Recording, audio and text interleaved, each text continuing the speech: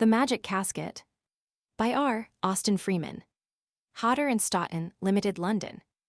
Contents: I. The Magic Casket, Roman 2. The Contents of a Mare's Nest, Roman 3. The Stalking Horse, Roman 4. The Naturalist at Law v. Mr. Ponting's Alibi, Roman 6. Pandora's Box, Roman 7. The Trail of Behemoth, Roman 8. The Pathologist to the Rescue, Roman 9. Gleanings from the Wreckage. 1. The Magic Casket. It was in the near neighborhood of King's Road, Chelsea, that chance, aided by Thorndyke's sharp and observant eyes, introduced us to the dramatic story of the Magic Casket. Not that there was anything strikingly dramatic in the opening phase of the affair, nor even in the story of the casket itself. It was Thorndyke who added the dramatic touch, and most of the magic, too, and I record the affair principally as an illustration of his extraordinary capacity for producing odd items of out-of-the-way knowledge and instantly applying them in the most unexpected manner. 8 o'clock had struck on a misty November night when we turned out of the main road, and, leaving behind the glare of the shop windows, plunged into the maze of dark and narrow streets to the north. The abrupt change impressed us both, and Thorndyke proceeded to moralize on it in his pleasant, reflective fashion. London is an inexhaustible place, he mused. Its variety is infinite. A minute ago we walked in a glare of light, jostled by a multitude, and now look at this little street. It is as dim as a tunnel, and we have got it absolutely to ourselves. Anything might happen in a place like this. Suddenly he stopped. We were, at the moment, passing a small church or chapel, the west door of which was enclosed in an open porch. And as my observant friend stepped into the latter and stooped, I perceived, in the deep shadow against the wall, the object which had evidently caught his eye. "What is it?" I asked, following him in. "It is a handbag," he replied, "and the question is, what is it doing here?" He tried the church door, which was obviously locked, and coming out, looked at the windows. "There are no lights in the church," said he. "The place is locked up, and there is nobody in sight. Apparently the bag is derelict. Shall we have a look at it?" Without waiting for an answer, he picked it up and brought it out into the mitigated darkness of the street, where we proceeded to inspect it. But at the first glance it told its own tale, for it had evidently been locked, and it bore unmistakable traces of having been forced open. "It isn't empty," said Thorndyke. "I think we had better see what is in it. Just catch hold while I get a light." He handed me the bag while he felt in his pocket for the tiny electric lamp, which he made a habit of carrying, and an excellent habit it is. I held the mouth of the bag open while he illuminated the interior, which we then saw to be occupied by several objects neatly wrapped in brown paper. One of these Thorndyke lifted out, and untying the string and removing the paper, displayed a Chinese stoneware jar. Attached to it was a label, bearing the stamp of the Victoria and Albert Museum, on which was written, "Miss Mabel Bonney, Willow Walk, Fulham Road, W." "That tells us all that we want to know," said Thorndyke, rewrapping the jar and tenderly replacing it in the bag. "We can't do wrong in delivering the things to their owner, especially as the bag itself is evidently her property, too," and he pointed to the gilt initials, M.B., stamped on the morocco. It took us but a few minutes to reach the Fulham Road, but we then had to walk nearly a mile along that thoroughfare before we arrived at Willow Walkta, which an obliging shopkeeper had directed us.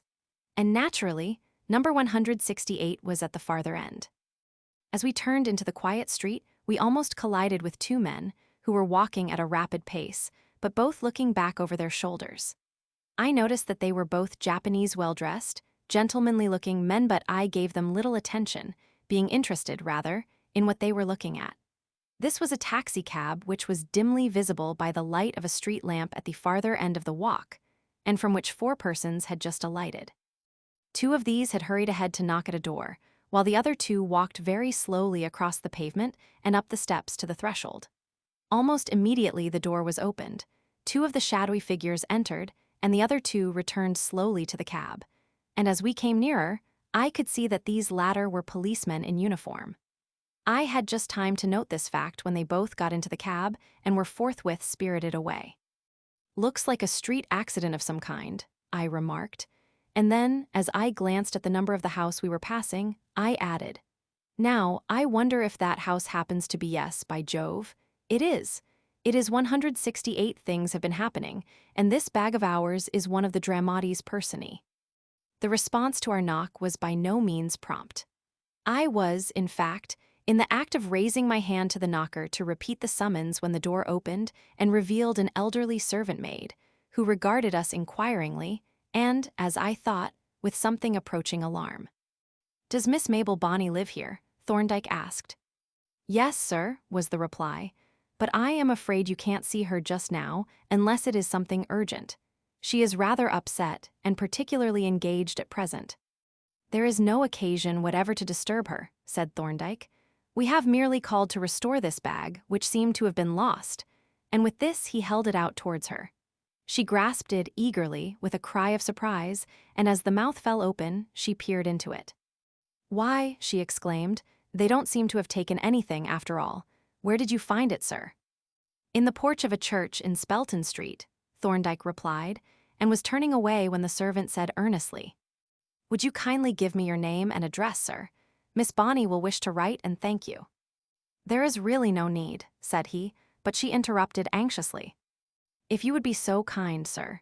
Miss Bonney will be so vexed if she is unable to thank you, and besides, she may want to ask you some questions about it." "That is true," said Thorndyke, who was restrained only by good manners from asking one or two questions himself. He produced his card case, and having handed one of his cards to the maid, wished her good evening and retired. "That bag had evidently been pinched," I remarked, as we walked back towards the Fulham Road. "Evidently," he agreed, and was about to enlarge on the matter when our attention was attracted to a taxi, which was approaching from the direction of the main road. A man's head was thrust out of the window, and as the vehicle passed a street lamp, I observed that the head appertained to an elderly gentleman with very white hair and a very fresh-colored face. "Did you see who that was?" Thorndyke asked. "It looks like old Brodribb," I replied. "It did very much. I wonder where he is off to." He turned and followed, with a speculative eye, the receding taxi, which presently swept alongside the curb and stopped, apparently opposite the house from which we had just come. As the vehicle came to rest, the door flew open and the passenger shot out like an elderly, but agile jack-in-the-box and bounced up the steps. "That is Brodribb's knock, sure enough," said I, as the old-fashioned flourish reverberated up the quiet street. "I have heard it too often on our own knocker to mistake it, but we had better not let him see us watching him." As we went once more on our way, I took a sly glance, now and again, at my friend, noting with a certain malicious enjoyment his profoundly cogitative air. I knew quite well what was happening in his mind, for his mind reacted to observed facts in an invariable manner. And here was a group of related facts: the bag, stolen but deposited intact, the museum label, the injured or sick person, probably Miss Bonney, herself brought home under police escort, and the arrival post-haste of the old lawyer, a significant group of facts. And there was Thorndyke, under my amused and attentive observation, fitting them together in various combinations to see what general conclusion emerged. Apparently my own mental state was equally clear to him, for he remarked, presently, as if replying to an unspoken comment, "Well, I expect we shall know all about it before many days have passed if Brodribb sees my card, as he most probably will. Here comes an omnibus that will suit us.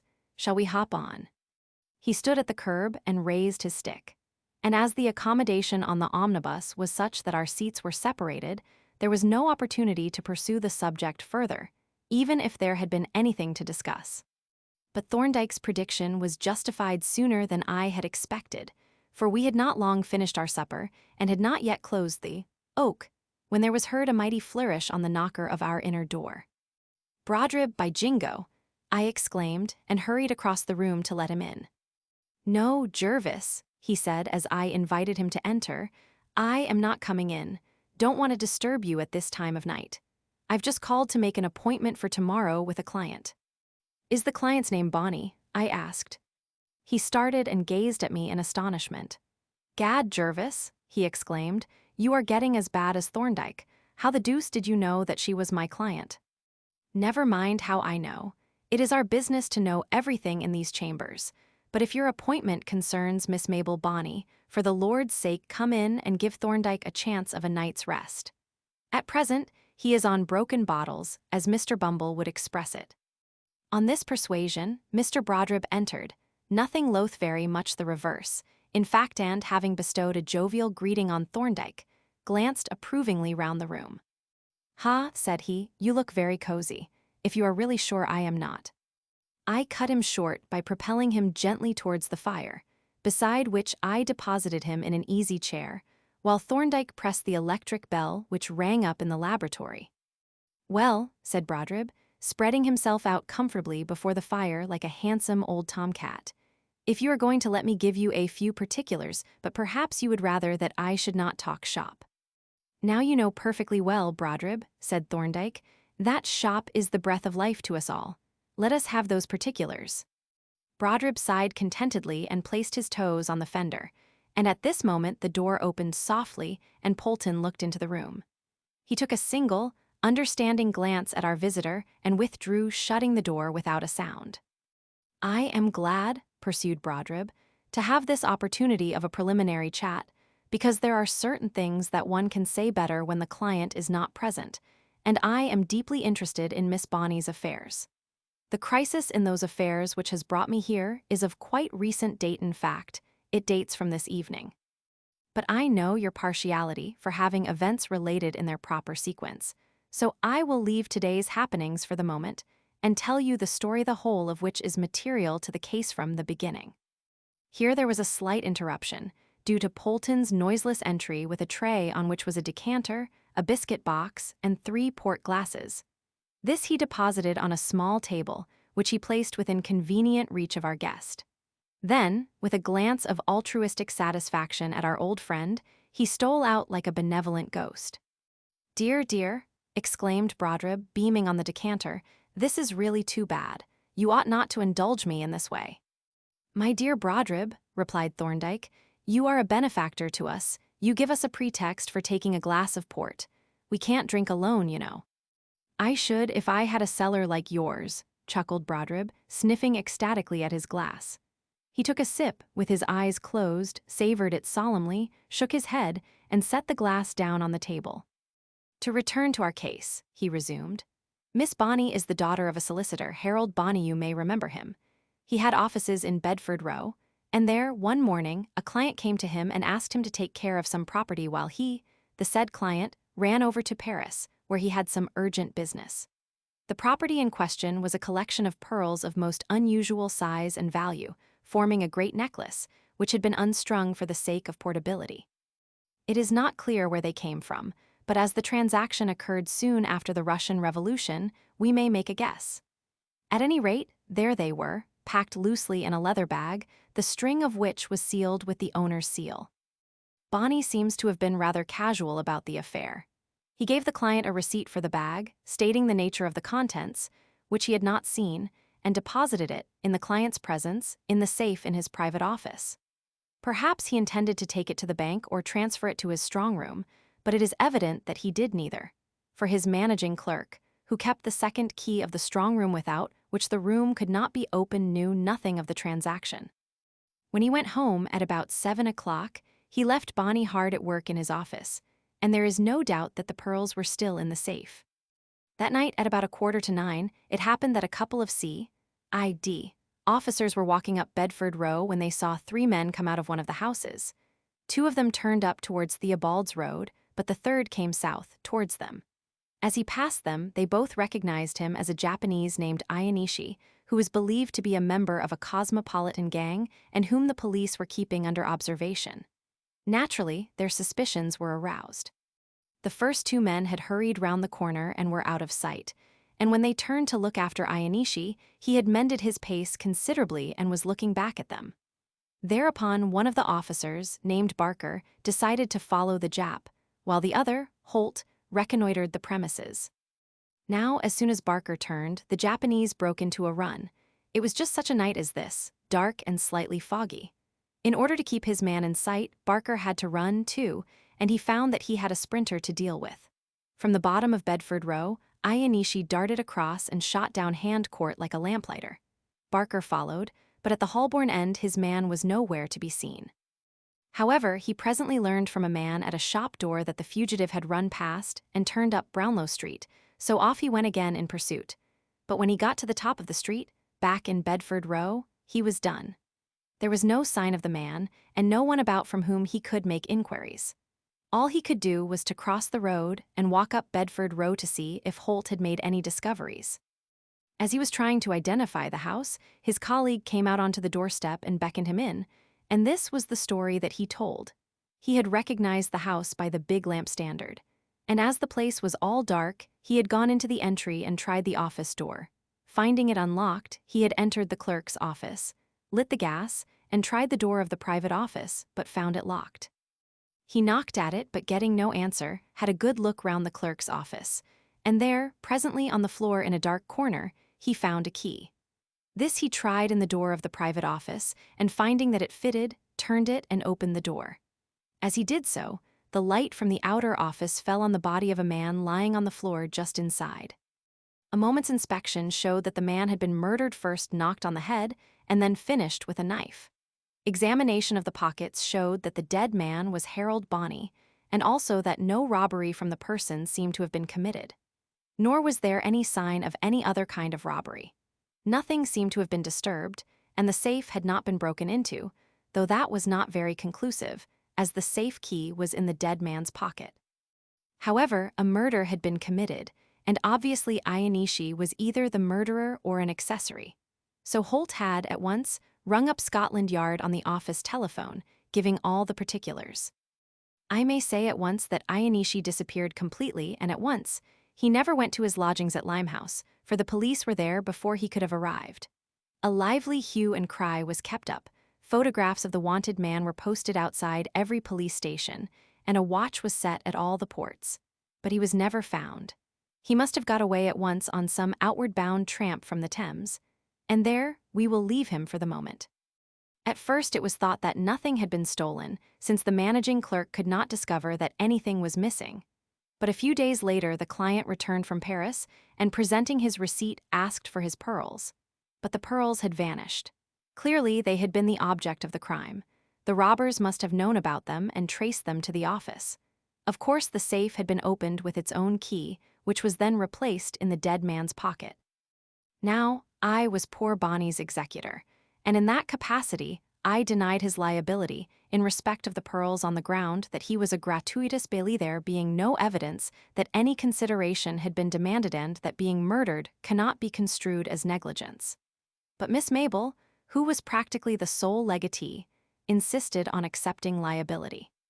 She said that the pearls could have been secured in the bank or the strong room, and that she was morally, if not legally, liable for their loss, and she insisted on handing to the owner the full amount at which he valued them. It was a wildly foolish proceeding, for he would certainly have accepted half the sum. But still, I take my hat off to a person, man or woman, who can accept poverty in preference to a broken covenant. And here Brodribb, being in fact that sort of person himself, had to be consoled with a replenished glass. And mind you, he resumed, when I speak of poverty, I wish to be taken literally. The estimated value of those pearls was £50,000, if you can imagine anyone out of Bedlam giving such a sum for a parcel of trash like that. And when poor Mabel Bonney had paid it, she was left with the prospect of having to spread her butter mighty thin for the rest of her life. As a matter of fact, she has had to sell one after another of her little treasures to pay just her current expenses, and I'm hanged if I can see how she is going to carry on when she has sold the last of them. But there, I mustn't take up your time with her private troubles. Let us return to our muttons. First, as to the pearls, they were never traced, and it seems probable that they were never disposed of. For you see, pearls are different from any other kind of gems. You can cut up a big diamond, but you can't cut up a big pearl. And the great value of this necklace was due not only to the size, the perfect shape and orient of the separate pearls, but to the fact that the whole set was perfectly matched. To break up the necklace was to destroy a good part of its value. And now as to our friend Ianishi. He disappeared, as I have said, but he reappeared at Lowe's Angels in custody of the police, charged with robbery and murder. He was taken red-handed and was duly convicted and sentenced to death, but for some reason, or more probably, for no reason, as we should think, the sentence was commuted to imprisonment for life. Under these circumstances, the English police naturally took no action, especially as they really had no evidence against him. Now Ayanishi was, by trade, a metal worker, a maker of those pretty trifles that are so dear to the artistic Japanese, and when he was in prison, he was allowed to set up a little workshop and practice his trade on a small scale. Among other things that he made was a little casket in the form of a seated figure, which he said he wanted to give to his brother as a keepsake. I don't know whether any permission was granted for him to make this gift, but that is of no consequence, for Ayanishi got influenza and was carried off in a few days by pneumonia, and the prison authorities learned that his brother had been killed a week or two previously in a shooting affair at San Francisco. So the casket remained on their hands.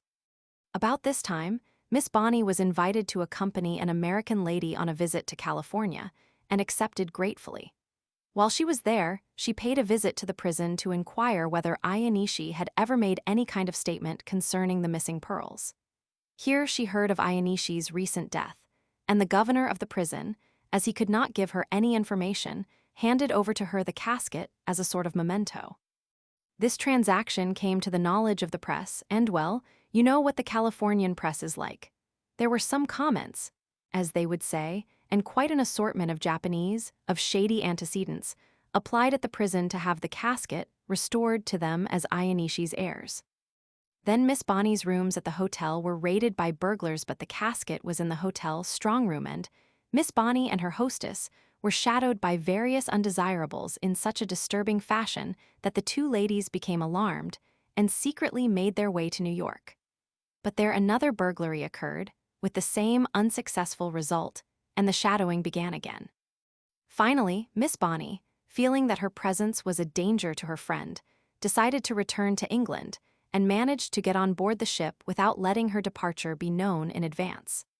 But even in England, she has not been left in peace. She has had an uncomfortable feeling of being watched and attended, and has seemed to be constantly meeting Japanese men in the streets, especially in the vicinity of her house. Of course, all the fuss is about this infernal casket, and when she told me what was happening, I promptly popped the thing in my pocket and took it to my office, where I stowed it in the strong room. And there, of course, it ought to have remained. But it didn't. One day, Miss Bonnie told me that she was sending some small things to a lone exhibition of Oriental works of art at the South Kensington Museum, and she wished to include the casket. I urged her strongly to do nothing of the kind, but she persisted, and the end of it was that we went to the museum together, with her pottery and stuff in a handbag and the casket in my pocket. It was a most imprudent thing to do, for there the beastly casket was, for several months, exposed in a glass case for anyone to see, with her name on the label. And what was worse, full particulars of the origin of the thing. However, nothing happened while it was there. The museum is not an easy place to steal from, and all went well until it was time to remove the things after the close of the exhibition. Now, today was the appointed day, and, as on the previous occasion, she and I went to the museum together. But the unfortunate thing is that we didn't come away together. Her other exhibits were all pottery, and these were dealt with first, so that she had her handbag packed and was ready to go before they had begun on the metalwork cases. As we were not going the same way, it didn't seem necessary for her to wait. So she went off with her bag, and I stayed behind until the casket was released, when I put it in my pocket and went home, where I locked the thing up again in the strong room. It was about 7 when I got home. A little after 8, I heard the telephone ring down in the office, and down I went, cursing the untimely ringer, who turned out to be a policeman at St. George's Hospital.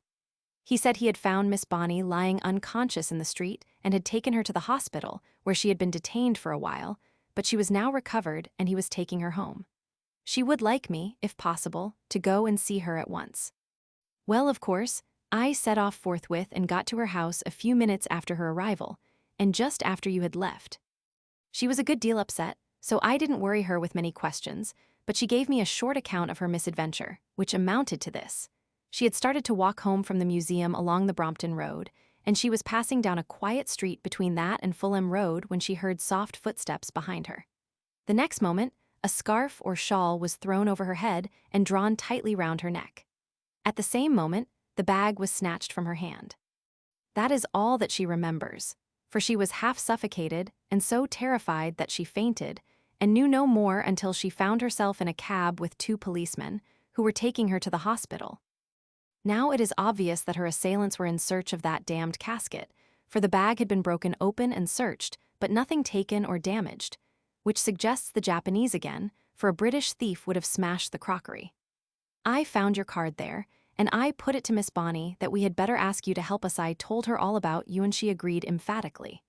So that is why I am here, drinking your port and robbing you of your night's rest. And what do you want me to do? Thorndyke asked. Whatever you think best, was the cheerful reply. In the first place, this nuisance must be put a stop to this shadowing and hanging about, but apart from that, you must see that there is something queer about this accursed casket. The beastly thing is of no intrinsic value. The museum man turned up his nose at it, but it evidently has some extrinsic value and no small value either. If it is good enough for these devils to follow it all the way from the States, as they seem to have done, it is good enough for us to try to find out what its value is. That is where you come in. I propose to bring Miss Bonnie to see you tomorrow, and I will bring the infernal casket, too. Then you will ask her a few questions, take a look at the casket through the microscope, if necessary, and tell us all about it in your usual necromantic way. Thorndyke laughed as he refilled our friend's glass. If faith will move mountains, Brodrib, said he, you ought to have been a civil engineer, but it is certainly a rather intriguing problem. Ha, exclaimed the old solicitor. Then it's all right. I've known you a good many years, but I've never known you to be stumped, and you are not going to be stumped now. What time shall I bring her? Afternoon or evening would suit her best. Very well, replied Thorndyke. Bring her to tea, say 5 o'clock. How will that do? Excellently, and here's good luck to the adventure.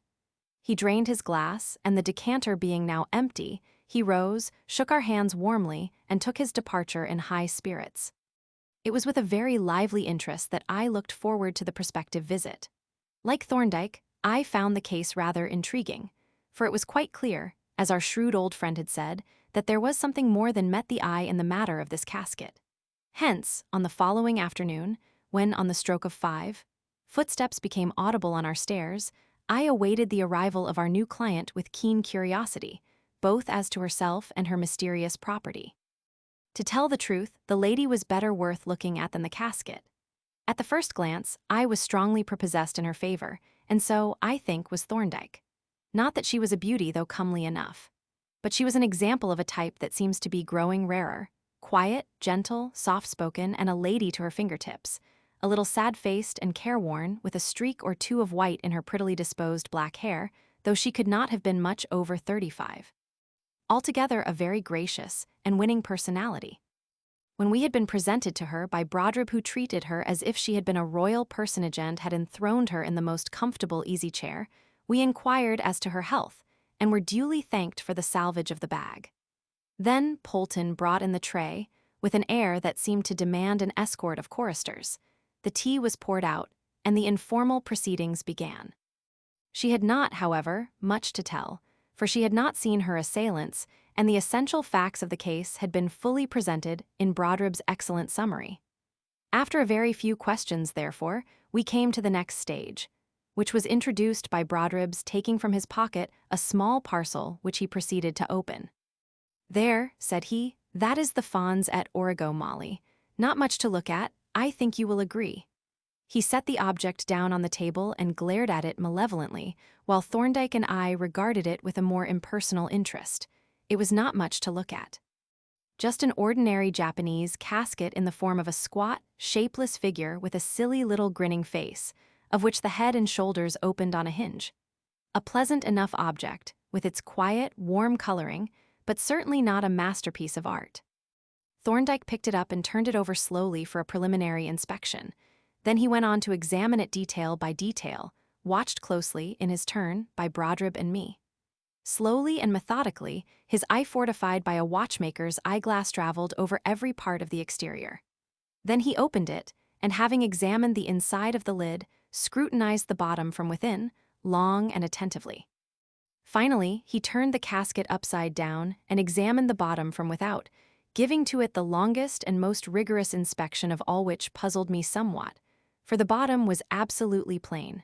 At length, He passed the casket and the eyeglass to me without comment. "Well," said Brodribb, "what is the verdict?" "It is of no value as a work of art," replied Thorndyke. "The body and lid are just castings of common white metalline antimony alloy. I should say, the bronze color is lacquer." "So the museum man remarked," said Brodribb. "But," continued Thorndyke, "there is one very odd thing about it. The only piece of fine metal in it is in the part which matters least. The bottom is a separate plate of the alloy known to the Japanese as shakudo, alloy of copper and gold." "Yes," said Brodribb. "The museum man noted that too, and couldn't make out why it had been put there." "Then," Thorndyke continued, "there is another anomalous feature. The inside of the bottom is covered with elaborate decoration, just the place where decoration is most inappropriate, since it would be covered up by the contents of the casket. And again, this decoration is etched, not engraved or chased. But etching is a very unusual process for this purpose, if it is ever used at all by Japanese metal workers. My impression is that it is not, for it is most unsuitable for decorative purposes. That is all that I observe so far." "And what do you infer from your observations?" Brodribb asked. "I should like to think the matter over," was the reply. "There is an obvious anomaly, which must have some significance, but I won't embark on speculative opinions at this stage. I should like, however, to take 1 or 2 photographs of the casket for reference, but that will occupy some time. You will hardly want to wait so long." "No," said Brodribb, "but Miss Bonnie is coming with me to my office to go over some documents and discuss a little business. When we have finished, I will come back and fetch the confounded thing." "There is no need for that," replied Thorndyke. "As soon as I have done what is necessary, I will bring it up to your place." To this arrangement Brodribb agreed readily, and he and his client prepared to depart. I rose, too, and as I happened to have a call to make in Old Square, Lincoln's Inn, I asked permission to walk with them. As we came out into King's Bench Walk, I noticed a smallish, gentlemanly-looking man who had just passed our entry and now turned in at the one next door. And by the light of the lamp in the entry, he looked to me like a Japanese. I thought Miss Bonnie had observed him, too, but she made no remark, and neither did I, but passing up Inner Temple Lane, we nearly overtook 2 other men, who, though I got but a back view of them, and the light was feeble enough, aroused my suspicions by their neat, small figures. As we approached, they quickened their pace, and one of them looked back over his shoulder, and then my suspicions were confirmed, for it was an unmistakable Japanese face that looked round at us. Miss Bonnie saw that I had observed the men, for she remarked, as they turned sharply at the cloisters and entered Pump Court, "You see, I am still haunted by Japanese." "I noticed them," said Brodribb. "They are probably law students, but we may as well be companionable." And with this, he, too, headed for Pump Court.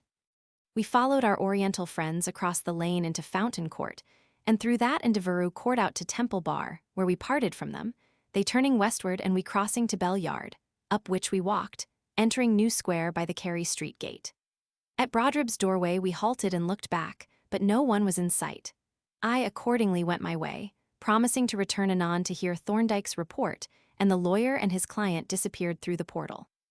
My business occupied me longer than I had expected, but nevertheless, when I arrived at Brodribb's premises where he lived in chambers over his office, Thorndyke had not yet made his appearance. A quarter of an hour later, however, we heard his brisk steps on the stairs, and as Brodribb threw the door open, he entered and produced the casket from his pocket. "Well," said Brodribb, taking it from him and locking it, for the time being, in a drawer, "has the oracle spoken? And if so, what did he say?" "Oracles," replied Thorndyke, "have a way of being more concise than explicit. Before I attempt to interpret the message, I should like to view the scene of the escape, to see if there was any intelligible reason why this man, Ianishi, should have returned up Brownlow Street into what must have been the danger zone. I think that is a material question." "Then," said Brodribb with evident eagerness, "let us all walk up and have a look at the confounded place. It is quite close by." We all agreed instantly, 2 of us at least, being on the tiptoe of expectation. For Thorndyke, who habitually understated his results, had virtually admitted that the casket had told him something. And as we walked up the square to the gate in Lincoln's Inn Fields, I watched him furtively, trying to gather from his impassive face a hint as to what the something amounted to, and wondering how the movements of the fugitive bore on the solution of the mystery. Brodribb was similarly occupied, and as we crossed from Great Turnstile and took our way up Brownlow Street, I could see that his excitement was approaching bursting point. At the top of the street, Thorndyke paused and looked up and down the rather dismal thoroughfare, which forms a continuation of Bedford Row and bears its name. Then he crossed to the paved island surrounding the pump, which stands in the middle of the road, and from thence surveyed the entrances to Brownlow Street and Hand Court, and then he turned and looked thoughtfully at the pump. "A quaint old survivor, this," he remarked, tapping the iron shell with his knuckles. "There is a similar one, you may remember, in Queen Square and another at Aldgate, but that is still in use." "Yes," Brodribb assented, almost dancing with impatience and inwardly damning the pump, as I could see. "I've noticed it." "I suppose," Thorndyke proceeded in a reflective tone, "they had to remove the handle, but it was rather a pity." "Perhaps it was," growled Brodribb, whose complexion was rapidly developing affinities to that of a pickled cabbage. "But what the d—" Here he broke off short and glared silently at Thorndyke, who had raised his arm and squeezed his hand into the opening once occupied by the handle. He groped in the interior with an expression of placid interest, and presently reported, "The barrel is still there, and so apparently is the plunger." Here I heard Brodribb mutter huskily, "Damn the barrel and the plunger too, but my hand is rather large for the exploration. Would you, Miss Bonny, mind slipping your hand in and telling me if I am right?" We all gazed at Thorndyke in dismay, but in a moment Miss Bonny recovered from her astonishment, and with a deprecating smile, half shy, half amused, she slipped off her glove, and reaching up it was rather high for her inserted her hand into the narrow slit. Brodribb glared at her and gobbled like a turkey cock, and I watched her with a sudden suspicion that something was going to happen. Nor was I mistaken. For, as I looked, the shy, puzzled smile faded from her face and was succeeded by an expression of incredulous astonishment. Slowly she withdrew her hand, and as it came out of the slit, it dragged something after it. I started forward, and by the light of the lamp above the pump I could see that the object was a leather bag secured by a string from which hung a broken seal. "It can't be," she gasped as, with trembling fingers, she untied the string. Then, as she peered into the open mouth, she uttered a little cry. It is the necklace." Brodribb was speechless with amazement. So was I, and I was still gazing open-mouthed at the bag in Miss Bonny's hands when I felt Thorndyke touch my arm. I turned quickly and found him offering me an automatic pistol. "Stand by, Jervis," he said quietly, looking towards Gray's Inn. I looked in the same direction, and then perceived 3 men stealing round the corner from Jockey's Fields. Brodribb saw them, too, and snatching the bag of pearls from his client's hands, buttoned it into his breast pocket and placed himself before its owner, grasping his stick with a warlike air. The 3 men filed along the pavement until they were opposite us, when they turned simultaneously and bore down on the pump, each man, as I noticed, holding his right hand behind him. In a moment, Thorndyke's hand, grasping a pistol, flew up as did mine, also, and he called out sharply, "Stop, if any man moves a hand, I fire." The challenge brought them up short, evidently unprepared for this kind of reception. What would have happened next it is impossible to guess. But at this moment, a police whistle sounded, and 2 constables ran out from Hand Court. The whistle was instantly echoed from the direction of Warwick Court, whence 2 more constabulary figures appeared through the postern gate of Gray's Inn. Our 3 attendants hesitated, but for an instant. Then, with one accord, they turned tail and flew like the wind round into Jockey's Fields, with the whole posse of constables close on their heels. "Remarkable coincidence," said Brodribb, "that those policemen should happen to be on the lookout, or isn't it a coincidence?" "I telephoned to the station superintendent before I started," replied Thorndyke, warning him of a possible breach of the peace at this spot. Brodribb chuckled. "You're a wonderful man, Thorndyke. You think of everything. I wonder if the police will catch those fellows." "It is no concern of ours," replied Thorndyke. "We've got the pearls, and that finishes the business. There will be no more shadowing in any case." Miss Bonny heaved a comfortable little sigh and glanced gratefully at Thorndyke. "You can have no idea what a relief that is," she exclaimed, "to say nothing of the treasure trove." We waited some time, but as neither the fugitives nor the constables reappeared, We presently made our way back down Brownlow Street. And there it was that Brodribb had an inspiration. "I'll tell you what," said he. "I will just pop these things in my strong room. They will be perfectly safe there until the bank opens tomorrow, and then we'll go and have a nice little dinner. I'll pay the piper." "Indeed you wo," exclaimed Miss Bonny. "This is my Thanksgiving festival, and the benevolent wizard shall be the guest of the evening." "Very well, my dear," agreed Brodribb. "I will pay and charge it to the estate, but I stipulate that the benevolent wizard shall tell us exactly what the oracle said. That is essential to the preservation of my sanity." "You shall have his ipsissima verba," Thorndyke promised, and the resolution was carried nem. Con. An hour and a half later we were seated around a table in a private room of a café to which Mr. Brodribb had conducted us. I may not divulge its whereabouts, though I may, perhaps, hint that we approached it by way of Wardour Street. At any rate, we had dined, even to the fulfillment of Brodribb's ideal, and coffee and liqueurs furnished a sort of gastronomic doxology. Brodribb had lighted a cigar, and Thorndyke had produced a vicious-looking little black cheroot, which he regarded fondly, and then returned to its abiding place as unsuited to the present company. "Now," said Brodribb, watching Thorndyke fill his pipe, as understudy of the cheroot aforesaid, "we are waiting to hear the words of the oracle." "You shall hear them," Thorndyke replied. "There were only 5 of them. But first, there are certain introductory matters to be disposed of. The solution of this problem is based on 2 well-known physical facts, one metallurgical and the other optical." "Ha," said Brodribb, "but you must temper the wind to the shorn lamb, you know, Thorndyke. Miss Bonny and I are not scientists." "I will put the matter quite simply, but you must have the facts. The first relates to the properties of malleable metals excepting iron and steel and, especially of copper and its alloys. If a plate of such metal or alloy, say, bronze, for instance, is made red-hot and quenched in water, it becomes quite soft and flexible, the reverse of what happens in the case of iron. Now, if such a plate of softened metal be placed on a steel anvil and hammered, it becomes extremely hard and brittle." "I follow that," said Brodribb. "Then see what follows. If instead of hammering the soft plate, you put on it the edge of a blunt chisel and strike on that chisel a sharp blow, you produce an indented line. Now the plate remains soft, but the metal forming the indented line has been hammered and has become hard. There is now a line of hard metal on the soft plate.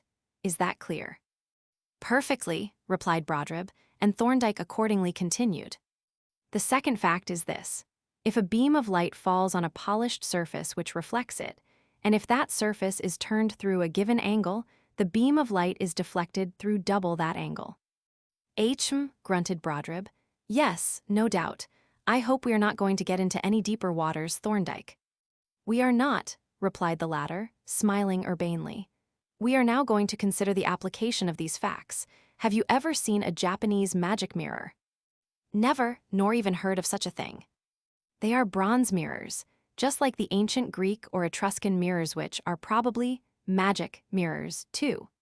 A typical specimen consists of a circular or oval plate of bronze, highly polished on the face and decorated on the back with chaste ornament, commonly a dragon or some such device, and furnished with a handle. The ornament is, as I have said, chaste. That is to say, it is executed in indented lines made with chasing tools, which are, in effect, small chisels, more or less blunt, which are struck with a chasing hammer. Now these mirrors have a very singular property. Although the face is perfectly plain, as a mirror should be, yet, if a beam of sunlight is caught on it and reflected, say, onto a white wall, the round or oval patch of light on the wall is not a plain light patch. It shows quite clearly the ornament on the back of the mirror." "But how extraordinary," exclaimed Miss Bonny. "It sounds quite incredible." "It does," Thorndyke agreed. "And yet the explanation is quite simple. Professor Sylvanus Thompson pointed it out years ago. It is based on the facts which I have just stated to you. The artist who makes one of these mirrors begins, naturally, by annealing the metal until it is quite soft. Then he chases the design on the back, and this design then shows slightly on the face. But he now grinds the face perfectly flat with fine emery and water, so that the traces of the design are completely obliterated. Finally, he polishes the face with rouge on a soft buff. But now observe that wherever the chasing tool has made a line, the metal is hardened right through, so that the design is in hard metal on a soft matrix. But the hardened metal resists the wear of the polishing buff more than the soft metal does. The result is that the act of polishing causes the design to appear in faint relief on the face. Its projection is infinitesimal less than the 100,000th of an inch and totally invisible to the eye. But minute as it is, owing to the optical law which I mentioned which, in effect, doubles the projection, it is enough to influence the reflection of light. As a consequence, every chased line appears on the patch of light as a dark line with a bright border, and so the whole design is visible. I think that is quite clear. Perfectly clear, Miss Bonny and Brodribb agreed. But now, pursued Thorndyke, before we come to the casket, there is a very curious corollary which I must mention. Supposing our artist, having finished the mirror, should proceed with a scraper to erase the design from the back, and on the blank, scraped surface to etch a new design. The process of etching does not harden the metal, so the new design does not appear on the reflection, but the old design would. For although it was invisible on the face and had been erased from the back, it would still exist in the substance of the metal and continue to influence the reflection. The odd result would be that the design which would be visible in the patch of light on the wall would be a different one from that on the back of the mirror. No doubt you see what I am leading up to, but I will take the investigation of the casket as it actually occurred. It was obvious, at once, that the value of the thing was extrinsic. It had no intrinsic value, either in material or workmanship. What could that value be? The clear suggestion was that the casket was the vehicle of some secret message or information.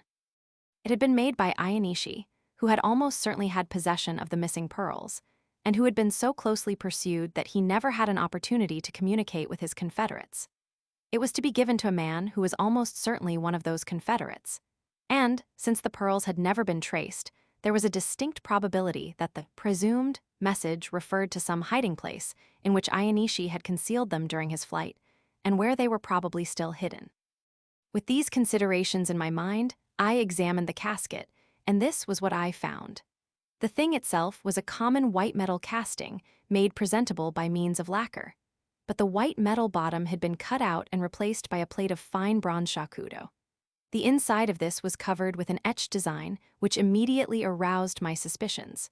Turning it over, I saw that the outside of the bottom was not only smooth and polished, it was a true mirror. It gave a perfectly undistorted reflection of my face. At once, I suspected that the mirror held the secret, that the message, whatever it was, had been chased on the back, had then been scraped away, and an etched design worked on it to hide the traces of the scraper.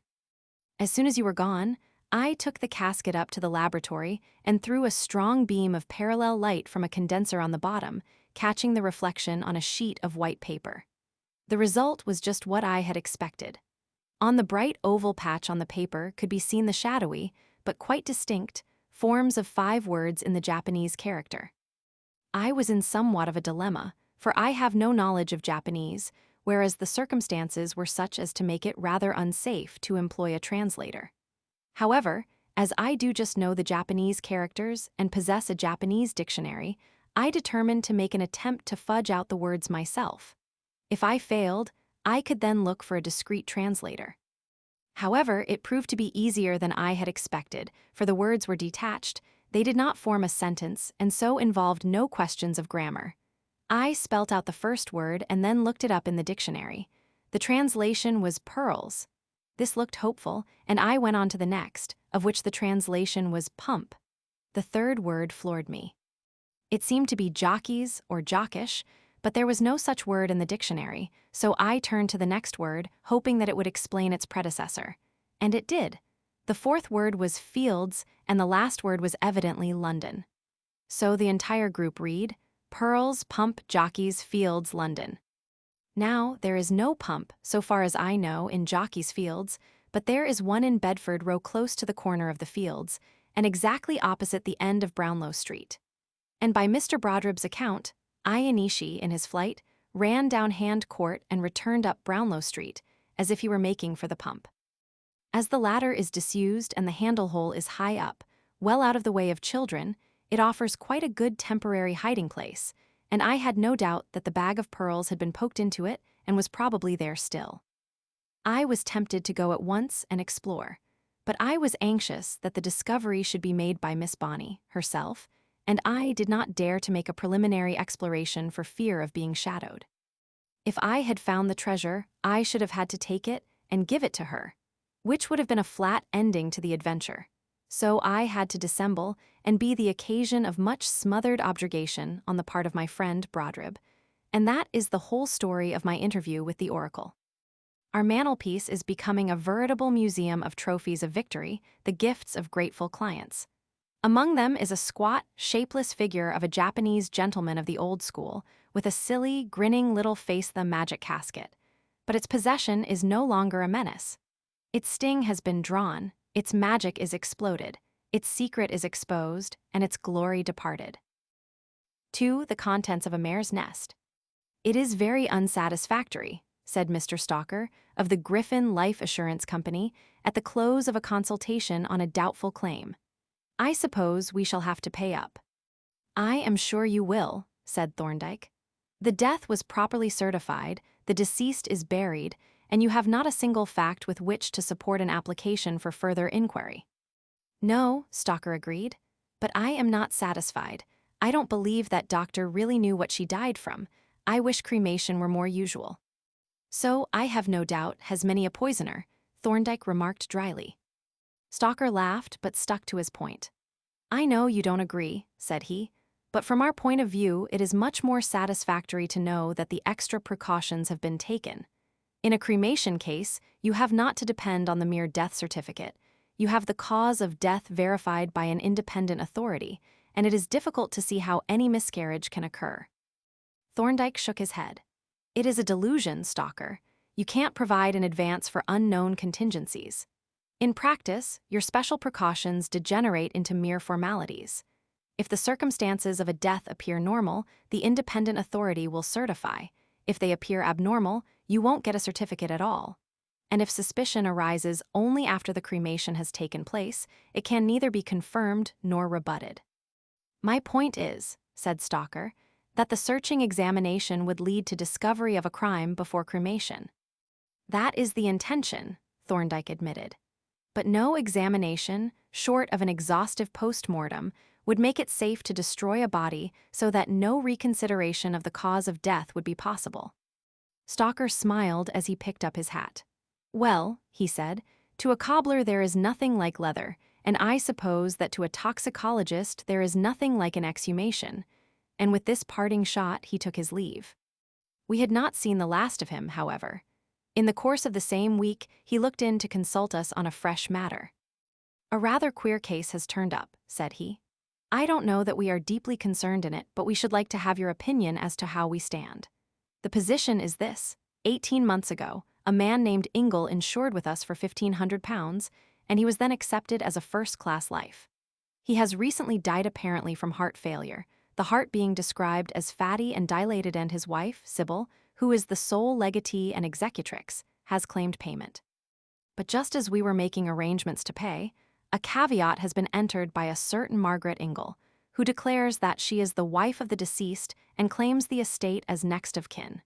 She states that the alleged wife, Sybil, is a widow named Huggard who contracted a bigamous marriage with the deceased, knowing that he had a wife living.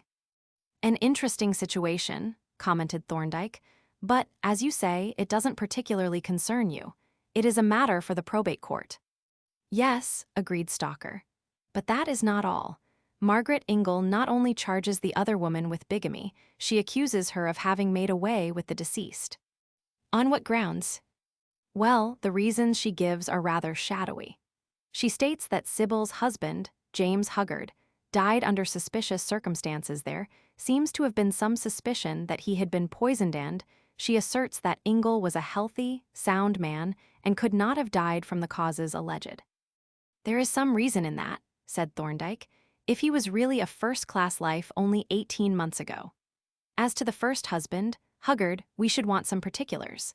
As to whether there was an inquest, what was the alleged cause of death, and what grounds there were for suspecting that he had been poisoned. If there really were any suspicious circumstances, it would be advisable to apply to the Home Office for an order to exhume the body of Ingle and verify the cause of death. Stalker smiled somewhat sheepishly. Unfortunately, said he, that is not possible. Ingle was cremated. Ah, said Thorndyke, that is, as you say, unfortunate. It clearly increases the suspicion of poisoning, but destroys the means of verifying that suspicion. I should tell you, said Stalker, that the cremation was in accordance with the provisions of the will. That is not very material, replied Thorndyke. In fact, it rather accentuates the suspicious aspect of the case, for the knowledge that the death of the deceased would be followed by cremation might act as a further inducement to get rid of him by poison. There were 2 death certificates, of course. Yes, the confirmatory certificate was given by Dr. Halberry of Wimpole Street. The medical attendant was a Dr. Barber of Howland Street. The deceased lived in Stockorchard Crescent, Holloway. A good distance from Howland Street, Thorndyke remarked. Do you know if Halberry made a post-mortem? I don't suppose he did. No, he didn't, replied Stalker. Then, said Thorndyke, his certificate is worthless. You can't tell whether a man has died from heart failure by looking at his dead body. He must have just accepted the opinion of the medical attendant. Do I understand that you want me to look into this case? If you will. It is not really our concern whether or not the man was poisoned, though I suppose we should have a claim on the estate of the murderer. But we should like you to investigate the case, though how the deuce you are going to do it, I don't quite see. Neither do I, said Thorndyke. However, we must get into touch with the doctors who signed the certificates, and possibly they may be able to clear the whole matter up. Of course, said I, there is the other body, that of Huggard, which might be exhumed unless he was cremated too. Yes, agreed Thorndyke, and for the purposes of the criminal law, evidence of poisoning in that case would be sufficient, but it would hardly help the Griffin Company, which is concerned exclusively with Ingle deceased. Can you let us have a précis of the facts relating to this case, Stalker? I have brought one with me, was the reply. A short statement giving names, addresses, dates, and other particulars. Here it is, and he handed Thorndyke a sheet of paper bearing a tabulated statement. When Stalker had gone, Thorndyke glanced rapidly through the précis and then looked at his watch. If we make our way to Wimpole Street at once, said he, we ought to catch Halberry. That is obviously the first thing to do. He signed the C certificate, and we shall be able to judge from what he tells us whether there is any possibility of foul play. Shall we start now? As I assented, he slipped the précis in his pocket, and we set forth.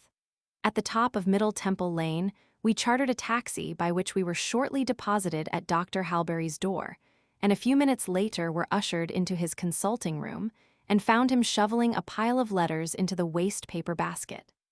How d'ye do? He said briskly, holding out his hand. I'm up to my eyes in arrears, you see, just back from my holiday. What can I do for you? We have called, said Thorndyke, about a man named Ingle. Ingle, repeated Halberry. Now let me see. Stockorchard Crescent, Holloway, Thorndyke explained. Oh yes, I remember him. Well, how is he? He's dead, replied Thorndyke. Is he really? Exclaimed Halberry. Now that shows how careful one should be in one's judgments. I half suspected that fellow of malingering. He was supposed to have a dilated heart, but I couldn't make out any appreciable dilatation. There was excited, irregular action. That was all. I had a suspicion that he had been dosing himself with trinitrine.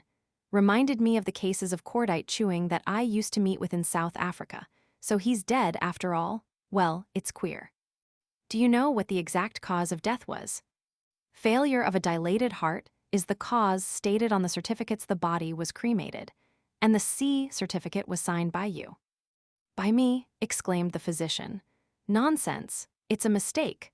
I signed a certificate for a friendly society. Mrs. Ingle brought it here for me to sign, but I didn't even know he was dead. Besides, I went away for my holiday a few days after I saw the man, and only came back yesterday. What makes you think I signed the death certificate? Thorndyke produced Stalker's précis and handed it to Halberry, who read out his own name and address with a puzzled frown. This is an extraordinary affair, said he. It will have to be looked into. It will indeed, assented Thorndyke, especially as a suspicion of poisoning has been raised. Ha, exclaimed Halberry. Then it was trinitrine, you may depend, but I suspected him unjustly. It was somebody else who was dosing him, perhaps that sly-looking baggage of a wife of his. Is anyone in particular suspected? Yes, the accusation, such as it is against the wife. Probably a true bill, but she's done us. Artful devil. You can't get much evidence out of an urn full of ashes. Still, somebody has forged my signature. I suppose that is what the hussy wanted that certificate for, to get a specimen of my handwriting. I see the B certificate was signed by a man named Meeking. Who's he? It was Barber who called me in for an opinion. I must find out who he is, replied Thorndyke. Possibly Dr. Barber will know. I shall go and call on him now. Yes, said Dr. Halberry, shaking hands as we rose to depart. You ought to see Barber. He knows the history of the case at any rate. From Wimpole Street, we steered a course for Howland Street, and here we had the good fortune to arrive just as Dr. Barber's car drew up at the door. Thorndyke introduced himself and me, and then introduced the subject of his visit, but said nothing, at first, about our call on Dr. Halberry. Ingle, repeated Dr. Barber. Oh, yes, I remember him, and you say he is dead. Well, I'm rather surprised. I didn't regard his condition as serious. Was his heart dilated? Thorndyke asked. Not appreciably. I found nothing organic, no valvular disease. It was more like a tobacco heart. But it's odd that Meeking didn't mention the matter to me. He was my locum, you know. I handed the case over to him when I went on my holiday, and you say he signed the death certificate. Yes, and the B certificate for cremation, too. Very odd, said Dr. Barber. Just come in and let us have a look at the day book. We followed him into the consulting room, and there, while he was turning over the leaves of the day book, I ran my eye along the shelf over the writing table from which he had taken it, on which I observed the usual collection of case books and books of certificates and notification forms, including the book of death certificates. Yes, said Dr. Barber, here we are, Ingle, Mr. Stock Orchard Crescent. The last visit was on the 4th of September, and Meeking seems to have given some sort of certificate. Wonder if he used a printed form. He took down 2 of the books and turned over the counterfoils. Here we are, he said presently. Ingle, Jonathan, 4th September, now recovered and able to resume duties. That doesn't look like dying, does it? Still, we may as well make sure. He reached down the book of death certificates and began to glance through the most recent entries. No, he said, turning over the leaves, there doesn't seem to be hullo. What's this? 2 blank counterfoils, and about the date, too, between the 2nd and 13th of September. Extraordinary. Meeking is such a careful, reliable man.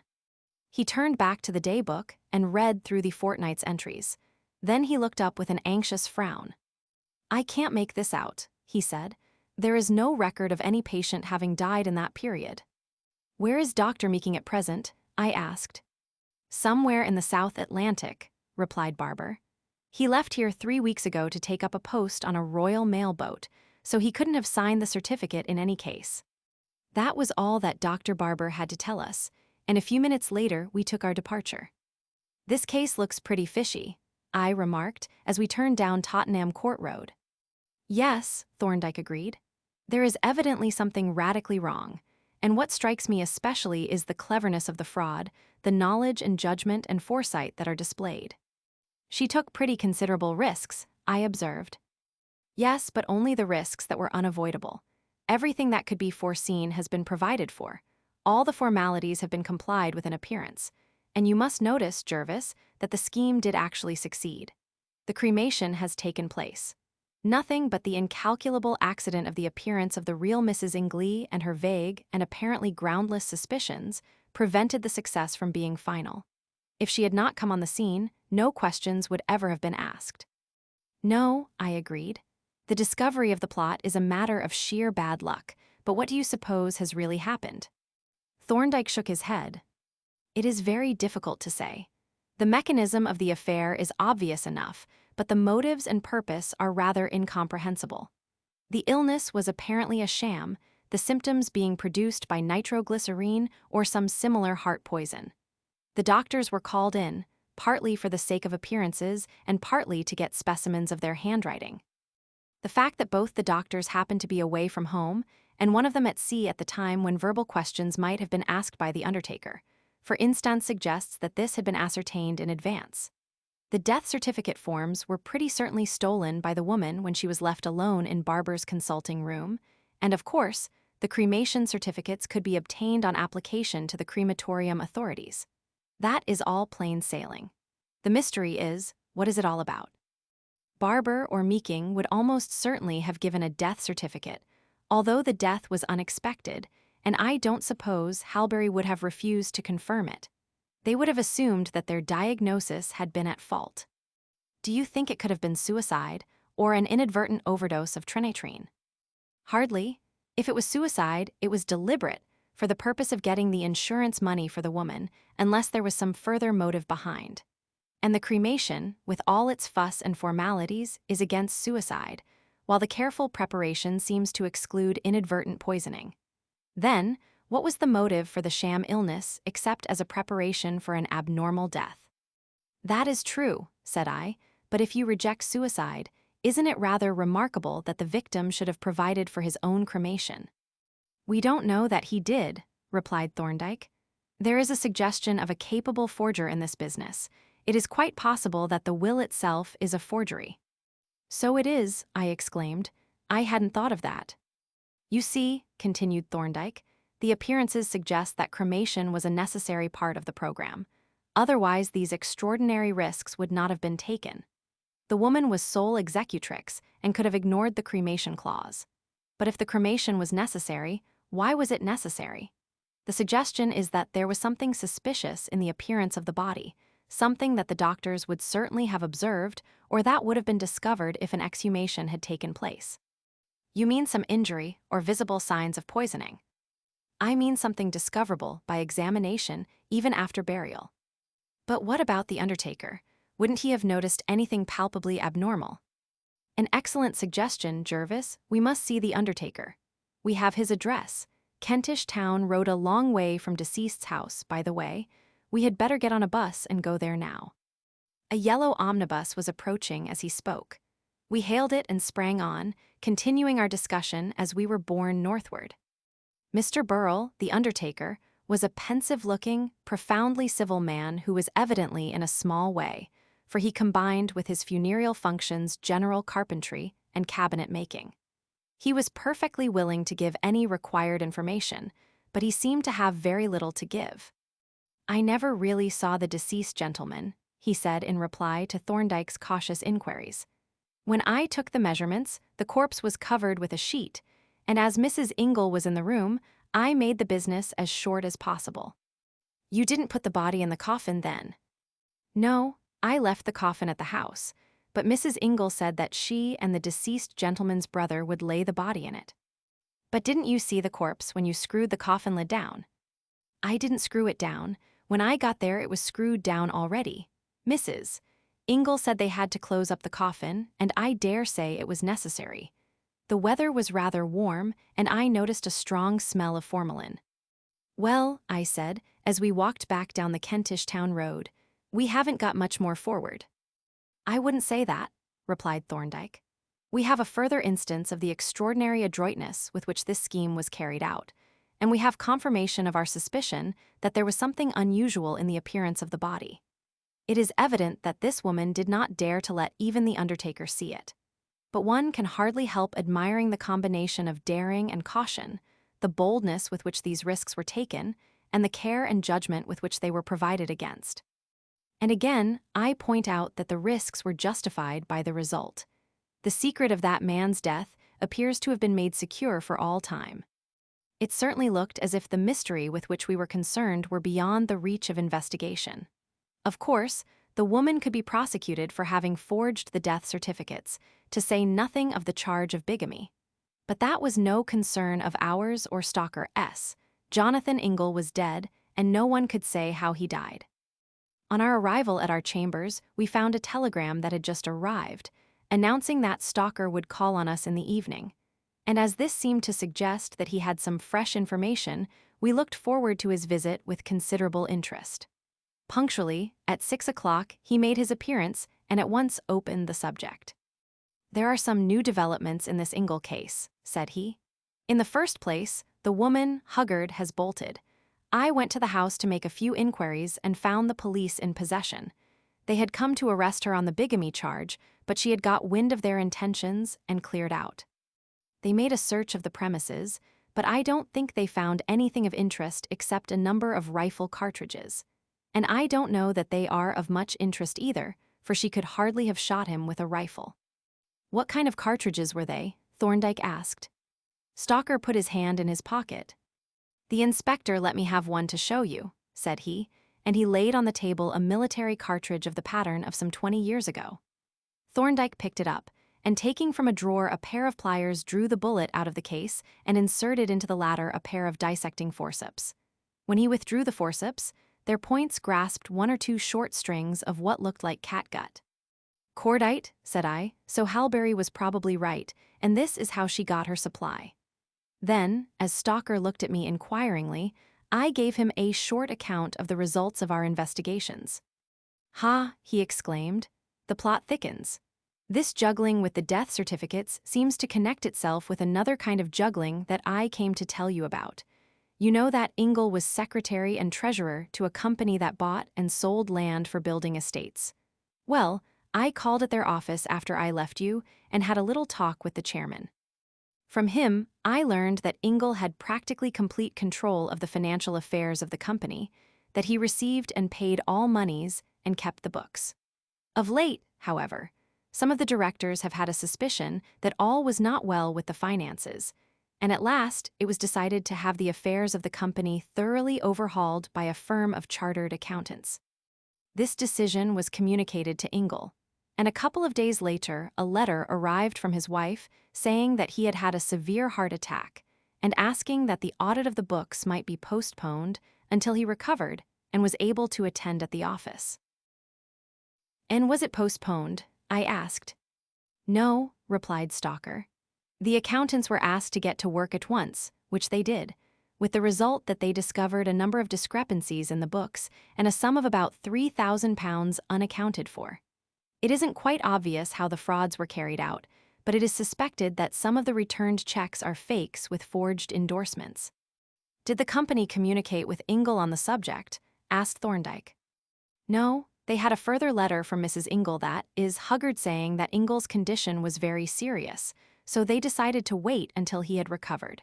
Then, of course, came the announcement of his death, on which the matter was postponed pending the probate of the will. I suppose a claim will be made on the estate, but as the executrix has absconded, the affair has become rather complicated. You were saying, said Thorndyke, that the fraudulent death certificates seem to be connected with these frauds on the company. What kind of connection do you assume? I assume, or at least suggest, replied Stalker, that this was a case of suicide. The man, Ingle, saw that his frauds were discovered, or were going to be, and that he was in for a long term of penal servitude, so he just made away with himself. And I think that if the murder charge could be dropped, Mrs. Huggard might be induced to come forward and give evidence as to the suicide. Thorndyke shook his head. The murder charge couldn't be dropped, said he.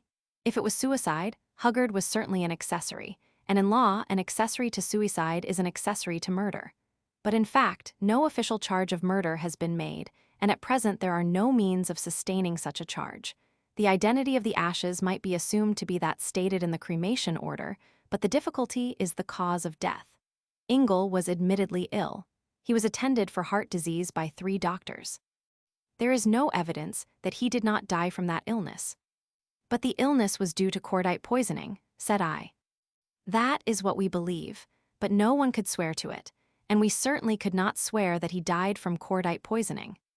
Then, said Stalker, apparently there is no means of finding out whether his death was due to natural causes, suicide, or murder. There is only one chance, replied Thorndyke. It is just barely possible that the cause of death might be ascertainable by an examination of the ashes.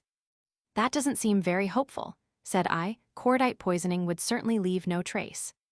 We mustn't assume that he died from cordite poisoning, said Thorndyke. Probably he did not.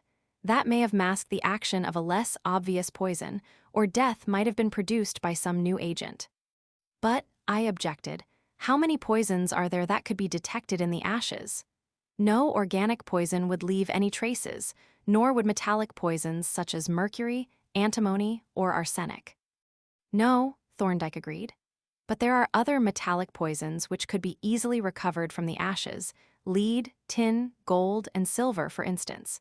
But it is useless to discuss speculative probabilities. The only chance that we have of obtaining any new facts is by an examination of the ashes. It seems infinitely improbable that we shall learn anything from it, but there is the bare possibility, and we ought not to leave it untried. Neither Stalker nor I made any further remark, but I could see that the same thought was in both our minds. It was not often that Thorndyke was gravelled, but apparently the resourceful Mrs. Huggard had set him a problem that was beyond even his powers. When an investigator of crime is reduced to the necessity of examining a potful of ashes in the wild hope of ascertaining from them how the deceased met his death, one may assume that he is at the very end of his tether. It is a forlorn hope indeed. Nevertheless, Thorndyke seemed to view the matter quite cheerfully. His only anxiety being lest the Home Secretary should refuse to make the order authorizing the examination. And this anxiety was dispelled a day or two later by the arrival of a letter giving the necessary authority, and informing him that a Dr. Hemming, known to us both as an expert pathologist, had been deputed to be present at the examination, and to confer with him as to the necessity for a chemical analysis. On the appointed day, Dr. Hemming called at our chambers, and we set forth together for Liverpool Street. And as we drove thither, it became evident to me that his view of our mission was very similar to my own. For, though he talked freely enough, and on professional topics, he maintained a most discreet silence on the subject of the forthcoming inspection. Indeed, the first reference to the subject was made by Thorndyke himself just as the train was approaching Corfield, where the crematorium was situated. "I presume," said he, "you have made all necessary arrangements, Hemming." "Yes," was the reply. "The superintendent will meet us and will conduct us to the catacombs, and there, in our presence, will take the casket from its niche in the columbarium and have it conveyed to the office, where the examination will be made. I thought it best to use these formalities, though, as the casket is sealed and bears the name of the deceased, there is not much point in them." "No," said Thorndyke, "but I think you were right. It would be easy to challenge the identity of a mass of ashes if all precautions were not taken, seeing that the ashes themselves are unidentifiable." "That was what I felt," said Hemming, and then, as the train slowed down, he added, "This is our station, and that gentleman on the platform, I suspect, is the superintendent." The surmise turned out to be correct, but the cemetery official was not the only one present bearing that title. For as we were mutually introducing ourselves, a familiar tall figure approached up the platform from the rear of the train-hour old friend, Superintendent Miller, of the Criminal Investigation Department. "I don't wish to intrude," said he, as he joined the group and was presented by Thorndyke to the strangers. "But we were notified by the Home Office that an investigation was to be made, so I thought I would be on the spot to pick up any crumbs of information that you may drop. Of course, I am not asking to be present at the examination." "You may as well be present as an additional witness to the removal of the urn," said Thorndyke, and Miller accordingly joined the party, which now made its way from the station to the cemetery. The catacombs were in a long, low arcaded building at the end of the pleasantly wooded grounds, and on our way thither we passed the crematorium, a smallish, church-like edifice with a perforated chimney shaft partly concealed by the low spire. Entering the catacombs, we were conducted to the columbarium, the walls of which were occupied by a multitude of niches or pigeonholes, each niche accommodating a terracotta urn or casket. The superintendent proceeded to near the end of the gallery, where he halted, and opening the register, which he had brought with him, read out a number and the name Jonathan Ingle, and then led us to a niche bearing that number and name, in which reposed a square casket, on which was inscribed the name and date of death. When we had verified these particulars, the casket was tenderly lifted from its place by two attendants, who carried it to a well-lighted room at the end of the building, where a large table by a window had been covered with white paper. Having placed the casket on the table, the attendants retired, and the superintendent then broke the seals and removed the cover. For a while we all stood looking in at the contents of the casket without speaking, and I found myself contrasting them with what would have been revealed by the lifting of a coffin lid. Truly corruption had put on incorruption. The mass of snow-white, coral-like fragments, delicate, fragile, and lace-like in texture, so far from being repulsive in aspect, were almost attractive. I ran my eye, with an anatomist's curiosity, over these dazzling remnants of what had lately been a man, half unconsciously seeking to identify and give a name to particular fragments, and a little surprised at the difficulty of determining that this or that irregularly shaped white object was a part of any one of the bones with which I had thought myself so familiar.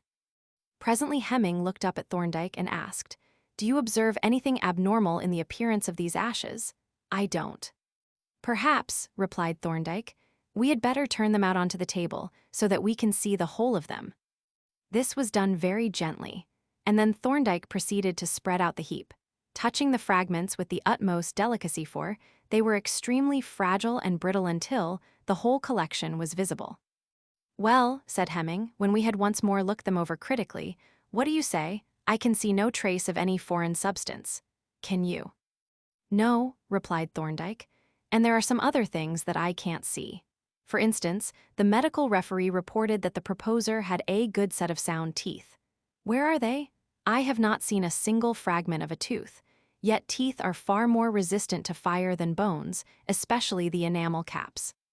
Hemming ran a searching glance over the mass of fragments and looked up with a perplexed frown. "I certainly can't see any sign of teeth," he admitted, "and it is rather curious, as you say. Does the fact suggest any particular significance to you?"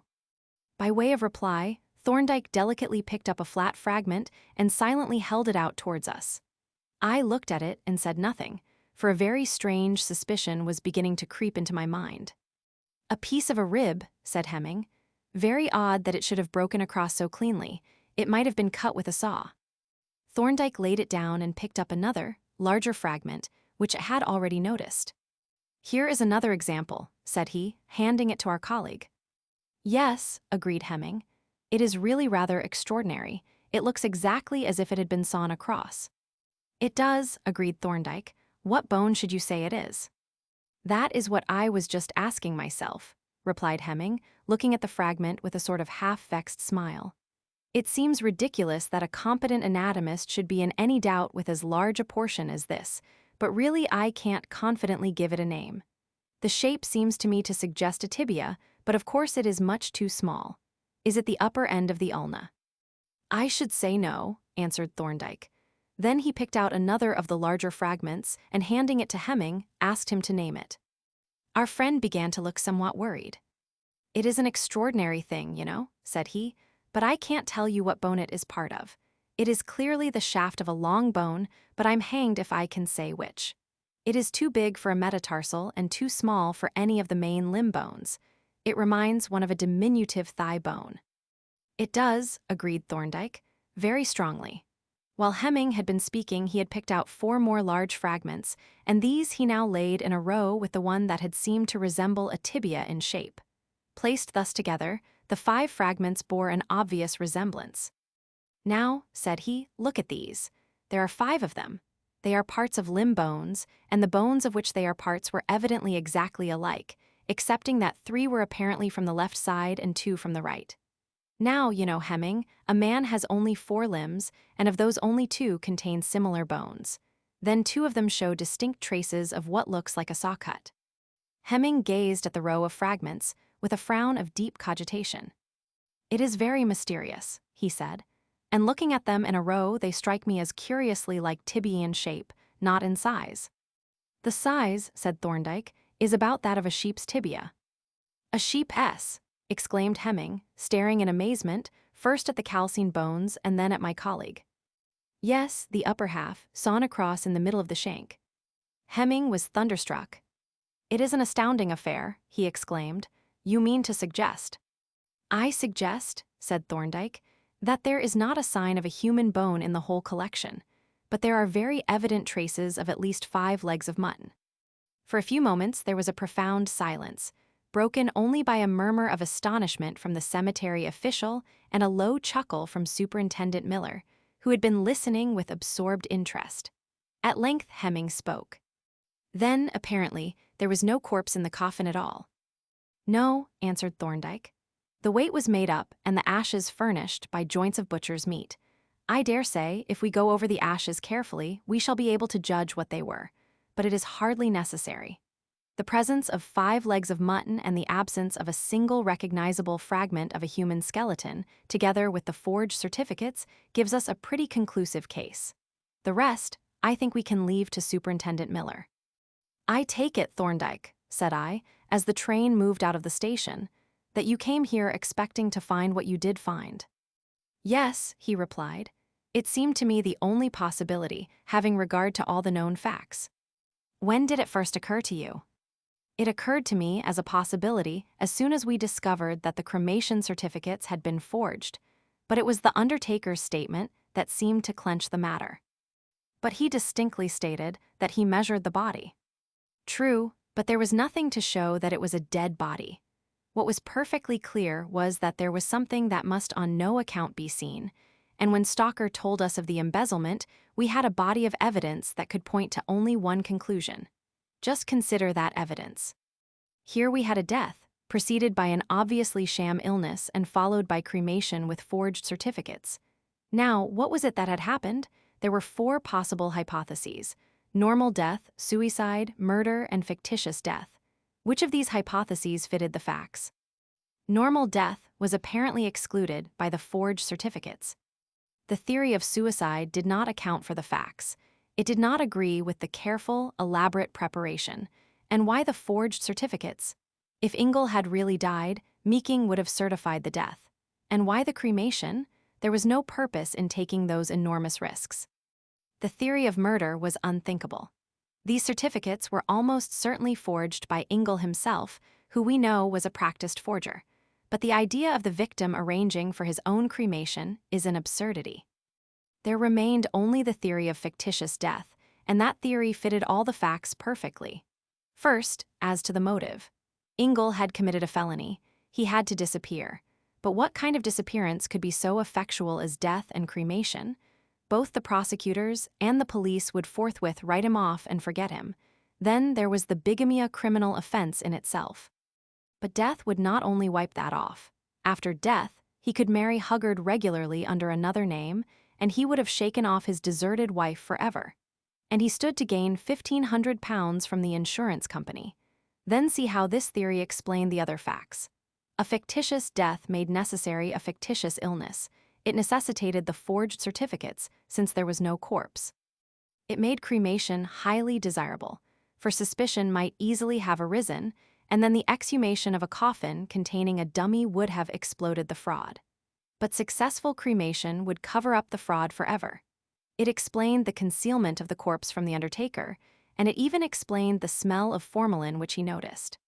How did it? I asked. Consider, Jervis, he replied. The dummy in this coffin had to be a dummy of flesh and bone, which would yield the correct kind of ash. Joints of butcher's meat would fulfill the conditions. But the quantity required would be from 150 to 200 pounds.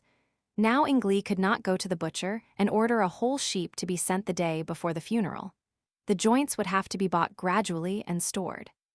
But the storage of meat in warm weather calls for some kind of preservative, and formalin is highly effective as it leaves no trace after burning. So you see that the theory of fictitious death agreed with all the known circumstances, whereas the alternative theories presented inexplicable discrepancies and contradictions. Logically, it was the only possible theory, and as you have seen, experiment proved it to be the true one. As Thorndyke concluded, Dr. Hemming took his pipe from his mouth and laughed softly. When I came down today, said he, I had all the facts which you had communicated to the Home Office, and I was absolutely convinced that we were coming to examine a mare's nest. And yet, now I have heard your exposition, the whole thing looks perfectly obvious. That is usually the case with Thorndyke's conclusions, said I. They are perfectly obvious when you have heard the explanation. Within a week of our expedition, Ingle was in the hands of the police. The apparent success of the cremation adventure had misled him to a sense of such complete security that he had neglected to cover his tracks, and he had accordingly fallen an easy prey to our friend Superintendent Miller. The police were highly gratified, and so were the directors of the Griffin Life Assurance Company. 3. The Stalking Horse. As Thorndyke and I descended the stairs of the footbridge at Densford Junction, we became aware that something unusual had happened. The platform was nearly deserted save at one point, where a small but dense crowd had collected around the open door of a first-class compartment of the down train. Heads were thrust out of the windows of the other coaches, and at intervals doors opened and inquisitive passengers ran along to join the crowd, from which an excited porter detached himself just as we reached the platform. "You'd better go for Dr. Pook first," the station master called after him. On this, Thorndyke stepped forward. "My friend and I," said he, "are medical men. Can we be of any service until the local doctor arrives?"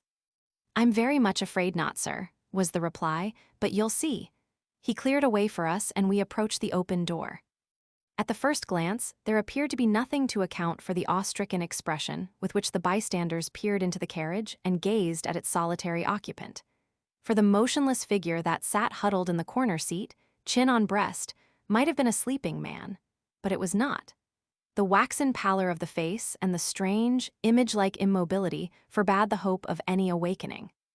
"It looks almost as if he had passed away in his sleep," said the station master when we had concluded our brief examination and ascertained certainly that the man was dead. "Do you think it was a heart attack, sir?"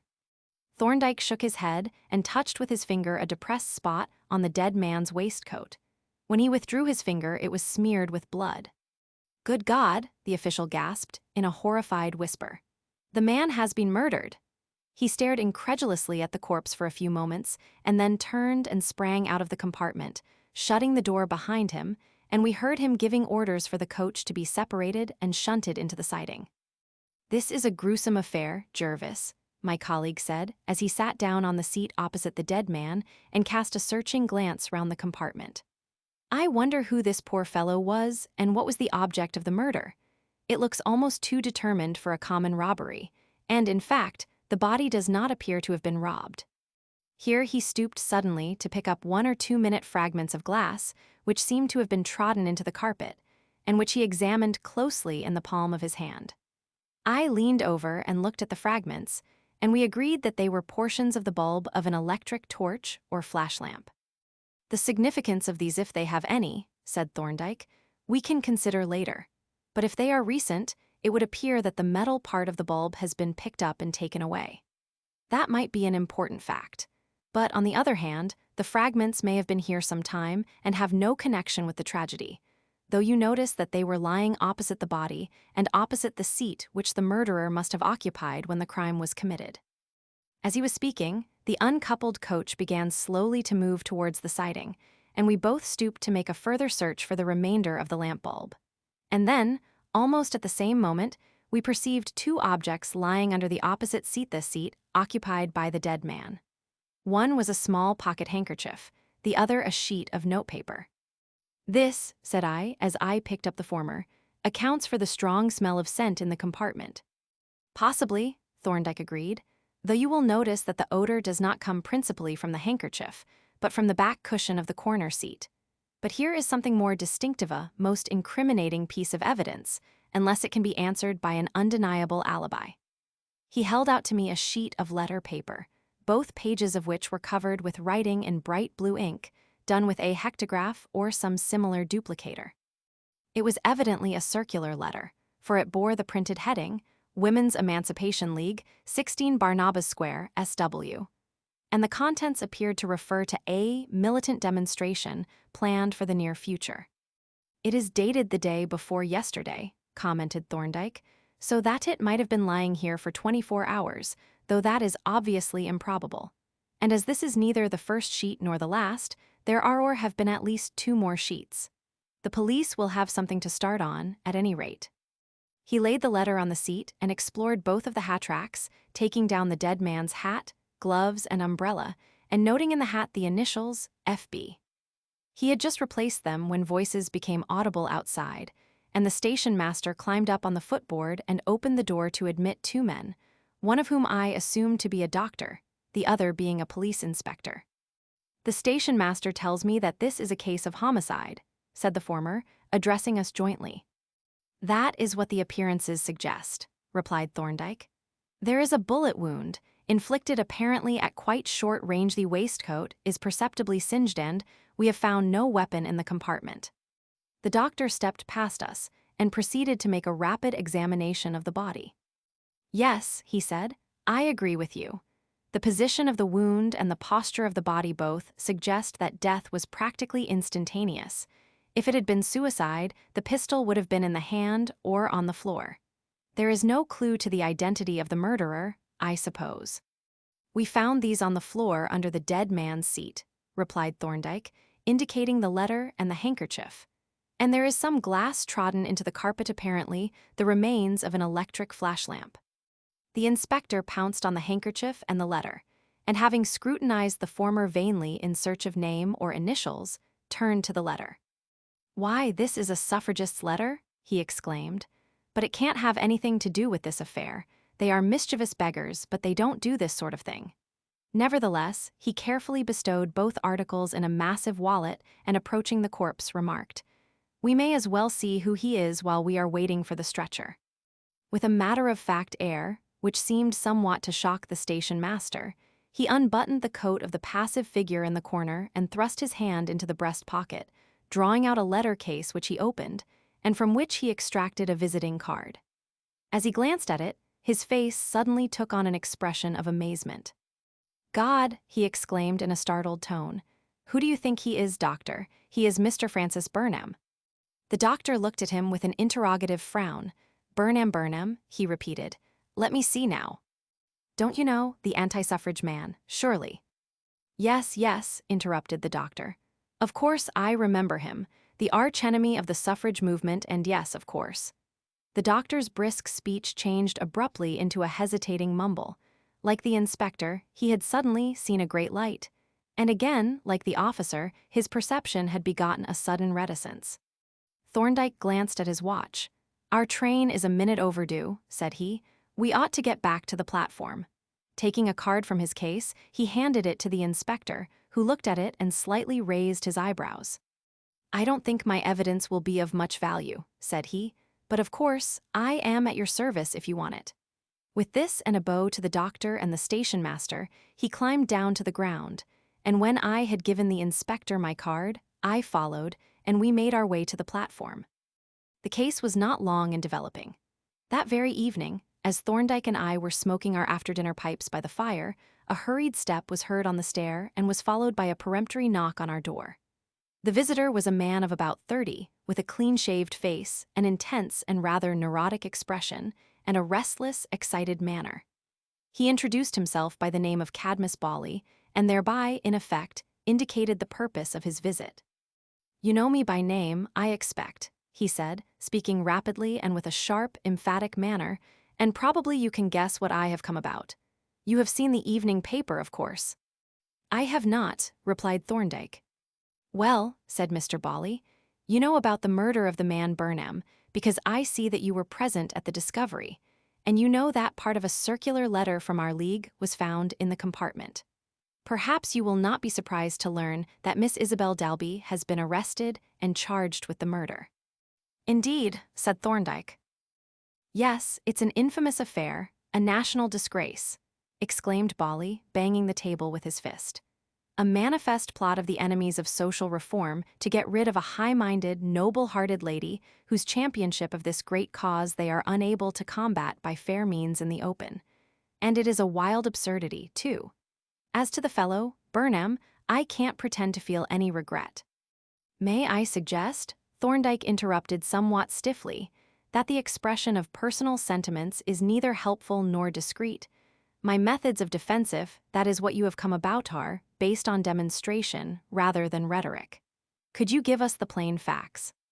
Mr. Cadmus Bawley looked unmistakably sulky, but after a short pause, he began his recital in a somewhat lower key. The bald facts, he said, are these. This afternoon, at 2:30, Miss Dalby took the train from King's Cross to Homewood. This is the train that stops at Densford Junction and is the one in which Burnham traveled. She took a first-class ticket and occupied a compartment for ladies only, of which she was the only occupant. She got out at Homewood and went straight to the house of our vice-president, Miss Carley, who has been confined to her room for some days and stayed there about an hour. She came back by the 4:15 train, and I met her at the station King's Cross at 4:45. We had tea at a restaurant opposite the station, and over our tea we discussed the plans for the next demonstration and arranged the rendezvous and the most convenient routes for retreat and dispersal when the police should arrive. This involved the making of sketch plans, and these Miss Dalby drew on a sheet of paper that she took from her pocket, and which happened to be part of the circular letter referring to the raid. After tea, we walked together down Gray's Inn Road and parted at Theobald's Road, I going on to the headquarters and she to her rooms in Queen Square.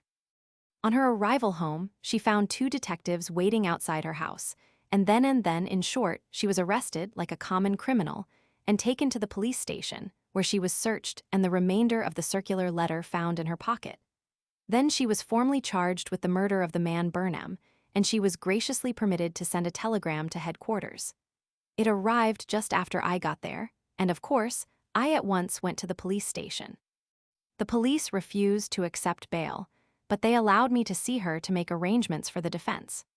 "Does Miss Dalby offer any suggestion," asked Thorndyke, "as to how a sheet of her letter came to be in the compartment with the murdered man?" "Oh, yes," replied Mr. Bawley. "I had forgotten that. It wasn't her letter at all. She destroyed her copy of the letter as soon as she had read it." "Then," inquired Thorndyke, "how came the letter to be in her pocket?" "Ah," replied Bawley, "that is the mystery. She thinks someone must have slipped it into her pocket to throw suspicion on her." "Did she seem surprised to find it in her pocket when you were having tea together?" "No, she had forgotten having destroyed her copy. She only remembered it when I told her that the sheet had been found in Burnham's carriage." "Can she produce the fragments of the destroyed letter?" "No, she can't. Unfortunately, she burned it." "Do these circular letters bear any distinguishing mark? Are they addressed to members by name?" "Only on the envelopes. The letters are all alike. They are run off a duplicator. Of course, if you don't believe the story." "I am not judging the case," interrupted Thorndyke. "I am simply collecting the facts. What do you want me to do?" "If you feel that you could undertake the defense, I should like you to do so. We shall employ the solicitors to the League, Bird, and Marshall, but I know they will be willing and glad to act with you." "Very well," said Thorndyke. "I will investigate the case and consult with your solicitors. By the way, do the police know about the sheet of the letter on which the plans were drawn?" "No, I thought it best to say nothing about that, and I have told Miss Dalby not to mention it." "That is just as well," said Thorndyke. "Have you the sheet with the plan on it?" "I haven't it about me," was the reply. "It is in my desk at my chambers." "You had better let me have it to look at," said Thorndyke. "You can have it if you want it, of course," said Bawley, "but it won't help you. The letters are all alike, as I have told you." "I should like to see it, nevertheless," said Thorndyke, "and perhaps you could give me some account of Mr. Burnham. What do you know about him?" Mr. Bawley shut his lips tightly, and his face took on an expression of vindictiveness verging on malignity. "All I know about Burnham," he said, "is that he was a fool and a ruffian. He was not only an enemy of the great reform that our League stands for, he was a treacherous enemy, violent, crafty, and indefatigably active. I can only regard his death as a blessing to mankind." "May I ask," said Thorndyke, "if any members of your League have ever publicly threatened to take personal measures against him?" "Yes," snapped Bawley. "Several of us, including myself, have threatened to give him the hiding that he deserved. But a hiding is a different thing from murder, you know." "Yes," Thorndyke agreed somewhat dryly. Then he asked, "Do you know anything about Mr. Burnham's occupation and habits?" "He was a sort of manager of the London and Suburban Bank. His job was to supervise the suburban branches, and his habit was to visit them in rotation. He was probably going to the branch at Homewood when he was killed. That is all I can tell you about him." "Thank you," said Thorndyke, and as our visitor rose to depart he continued, "Then I will look into the case and arrange with your solicitors to have Miss Dalby properly represented at the inquest, and I shall be glad to have that sheet of the letter as soon as you can send or leave it." "Very well," said Bawley, "though, as I have told you, it won't be of any use to you. It is only a duplicated circular." "Possibly," Thorndyke assented, "but the other sheets will be produced in court, so I may as well have an opportunity of examining it beforehand." For some minutes after our client had gone, Thorndyke remained silent and reflective, copying his rough notes into his pocketbook and apparently amplifying and arranging them. Presently he looked up at me with an unspoken question in his eyes. "It is a queer case," said I. "The circumstantial evidence seems to be strongly against Miss Dalby, but it is manifestly improbable that she murdered the man." "It seems so," he agreed. "But the case will be decided on the evidence, and the evidence will be considered by a judge, not by a Home Secretary. You notice the importance of Burnham's destination." "Yes, he was evidently dead when the train arrived at Homewood, but it isn't clear how long he had been dead." "The evidence," said Thorndyke, "points strongly to the tunnel between Cotton and Homewood as the place where the murder was committed. You will remember that the Up Express passed our train in the tunnel.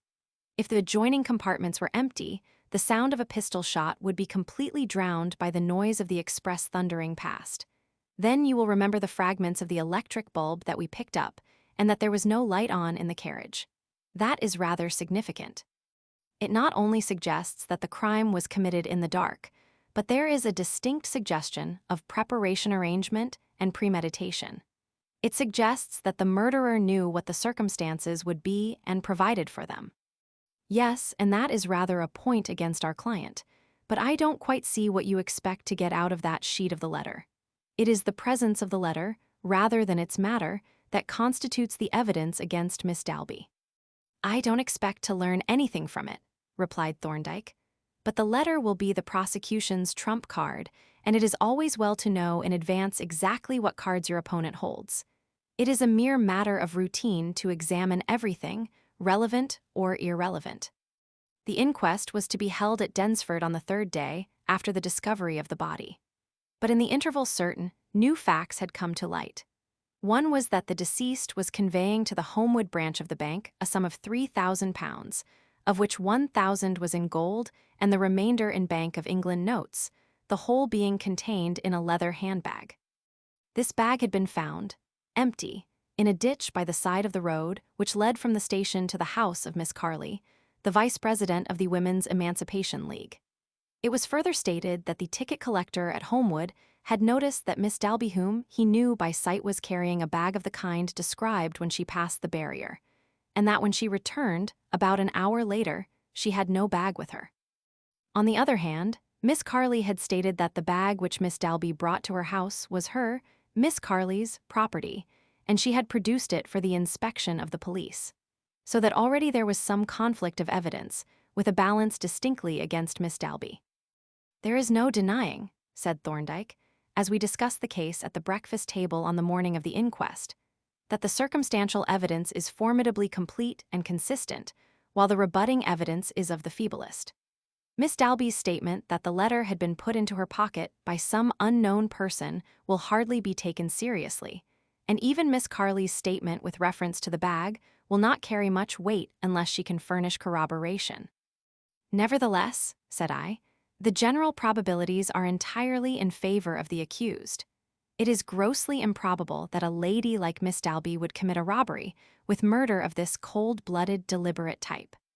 "That may be," Thorndyke retorted, "but a jury has to find in accordance with the evidence." "By the way," said I, "did Bawley ever send you that sheet of the letter that you asked for?" "No, confound him, but I have sent Polton round to get it from him, so that I can look it over carefully in the train. Which reminds me that I can't get down in time for the opening of the inquest. You had better travel with the solicitors and see the shorthand writers started. I shall have to come down by a later train." Half an hour later, just as I was about to start, a familiar step was heard on the stair, and then our laboratory assistant, Polton, let himself in with his key. "Just caught him, sir, as he was starting for the station," he said, with a satisfied, crinkly smile, laying an envelope on the table, and added, "Lord, how he did swear." Thorndyke chuckled, and having thanked his assistant, opened the envelope and handed it to me. It contained a single sheet of letter paper, exactly similar to the one that we had found in the railway carriage, excepting that the writing filled 1 side and a quarter only, and since it concluded with the signature, Letitia Humbo, President, it was evidently the last sheet. There was no watermark nor anything, so far as I could see, to distinguish it from the dozens of other impressions that had been run off the duplicator with it, accepting the roughly penciled plan on the blank side of the sheet. "Well," I said as I put on my hat and walked towards the door, "I suspect that Bawley was right. You won't get much help from this to support Miss Dalby's rather improbable statement." And Thorndyke agreed that appearances were not very promising. The scene in the coffee room of the Plough Inn at Densford was one with which I was familiar enough. The quiet, businesslike coroner, the half-embarrassed jurors, the local police and witnesses and the spectators, penned up at one end of the room, were all well-known characters. The unusual feature was the handsome, distinguished-looking young lady who sat on a plain Windsor chair between two inscrutable policemen, watched intently by Mr. Cadmus Bawley. Miss Dalby was pale and obviously agitated, but quiet, resolute, and somewhat defiant in manner. She greeted me with a pleasant smile when I introduced myself, and hoped that I and my colleague would have no difficulty in disposing of this grotesque and horrible accusation. I need not describe the proceedings in detail. Evidence of the identity of the deceased having been taken, Dr. Pook deposed that death was due to a wound of the heart produced by a spherical bullet, apparently fired from a small, smoothbore pistol at very short range. The wound was in his opinion not self-inflicted. The coroner then produced the sheet of the circular letter found in the carriage, and I was called to testify to the finding of it.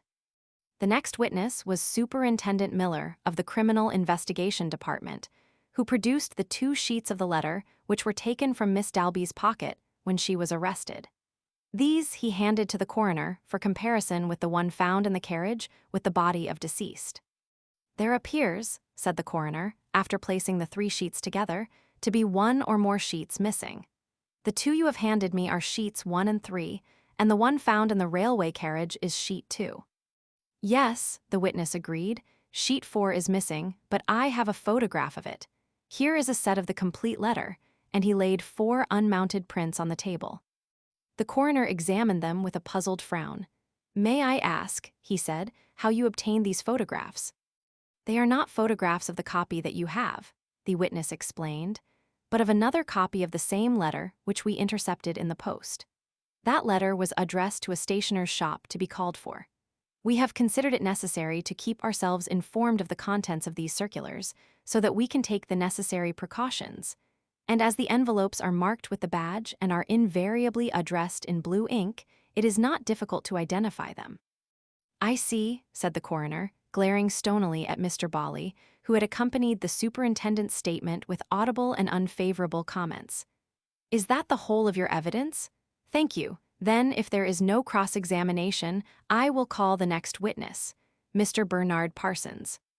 Mr. Parsons was the general manager of the London and Suburban Bank, and he deposed that deceased was, on the day when he met his death, traveling to Homewood to visit and inspect the new local branch of the bank, and that he was taking thither the sum of £3,000, of which £1,000 was in gold and the remainder in Bank of England notes, mostly £5 notes.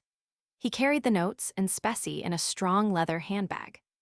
"Can you say if either of these is the bag that he carried?" the coroner asked, indicating 2 largish, black leather bags that his officer had placed on the table.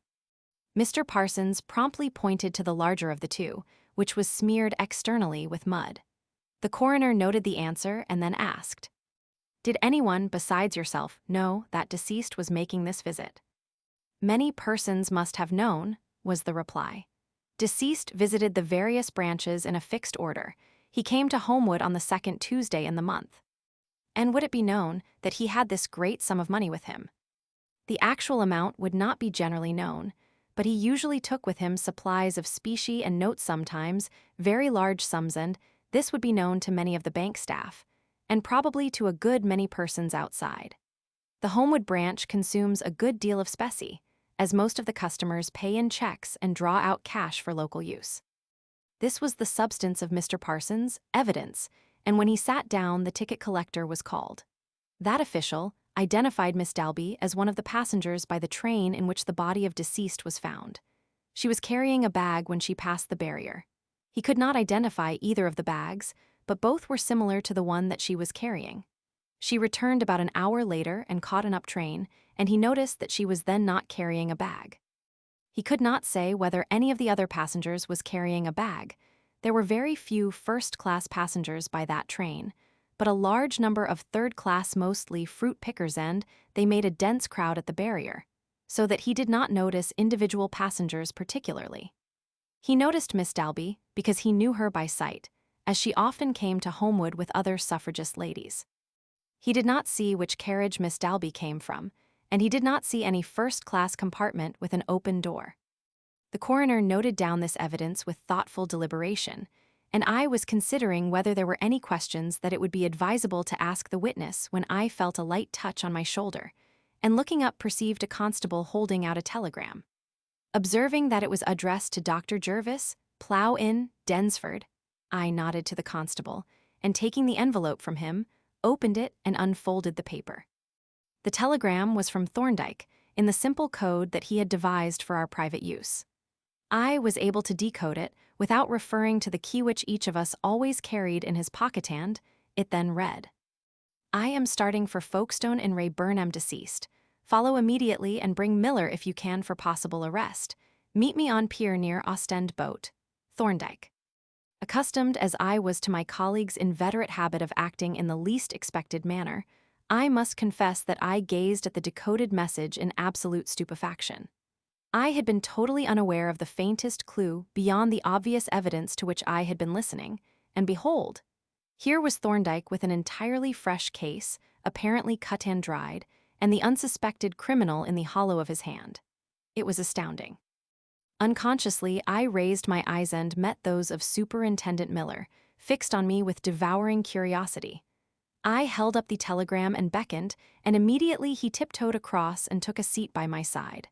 I laid the decoded telegram before him, and when he had glanced through it, I asked in a whisper, "Well, what do you say?"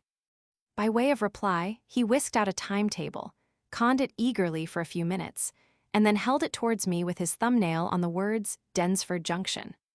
"There's a fast train up in 7 minutes," he whispered hoarsely. "Get the coroner to excuse us and let your solicitors carry on for you." A brief and rather vague explanation secured the assent of the coroner, since we had both given our evidence and the less willing agreement of my clients. In another minute, the superintendent and I were heading for the station, which we reached just as the train swept up alongside the platform. "This is a queer start," said Miller, as the train moved out of the station. "But, Lord, there is never any calculating Dr. Thorndyke's moves. Did you know that he had anything up his sleeve?" "No, but then one never does know. He is as close as an oyster. He never shows his hand until he can play a trump card. But it is possible that he has struck a fresh clue since I left." "Well," rejoined Miller, "we shall know when we get to the other end, and I don't mind telling you that it will be a great relief to me if we can drop this charge against Miss Dalby." From time to time during the journey to London, and from thence to Folkestone, the superintendent reverted to Thorndyke's mysterious proceedings. But it was useless to speculate. We had not a single fact to guide us, and when, at last, the train ran into Folkestone Central Station, we were as much in the dark as when we started. Assuming that Thorndyke would have made any necessary arrangements for assistance from the local police, we chartered a cab and proceeded direct to the end of Rendezvous Street, a curiously appropriate destination, by the way.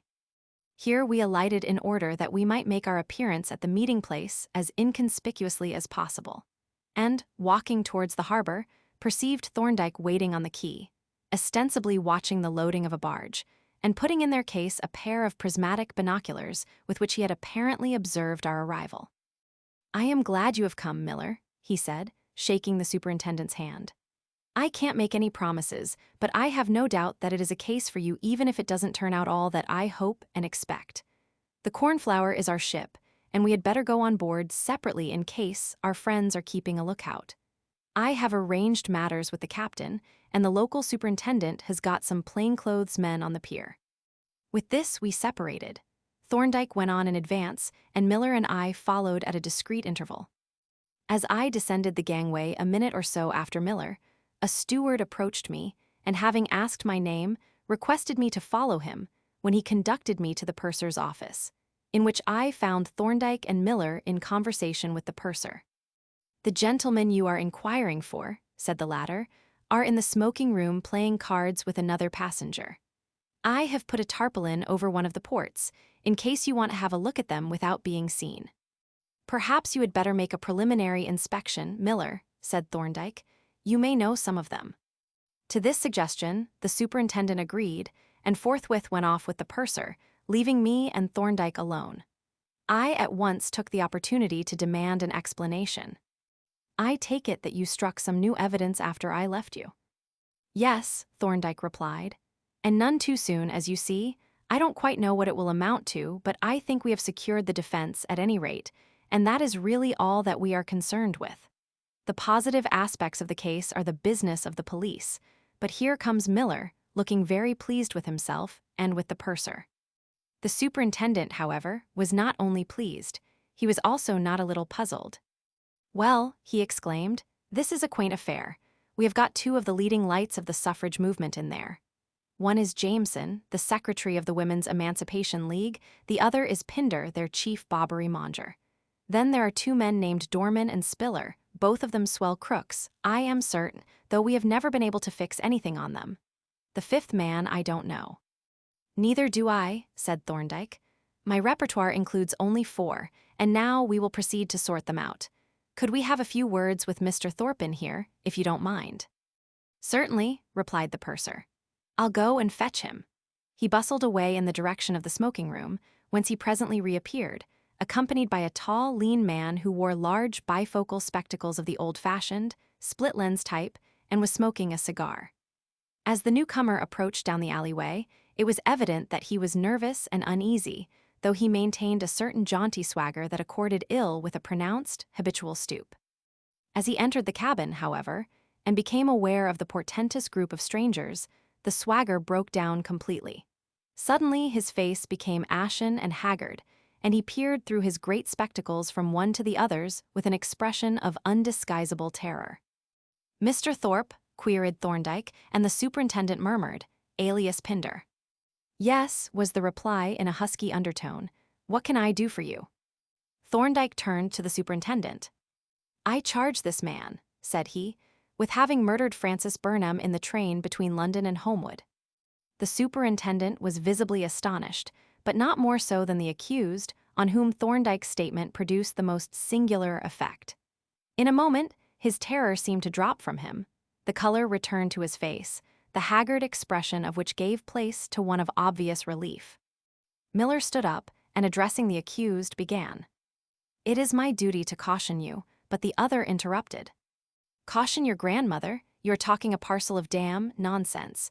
I was in Birmingham when the murder was committed. I can prove it easily. The superintendent was somewhat taken aback, for the accused spoke with a confidence that carried conviction. In that case, said Thorndyke, you can probably explain how a letter belonging to you came to be found in the carriage with the murdered man. Belonging to me? Exclaimed Thorpe. What the deuce do you mean? That letter belonged to Miss Dalby. The rest of it was found in her pocket. Precisely, said Thorndyke. One sheet had been placed in the railway-carriage and the remainder in Miss Dalby's pocket to fix suspicion on her. But it was your letter, and the inference is that you disposed of it in that manner for the purpose that I have stated. But, persisted Thorpe with visibly growing uneasiness, this was a duplicated circular. You couldn't tell one copy from another.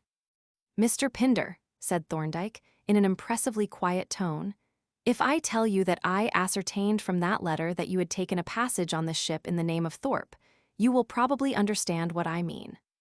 Apparently he did understand, for once more the color faded from his face and he sat down heavily on a locker, fixing on Thorndyke a look of undisguised dismay.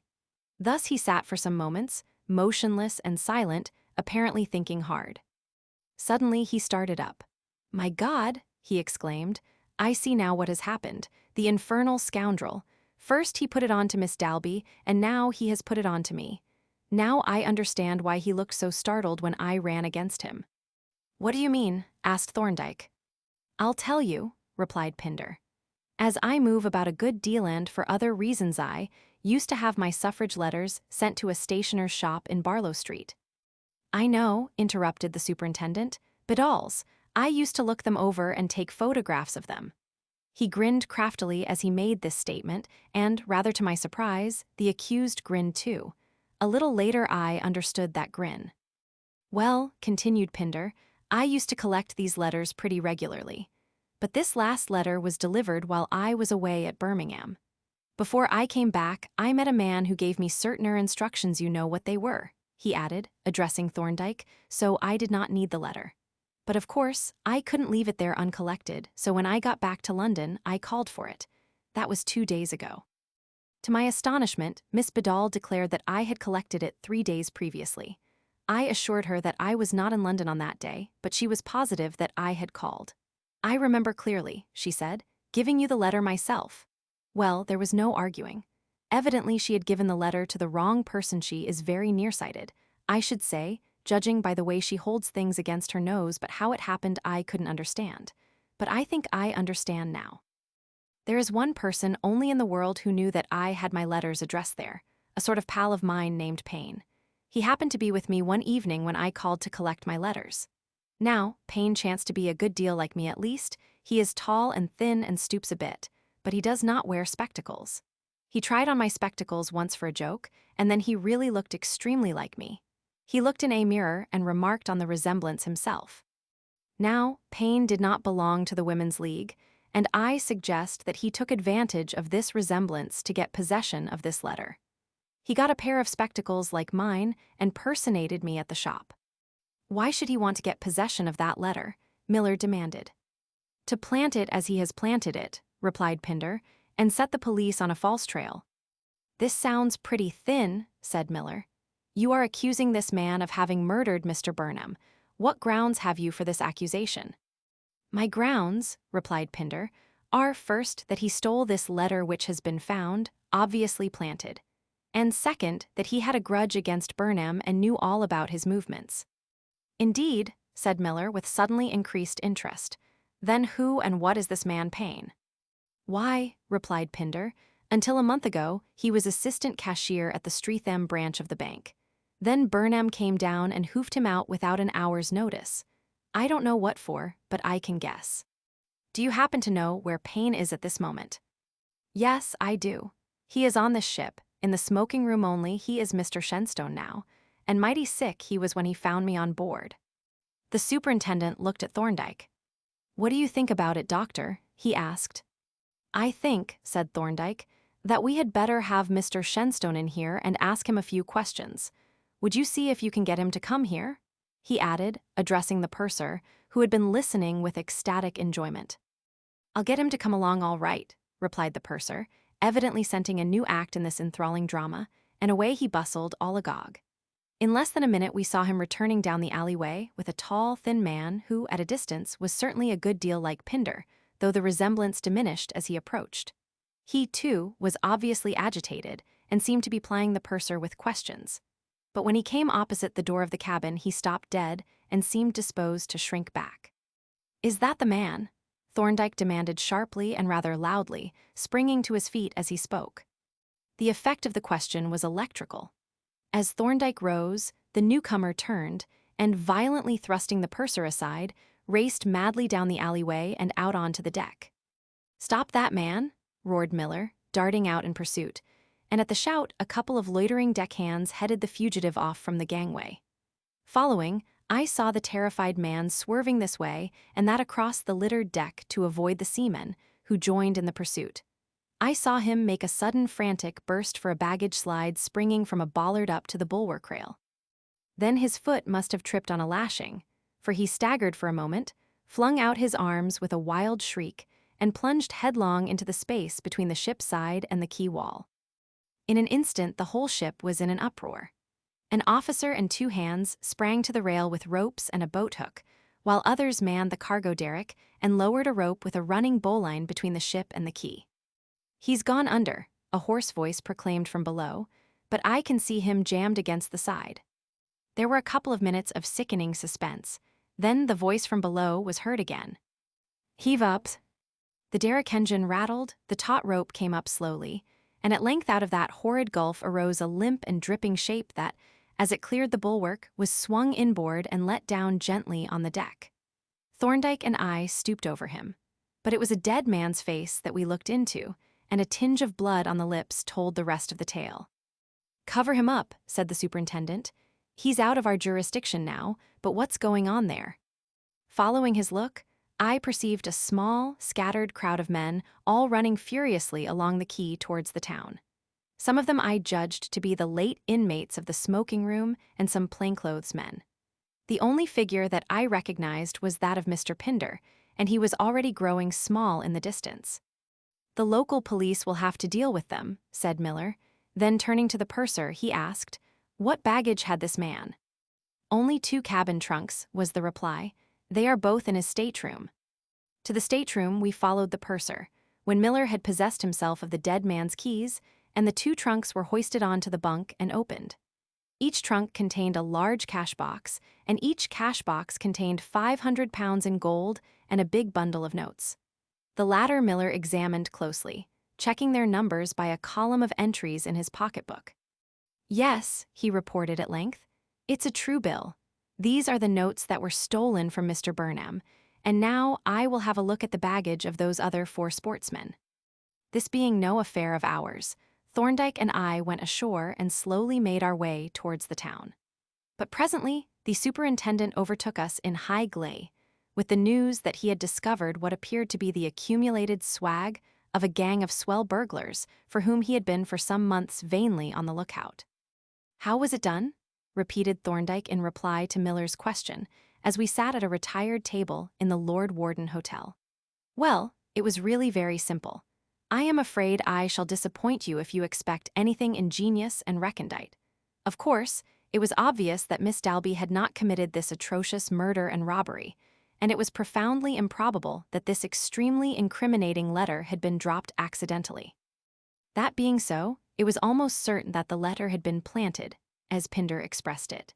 But that was a mere opinion that helped us not at all.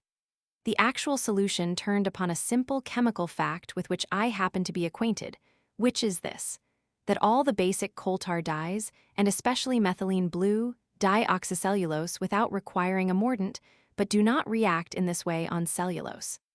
Now, good paper is practically pure cellulose, and if you dip a sheet of such paper into certain oxidizing liquids, such as a solution of potassium chlorate with a slight excess of hydrochloric acid, the paper is converted into oxycellulose.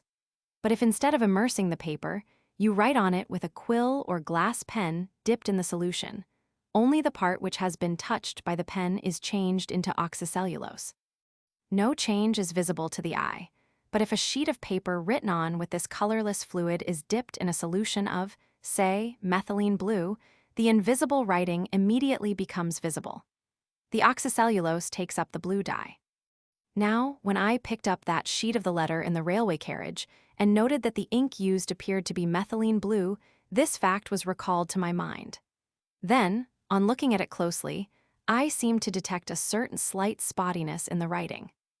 There were points on some of the letters that were a little deeper in color than the rest, and it occurred to me that it was possible that these circulars might be used to transmit secret messages of a less innocent kind than those that met the unaided eye, just as these political societies might form an excellent cover for the operations of criminal associations. But if the circulars had been so used, it is evident that the secret writing would not be on all the circulars. The prepared sheets would be used only for the circulars that were to be sent to particular persons, and in those cases, the secret writing would probably be in the nature of a personal communication, either to a particular individual or to a small group. The possible presence of a secret message thus became of vital evidential importance, for if it could be shown that this letter was addressed to some person other than Miss Dalby, that would dispose of the only evidence connecting her with the crime. It happened, most fortunately, that I was able to get possession of the final sheet of this letter. "Of course it did," growled Miller with a sour smile. "It reached me," continued Thorndyke, "only after Dr. Jervis had started for Densford. The greater part of one side was blank, excepting for a rough plan drawn in pencil, and this blank side I laid down on a sheet of glass and wetted the written side with a small wad of cotton wool dipped in distilled water. Of course, the blue writing began to run and dissolve out, and then, very faintly, some other writing began to show through in reverse. I turned the paper over, and now the new writing, though faint, was quite legible, and became more so when I wiped the blue-stained cotton wool over it a few times. A solution of methylene blue would have made it still plainer, but I used water only, as I judged that the blue writing was intended to furnish the dye for development. Here is the final result. He drew from his pocket a letter case, from which he extracted a folded paper which he opened and laid on the table. It was stained a faint blue, through which the original writing could be seen, dim and blurred, while the secret message, though very pale, was quite sharp and clear. And this was the message. So although we are not actually blown on, the position is getting risky and it's time for us to hop. I have booked passages for the 4 of us to Ostend by the Cornflower, which sails on Friday evening next 20th. The names of the 4 illustrious passengers are Walsh, that's me, Grubb Dorman, Jenkins Spiller, and Thorpe, that's you. Get those names well into your canister better, make a note of them and turn up in good time on Friday. Well, said Miller, as he handed back the letter, we can't know everything unless we are Dr. Thorndyke, but there's one thing I do know. What is that? I asked. I know why that fellow, Pinder, grinned when I told him that I had photographed his confounded letters. For the naturalist at law. A hush had fallen on the court as the coroner concluded his brief introductory statement, and the first witness took up his position by the long table.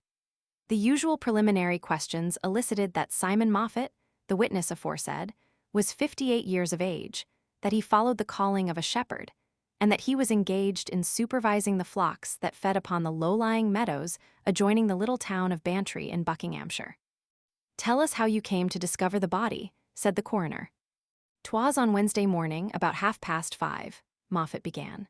I was getting the sheep through the gate into the big meadow by Reed's farm, when I happened to look down the dike, and then I noticed a boot sticking up out of the water. Seemed to me as if there was a foot in it by the way it stuck up, so as soon as all the sheep was in, I shut the gate and walked down the dike to have a look at un. When I got close I see the toe of another boot just alongside. Looks a bit queer, I thinks, but I couldn't see anything more, 'cause the duckweed is that thick as it looks as if you could walk on it. Hows'ever, I clears away the weed with my stick, and then I see 'twas a dead man.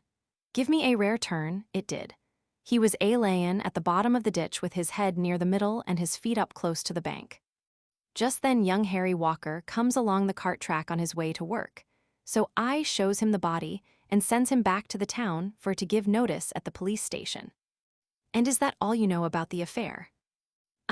Later on I see the sergeant come along with a man wheelin' the stretcher, and I showed him where the body was and helped to pull it out and load it on the stretcher. And that's all I know about it. On this the witness was dismissed, and his place taken by a shrewd-looking, business-like police sergeant, who deposed as follows. Last Wednesday, the 8th of May, at 6:15 a.m., I received information from Henry Walker that a dead body was lying in the ditch by the cart track leading from Ponders Road to Reed's farm. I proceeded there forthwith, accompanied by Police Constable Ketchum, and taking with us a wheeled stretcher. On the track I was met by the last witness, who conducted me to the place where the body was lying and where I found it in the position that he has described, but we had to clear away the duckweed before we could see it distinctly.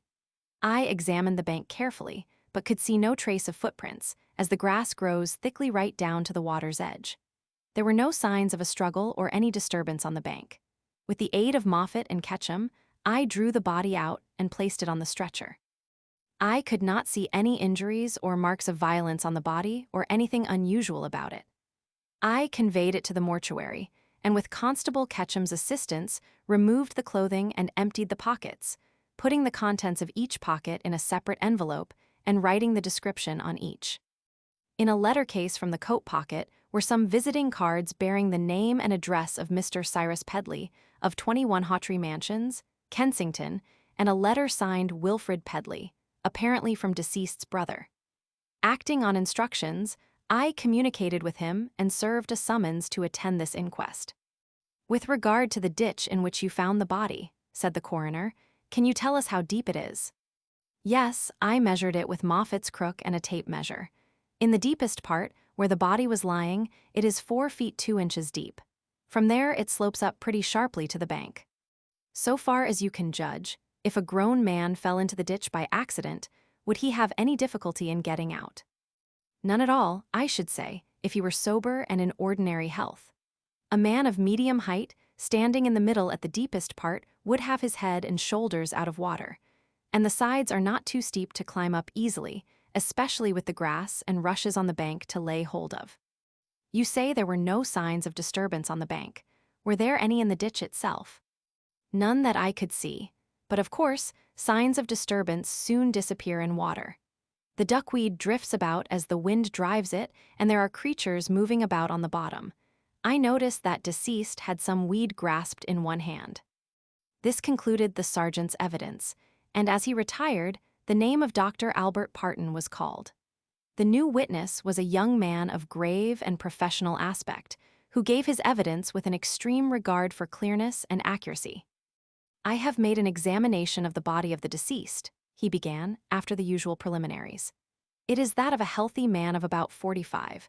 I first saw it about 2 hours after it was found. It had then been dead from 12 to 15 hours. Later I made a complete examination. I found no injuries, marks of violence, or any definite bruises, and no signs of disease." "Did you ascertain the cause of death?" the coroner asked. "Yes, the cause of death was drowning." "You are quite sure of that?" "Quite sure. The lungs contained a quantity of water and duckweed, and there was more than a quart of water mixed with duckweed and waterweed in the stomach. That is a clear proof of death by drowning. The water in the lungs was the immediate cause of death, by making breathing impossible, and as the water and weed in the stomach must have been swallowed, they furnish conclusive evidence that deceased was alive when he fell into the water. The water and weed could not have got into the stomach after death." "No, that is quite impossible. They must have been swallowed when the head of the deceased was just below the surface, and the water must have been drawn into the lungs by spasmodic efforts to breathe when the mouth was under water."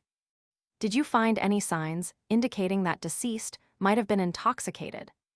"No, I examined the water from the stomach very carefully with that question in view, but there was no trace of alcohol or, indeed, of anything else. It was simple ditch water. As the point is important, I have preserved it, and here the witness produced a paper parcel which he unfastened, revealing a large glass jar containing about a quart of water plentifully sprinkled with duckweed.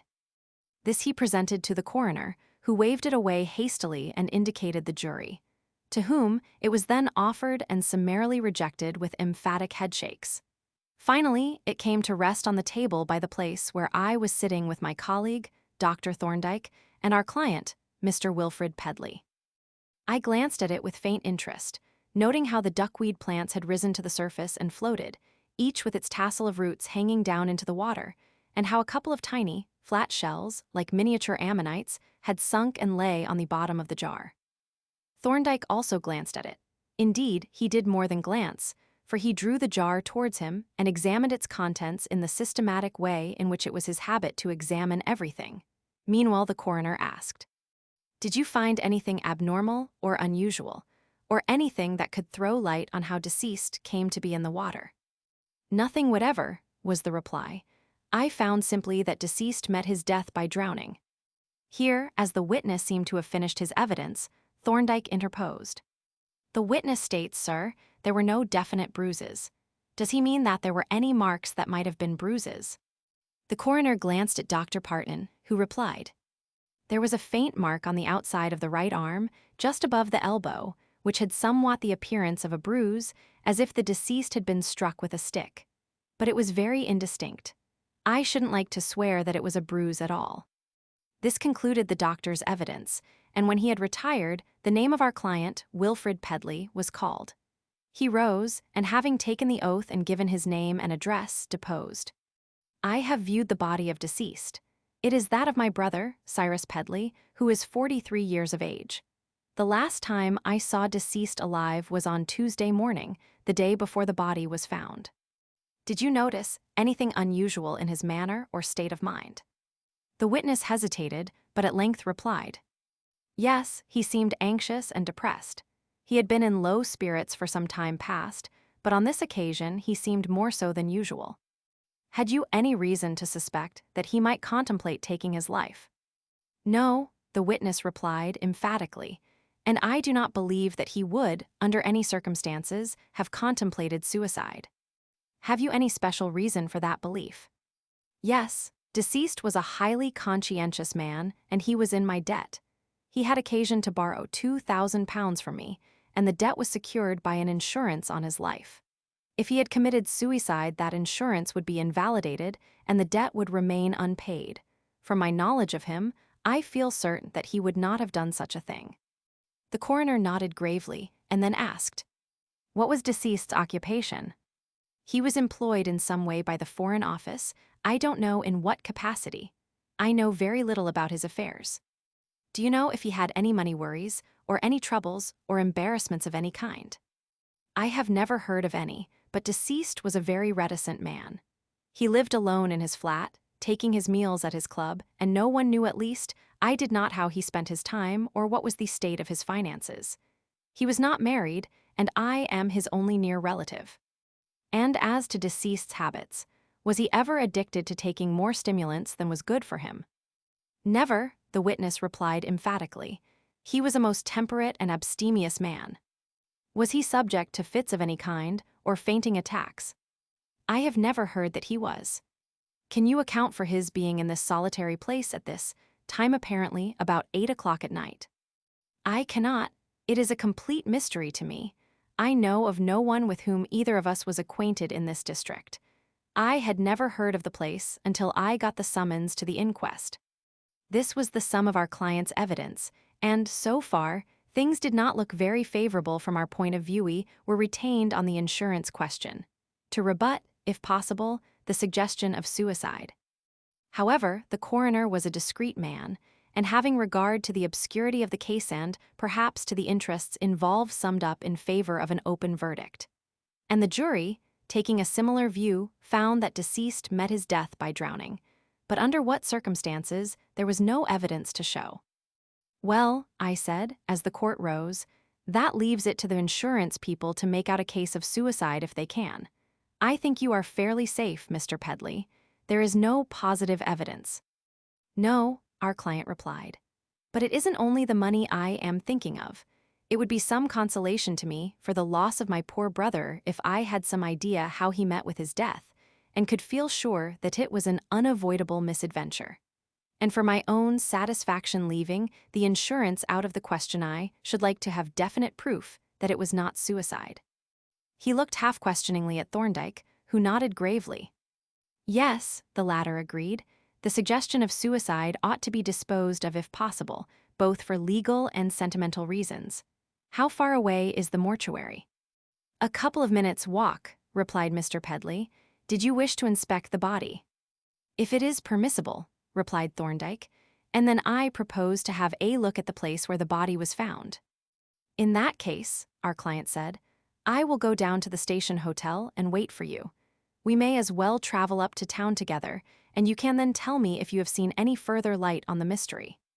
As soon as he was gone, Dr. Parton advanced, tying the string of the parcel which once more enclosed the jar of ditch water. "I heard you say, sir, that you would like to inspect the body," said he. "If you like, I will show you the way to the mortuary. The sergeant will let us in, won't you, sergeant? This gentleman is a doctor as well as a lawyer." "Bless you, sir," said the sergeant. "I know who Dr. Thorndyke is, and I shall feel it an honor to show him anything he wishes to see." Accordingly, we set forth together, Dr. Parton and Thorndyke leading the way. The coroner and the jury didn't seem to appreciate my exhibit. The former remarked with a faint grin, tapping the parcel as he spoke. "No," Thorndyke agreed, "and it is hardly reasonable to expect a layman to share our own matter-of-fact outlook. But you were quite right to produce the specimen. That ditch water furnishes conclusive evidence on a vitally material question. Further, I would advise you to preserve that jar for the present, well covered and under lock and key." Parton looked surprised. "Why?" he asked. "The inquest is over and the verdict pronounced." "Yes, but it was an open verdict, and an open verdict leaves the case in the air. The inquest has thrown no light on the question as to how Cyrus Pedley came by his death." "There doesn't seem to me much mystery about it," said the doctor.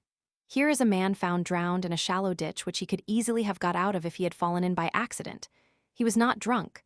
apparently he was not in a fit of any kind. There are no marks of violence and no signs of a struggle, and the man is known to have been in an extremely depressed state of mind. It looks like a clear case of suicide, though I admit that the jury were quite right in the absence of direct evidence. Well, said Thorndyke, it will be my duty to contest that view if the insurance company dispute the claim on those grounds. I can't think what you will have to offer in answer to the suggestion of suicide, said Parton. Neither can I, at present, replied Thorndyke, but the case doesn't look to me quite so simple as it does to you. You think it possible that an analysis of the contents of this jar may be called for? That is a possibility, replied Thorndyke. But I mean that the case is obscure, and that some further inquiry into the circumstances of this man's death is by no means unlikely. Then, said Parton, I will certainly follow your advice and lock up this precious jar. But here we are at the mortuary. Is there anything in particular that you want to see? I want to see all that there is to see, Thorndyke replied. The evidence has been vague enough so far. Shall we begin with that bruise or mark that you mentioned? Dr. Parton advanced to the grim, shrouded figure that lay on the slate-topped table, like some solemn effigy on an altar tomb, and drew back the sheet that covered it. We all approached, stepping softly, and stood beside the table, looking down with a certain awesome curiosity at the still, waxen figure that, but a few hours since, had been a living man like ourselves. The body was that of a good-looking, middle-aged man, with a refined, intelligent face slightly disfigured by a scar on the cheek now, set in the calm, reposeful expression that one so usually finds on the faces of the drowned, with drowsy half-closed eyes and slightly parted lips that revealed a considerable gap in the upper front teeth. Thorndyke stood a while looking down on the dead man with a curious questioning expression. Then his eye traveled over the body, from the placid face to the marble-like torso and the hand which, though now relaxed, still lightly grasped a tuft of waterweed. The latter Thorndyke gently disengaged from the limp hand, and after a glance at the dark green, feathery fronds, laid it down and stooped to examine the right arm at the spot above the elbow that Parton had spoken of. Yes, he said, I think I should call it a bruise, though it is very faint. As you say, it might have been produced by a blow with a stick or rod. I notice that there are some teeth missing. Presumably he wore a plate. Yes, replied Parton, a smallish gold plate with 4 teeth on it at least, so his brother told me. Of course, it fell out when he was in the water, but it hasn't been found. In fact, it hasn't been looked for. Thorndyke nodded and then turned to the sergeant. Could I see what you found in the pockets? He asked. The sergeant complied readily, and my colleague watched his orderly procedure with evident approval. The collection of envelopes was produced from an attaché case and conveyed to a side table, where the sergeant emptied out the contents of each into a little heap, opposite which he placed the appropriate envelope with its written description. Thorndyke ran his eye over the collection, which was commonplace enough until he came to the tobacco pouch, from which protruded the corner of a scrap of crumpled paper. This he drew forth and smoothed out the creases, when it was seen to be a railway receipt for an excess fare. Seems to have lost his ticket or traveled without one, the sergeant remarked, but not on this line. No, agreed Thorndyke. It is the Tilbury and Southend line, but you notice the date. It is the 18th, and the body was found on the morning of Wednesday, the 19th. So it would appear that he must have come into this neighborhood in the evening, and that he must have come either by way of London or by a very complicated cross-country route. I wonder what brought him here. He produced his notebook and was beginning to copy the receipt when the sergeant said, "You had better take the paper, sir. It is of no use to us now, and it isn't very easy to make out." Thorndyke thanked the officer, and handing me the paper, asked, "What do you make of it, Jervis?" I scrutinized the little crumpled scrap and deciphered with difficulty the hurried scrawl, scribbled with a hard, ill-sharpened pencil. It seems to read LDN to CB or SB, HLT, that is some halt, I presume, but the amount, 49, is clear enough, and that will give us a clue if we want one. I returned the paper to Thorndyke, who bestowed it in his pocketbook and then remarked, "I don't see any keys." "No, sir," replied the sergeant, "there aren't any. Rather queer that, for he must have had at least a latchkey. They must have fallen out into the water." "That is possible," said Thorndyke, "but it would be worthwhile to make sure. Is there anyone who could show us the place where the body was found? I will walk up there with you myself, sir, with pleasure, said the sergeant, hastily repacking the envelopes. It is only a quarter of an hour's walk from here. That is very good of you, Sergeant, my colleague responded. And as we seem to have seen everything here, I propose that we start at once. You are not coming with us, Parton. No, the doctor replied. I have finished with the case, and I have got my work to do.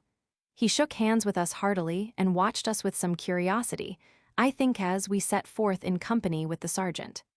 His curiosity did not seem to me to be unjustified. In fact, I shared it. The presence of the police officer precluded discussion, but as we took our way out of the town, I found myself speculating curiously on my colleague's proceedings. To me, suicide was written plainly on every detail of the case.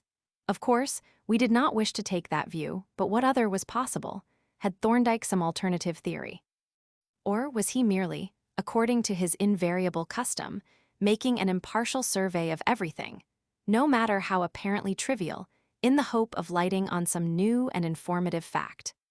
The temporary absence of the sergeant, who had stopped to speak to a constable on duty, enabled me to put the question. Is this expedition intended to clear up anything in particular? No, he replied, excepting the keys, which ought to be found. But you must see for yourself that this is not a straightforward case. That man did not come all this way merely to drown himself in a ditch.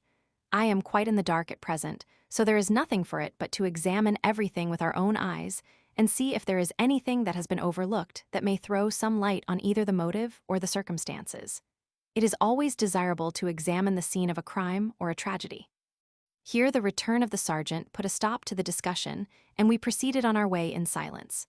Already we had passed out of the town, and we now turned out of the main road into a lane or by-road, bordered by meadows and orchards, and enclosed by rather high hedgerows. This is Ponder's Road, said the sergeant. It leads to Renham, a couple of miles farther on, where it joins the Aylesbury Road. The cart track is on the left a little way along. A few minutes later we came to our turning, a narrow and rather muddy lane, the entrance to which was shaded by a grove of tall elms. Passing through this shady avenue, we came out on a grass-covered track, broken by deep wagon ruts and bordered on each side by a ditch, beyond which was a wide expanse of marshy meadows. This is the place, said the sergeant, halting by the side of the right-hand ditch and indicating a spot where the rushes had been flattened down. It was just as you see it now, only the feet were just visible sticking out of the duckweed, which had drifted back after Moffat had disturbed it. We stood a while looking at the ditch, with its thick mantle of bright green, spotted with innumerable small dark objects, and showing here and there a faint track where a water vole had swum across. Those little dark objects are water snails, I suppose, said I, by way of making some kind of remark. Yes, replied Thorndyke, the common amber shell, I think Succinia putris. He reached out his stick and fished up a sample of the duckweed on which one or two of the snails were crawling. Yes, he repeated.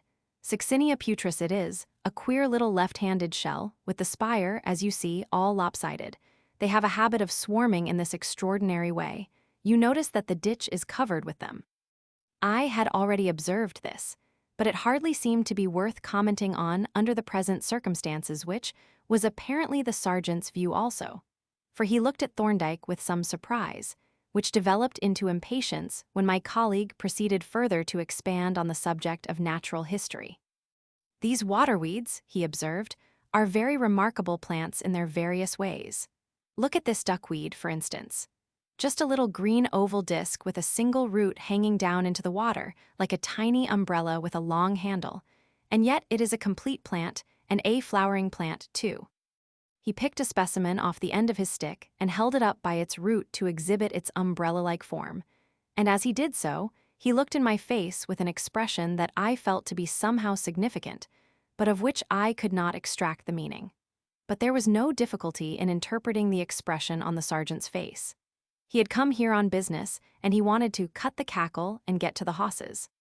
Well, Sergeant, said Thorndyke, there isn't much to see, but I think we ought to have a look for those keys. He must have had keys of some kind, if only a latchkey, and they must be in this ditch. The sergeant was not enthusiastic. I've no doubt you are right, sir, said he, but I don't see that we should be much forarder if we found them.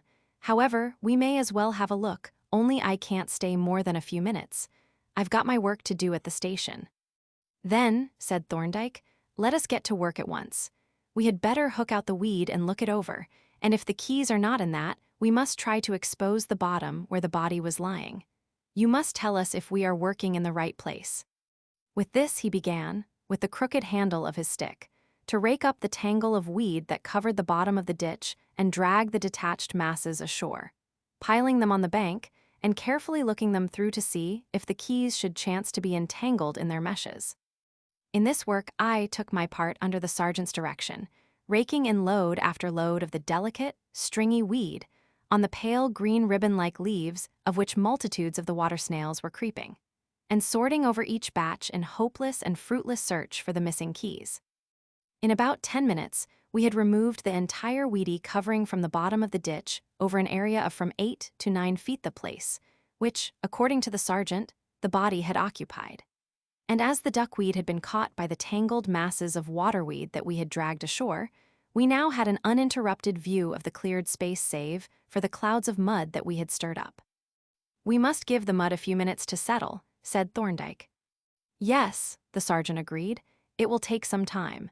And as it doesn't really concern me now that the inquest is over, I think I will get back to the station if you will excuse me." Thorndyke excused him very willingly, I think, though politely and with many thanks for his help. When he had gone, I remarked, "I am inclined to agree with the sergeant. If we find the keys, we shan't be much forarder." "We shall know that he had them with him," he replied. "Though, of course, if we don't find them, that will not prove that they are not here. Still, I think we should try to settle the question." His answer left me quite unconvinced, but the care with which he searched the ditch and sorted out the weed left me in no doubt that, to him, the matter seemed to be of some importance. However, nothing came of the search. If the keys were there, they were buried in the mud, and eventually we had to give up the search and make our way back towards the station. As we passed out of the lane into Ponders Road, Thorndyke stopped at the entrance, under the trees, by a little triangle of turf which marked the beginning of the lane, and looked down at the muddy ground. "Here is quite an interesting thing, Jervis," he remarked, "which shows us how standardized objects tend to develop an individual character. These are the tracks of a car, or more probably a tradesman's van, which was fitted with Barlow tires. Now there must be thousands of vans fitted with these tires. They are the favorite type for light-covered vans, and when new they are all alike and indistinguishable. Yet this tire of the off hindwheel has acquired a character, which would enable one to pick it out with certainty from 10,000 others. First, you see, there is a deep cut in the tire at an angle of 45, then a kidney-shaped, Blakey, has stuck in the outer tire without puncturing the inner. And finally, some adhesive object, perhaps a lump of pitch from a newly mended road, has become fixed on just behind the Blakey. Now, if we make a rough sketch of those 3 marks and indicate their distance apart, thus, here he made a rapid sketch in his notebook and wrote in the intervals in inches, we have the means of swearing to the identity of a vehicle which we have never seen. And which, I added, had for some reason swerved over to the wrong side of the road. Yes, I should say that tire is certainly unique, but surely most tires are identifiable when they have been in use for some time. Exactly, he replied. That was my point. The standardized thing is devoid of character only when it is new. It was not a very subtle point, and as it was fairly obvious, I made no comment, but presently reverted to the case of Pedley deceased. I don't quite see why you are taking all this trouble. The insurance claim is not likely to be contested. No one can prove that it was a case of suicide, though I should think no one will feel any doubt that it was, at least that is my own feeling. Thorndyke looked at me with an expression of reproach. I am afraid that my learned friend has not been making very good use of his eyes, said he. He has allowed his attention to be distracted by superficial appearances. You don't think that it was suicide, then? I asked, considerably taken aback. It isn't a question of thinking, he replied. It was certainly not suicide. There are the plainest indications of homicide, and of course, in the particular circumstances, homicide means murder. I was thunderstruck. In my own mind, I had dismissed the case somewhat contemptuously as a mere commonplace suicide. As my friend had truly said, I had accepted the obvious appearances and let them mislead me, whereas Thorndyke had followed his golden rule of accepting nothing and observing everything. But what was it that he had observed? I knew that it was useless to ask, but still I ventured on a tentative question. When did you come to the conclusion that it was a case of homicide? As soon as I had had a good look at the place where the body was found, he replied promptly. This did not help me much, for I had given very little attention to anything but the search for the keys. The absence of those keys was, of course, a suspicious fact if it was a fact, but we had not proved their absence, we had only failed to find them. What do you propose to do next? I asked. Evidently, he answered, there are two things to be done. One is to test the murder theory to look for more evidence for or against it. The other is to identify the murderer, if possible. But really the two problems are one, since they involve the questions, who had a motive for killing Cyrus Pedley, and who had the opportunity and the means. Our discussion brought us to the station, where, outside the hotel, we found Mr. Pedley waiting for us. I am glad you have come, said he. I was beginning to fear that we should lose this train. I suppose there is no new light on this mysterious affair. No, Thorndyke replied. Rather, there is a new problem. No keys were found in your brother's pockets, and we have failed to find them in the ditch, though, of course, they may be there. They must be, said Pedley. They must have fallen out of his pocket and got buried in the mud, unless he lost them previously, which is most unlikely. It is a pity, though. We shall have to break open his cabinets and drawers, which he would have hated. He was very fastidious about his furniture. You will have to break into his flat, too, said I. No, he replied. I shan't have to do that. I have a duplicate of his latchkey. He had a spare bedroom which he let me use if I wanted to stay in town. As he spoke, he produced his key bunch and exhibited a small Chubb latchkey. I wish we had the others, though, he added. Here the up train was heard approaching, and we hurried on to the platform, selecting an empty first-class compartment as it drew up. As soon as the train had started, Thorndyke began his inquiries, to which I listened attentively. You said that your brother had been anxious and depressed lately. Was there anything more than this? Any nervousness or foreboding? Well, yes, replied Pedley. Looking back, I seemed to see that the possibility of death was in his mind. A week or two ago, he brought his will to me to see if it was quite satisfactory to me as the principal beneficiary, and he handed to me his last receipt for the insurance premium. That looks a little suggestive. It does, Thorndyke agreed. And as to his occupation and his associates, what do you know about them? His private friends are mostly my own, but of his official associates I know nothing. He was connected with the Foreign Office, but in what capacity I don't know at all. He was extremely reticent on the subject. I only know that he traveled about a good deal, presumably on official business. This was not very illuminating, but it was all our client had to tell, and the conversation languished somewhat until the train drew up at Marylebone, when Thorndyke said, as if by an afterthought, You have your brother's latchkey. How would it be if we just took a glance at the flat? Have you time now? I will make time, was the reply, if you want to see the flat. I don't see what you could learn from inspecting it, but that is your affair. I am in your hands. I should like to look round the rooms, Thorndyke answered, and as our client assented, we approached a taxicab and entered while Pedley gave the driver the necessary directions. A quarter of an hour later, we drew up opposite a tall block of buildings, and Mr. Pedley, having paid off the cab, led the way to the lift. The dead man's flat was on the third floor, and, like the others, was distinguished only by the number on the door. Mr. Pedley inserted the key into the latch, and having opened the door, preceded us across the small lobby into the sitting room. Ha, he exclaimed as he entered, this solves your problem. As he spoke, he pointed to the table, on which lay a small bunch of keys, including a latchkey similar to the one that he had shown us. But, he continued, it is rather extraordinary. It just shows what a very disturbed state his mind must have been in. Yes, Thorndyke agreed, looking critically about the room, and as the latchkey is there, it raises the question whether the keys may have been out of his possession. Do you know what the various locked receptacles contain? I know pretty well what is in the bureau, but as to the cupboard above it, I have never seen it open and don't know what he kept in it. I always assumed that he reserved it for his official papers.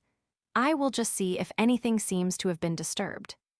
He unlocked and opened the flap of the old-fashioned bureau and pulled out the small drawers one after the other, examining the contents of each. Then he opened each of the larger drawers and turned over the various articles in them. As he closed the last one, he reported, "Everything seems to be in order: checkbook, insurance policy, a few share certificates, and so on. Nothing seems to have been touched.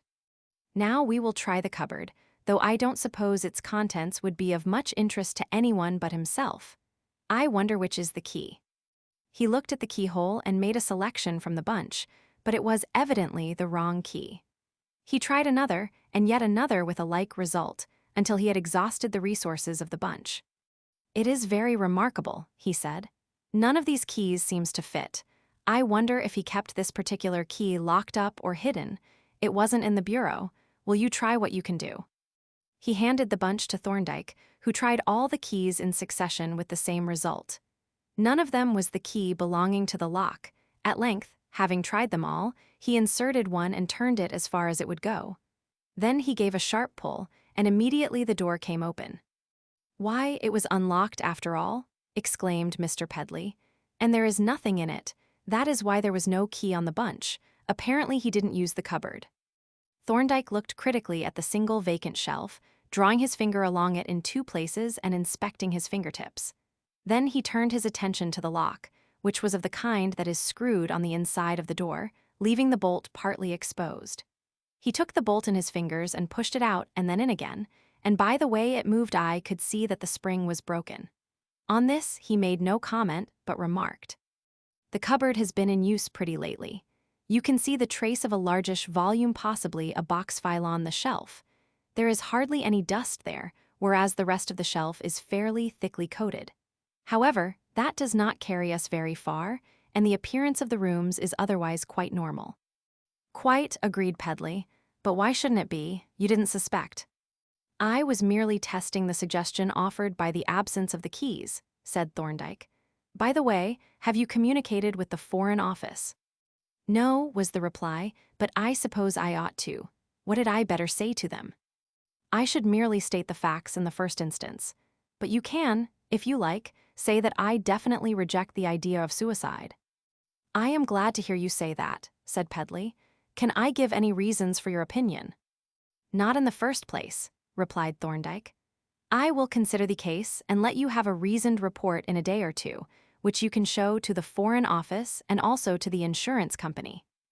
Mr. Pedley looked as if he would have liked to ask some further questions, but as Thorndyke now made his way to the door, he followed in silence, pocketing the keys as we went out. He accompanied us down to the entry, and there we left him, setting forth in the direction of South Kensington Station. "It looked to me," said I, as soon as we were out of earshot, "as if that lock had been forced.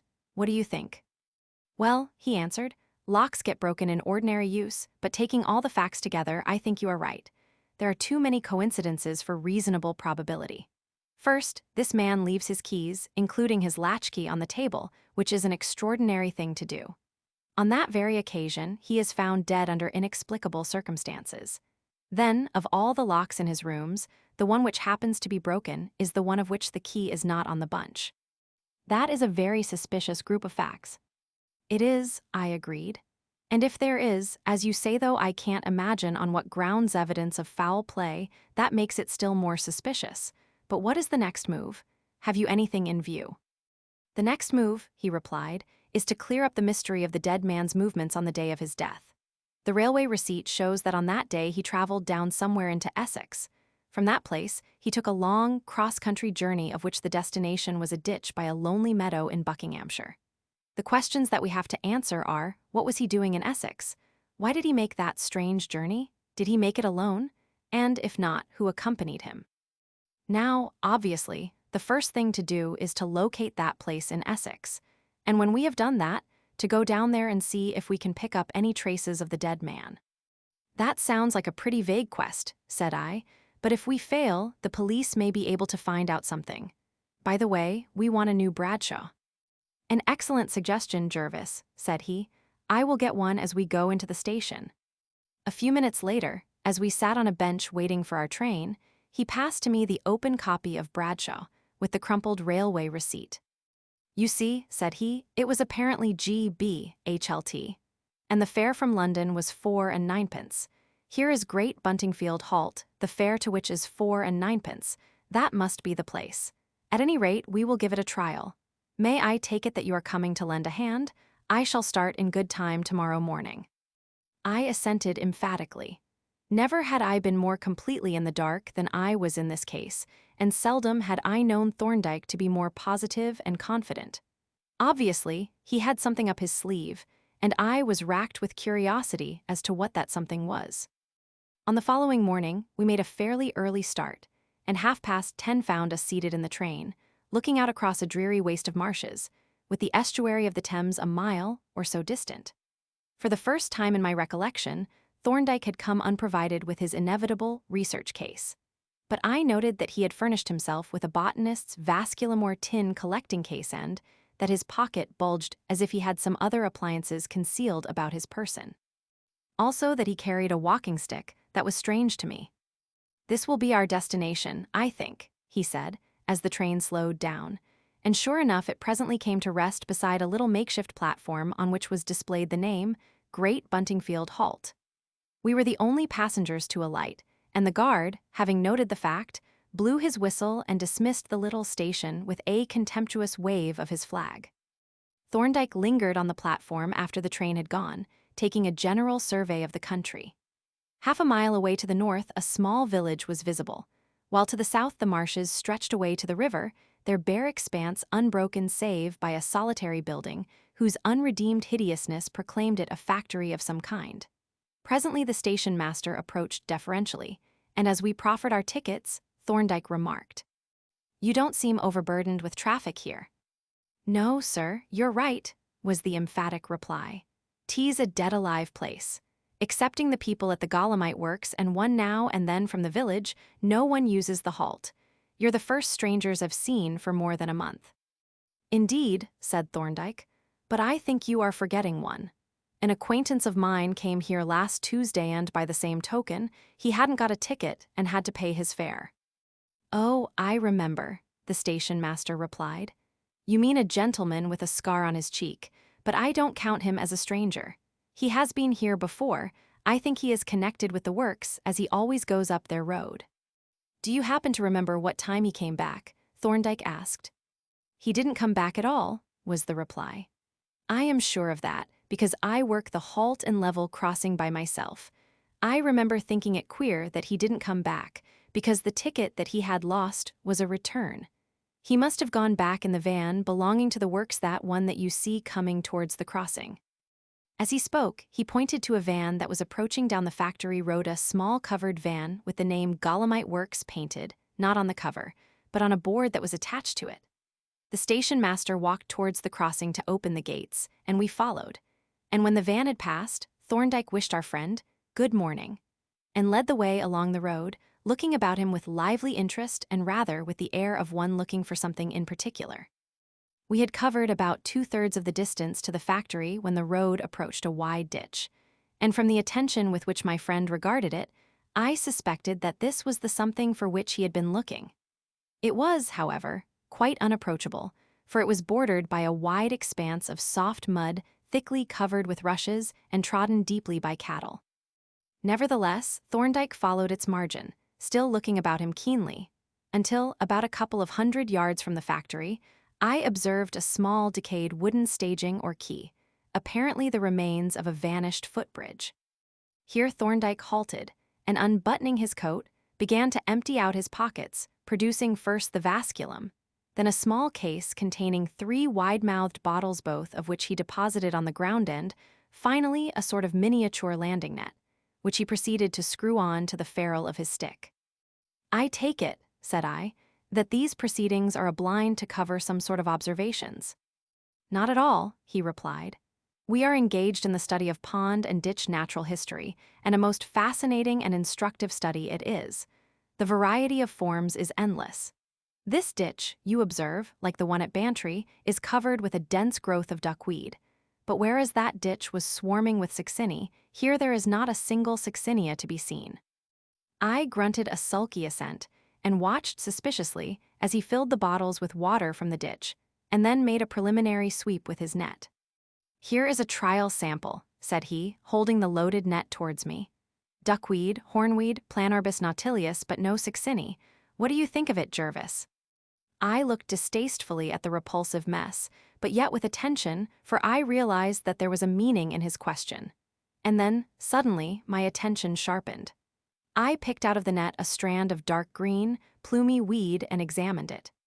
"So this is hornweed," I said. Then it was a piece of hornweed that Cyrus Pedley held grasped in his hand, and now I come to think of it, I don't remember seeing any hornweed in the ditch at Bantry. He nodded approvingly. "There wasn't any," said he.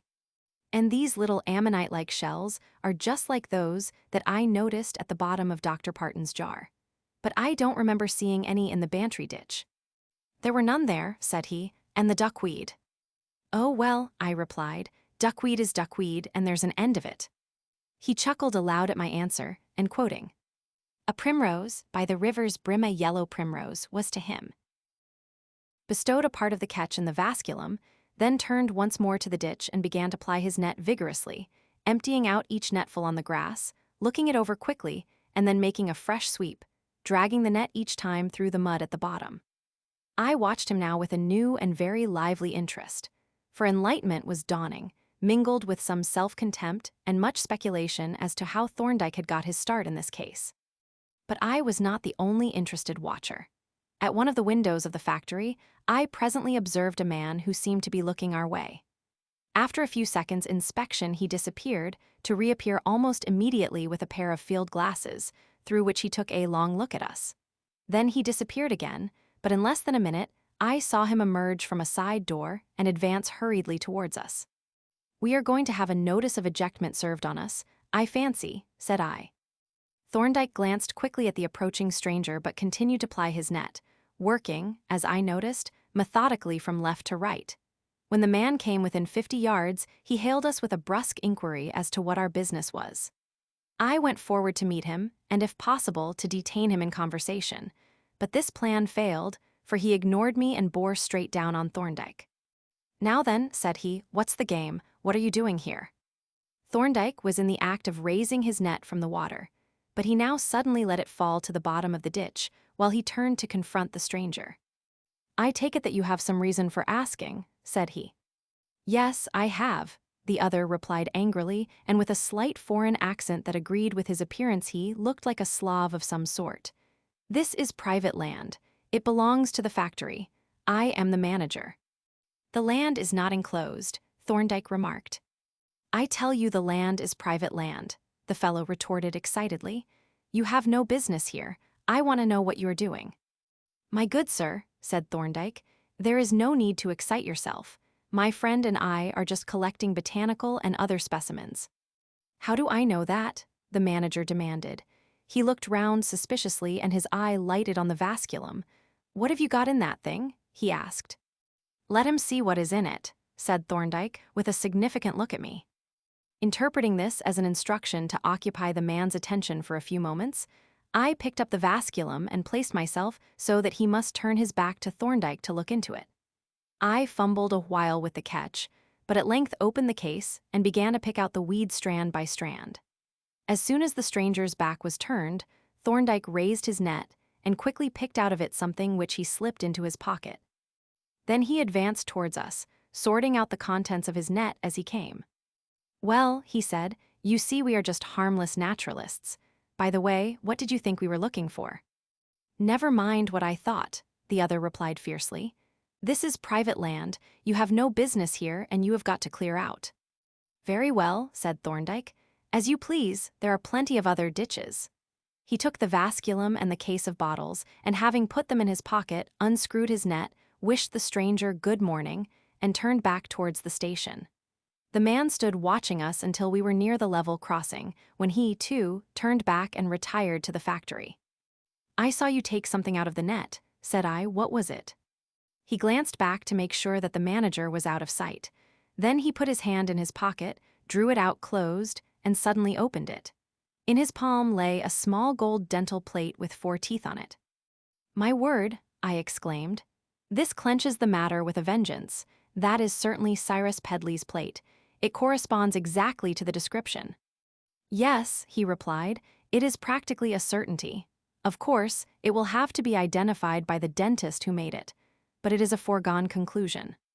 I reflected as we walked towards the station on the singular sureness with which Thorndyke had followed what was to me an invisible trail. Presently I said, "What is puzzling me is how you got your start in this case. What gave you the first hint that it was homicide and not suicide or misadventure?" "It was the old story, Jervis," he replied. "Just a matter of observing and remembering apparently trivial details. Here, by the way, is a case in point." He stopped and looked down at a set of tracks in the soft earth road, apparently those of the van which we had seen cross the line. I followed the direction of his glance and saw the clear impression of a Blakey's protector, preceded by that of a gash in the tire and followed by that of a projecting lump. "But this is astounding," I exclaimed.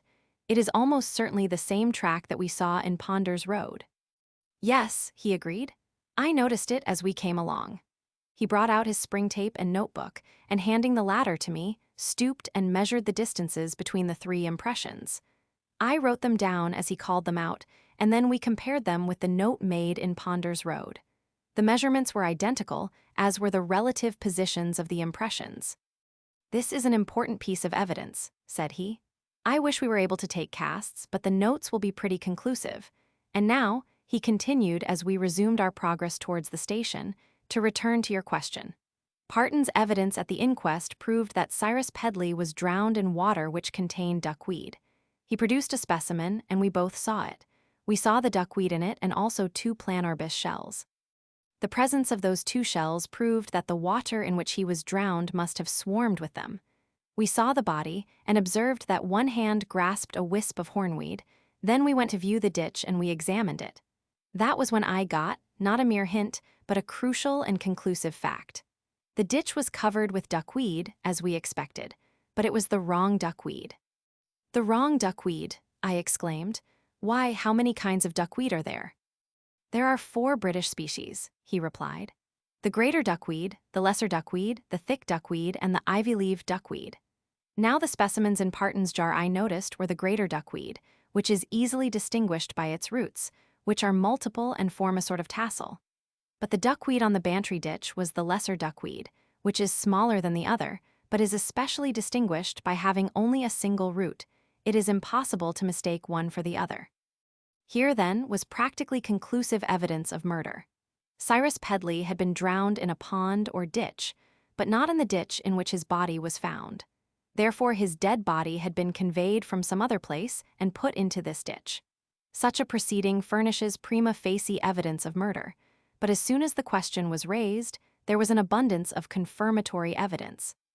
There was no hornweed or planorbis shells in the ditch, but there were swarms of succinni, some of which would inevitably have been swallowed with the water.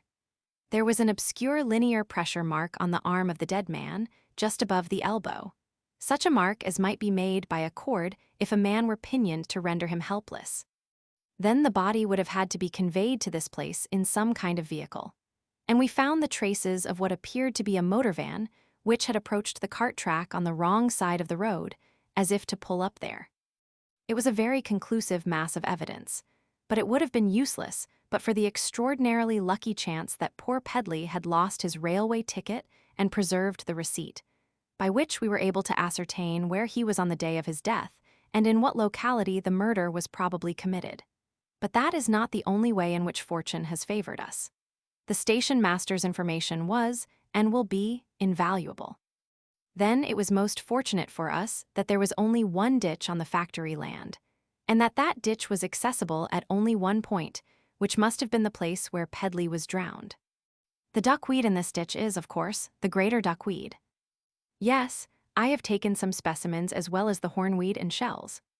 He opened the vasculum and picked out one of the tiny plants, exhibiting the characteristic tassel of roots. I shall write to Parton and tell him to preserve the jar and the hornweed if it has not been thrown away. But the duckweed alone, produced in evidence, would be proof enough that Pedley was not drowned in the Bantry ditch, and the dental plate will show where he was drowned. Are you going to pursue the case any farther? I asked. No, he replied. I shall call at Scotland Yard on my way home and report what I have learned and what I can prove in court. Then I shall have finished with the case. The rest is for the police, and I imagine they won't have much difficulty. The circumstances seem to tell their own story. Pedley was employed by the Foreign Office, probably on some kind of secret service.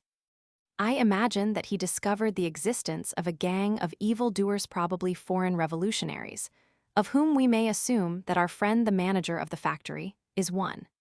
That he contrived to associate himself with them and to visit the factory occasionally to ascertain what was made there besides Golemite if Golemite is not itself an illicit product. Then I assume that he was discovered to be a spy, that he was lured down here, that he was pinioned and drowned sometime on Tuesday night, and his body put into the van and conveyed to a place miles away from the scene of his death, where it was deposited in a ditch apparently identical in character with that in which he was drowned. It was an extremely ingenious and well-thought-out plan. It seemed to have provided for every kind of inquiry, and it very narrowly missed being successful. Yes, I agreed, but it didn't provide for Dr. John Thorndyke. It didn't provide for a searching examination of all the details, he replied, and no criminal plan that I have ever met has done so. The completeness of the scheme is limited by the knowledge of the schemers, and in practice, there is always something overlooked. In this case, the criminals were unlearned in the natural history of ditches. Thorndyke's theory of the crime turned out to be substantially correct. The Golemite works proved to be a factory where high explosives were made by a gang of cosmopolitan revolutionaries who were all known to the police. But the work of the latter was simplified by a detailed report which the dead man had deposited at his bank, and which was discovered in time to enable the police to raid the factory and secure the whole gang. When once they were under lock and key, further information was forthcoming. For a charge of murder against them, jointly soon produced King's evidence sufficient to procure a conviction of the 3 actual perpetrators of the murder. 5. Mr. Ponting's alibi. Thorndyke looked doubtfully at the pleasant-faced, athletic-looking clergyman who had just come in, bearing Mr. Brodribb's card as an explanatory credential. I don't quite see, said he, why Mr. Brodribb sent you to me. It seems to be a purely legal matter which he could have dealt with himself, at least as well as I can.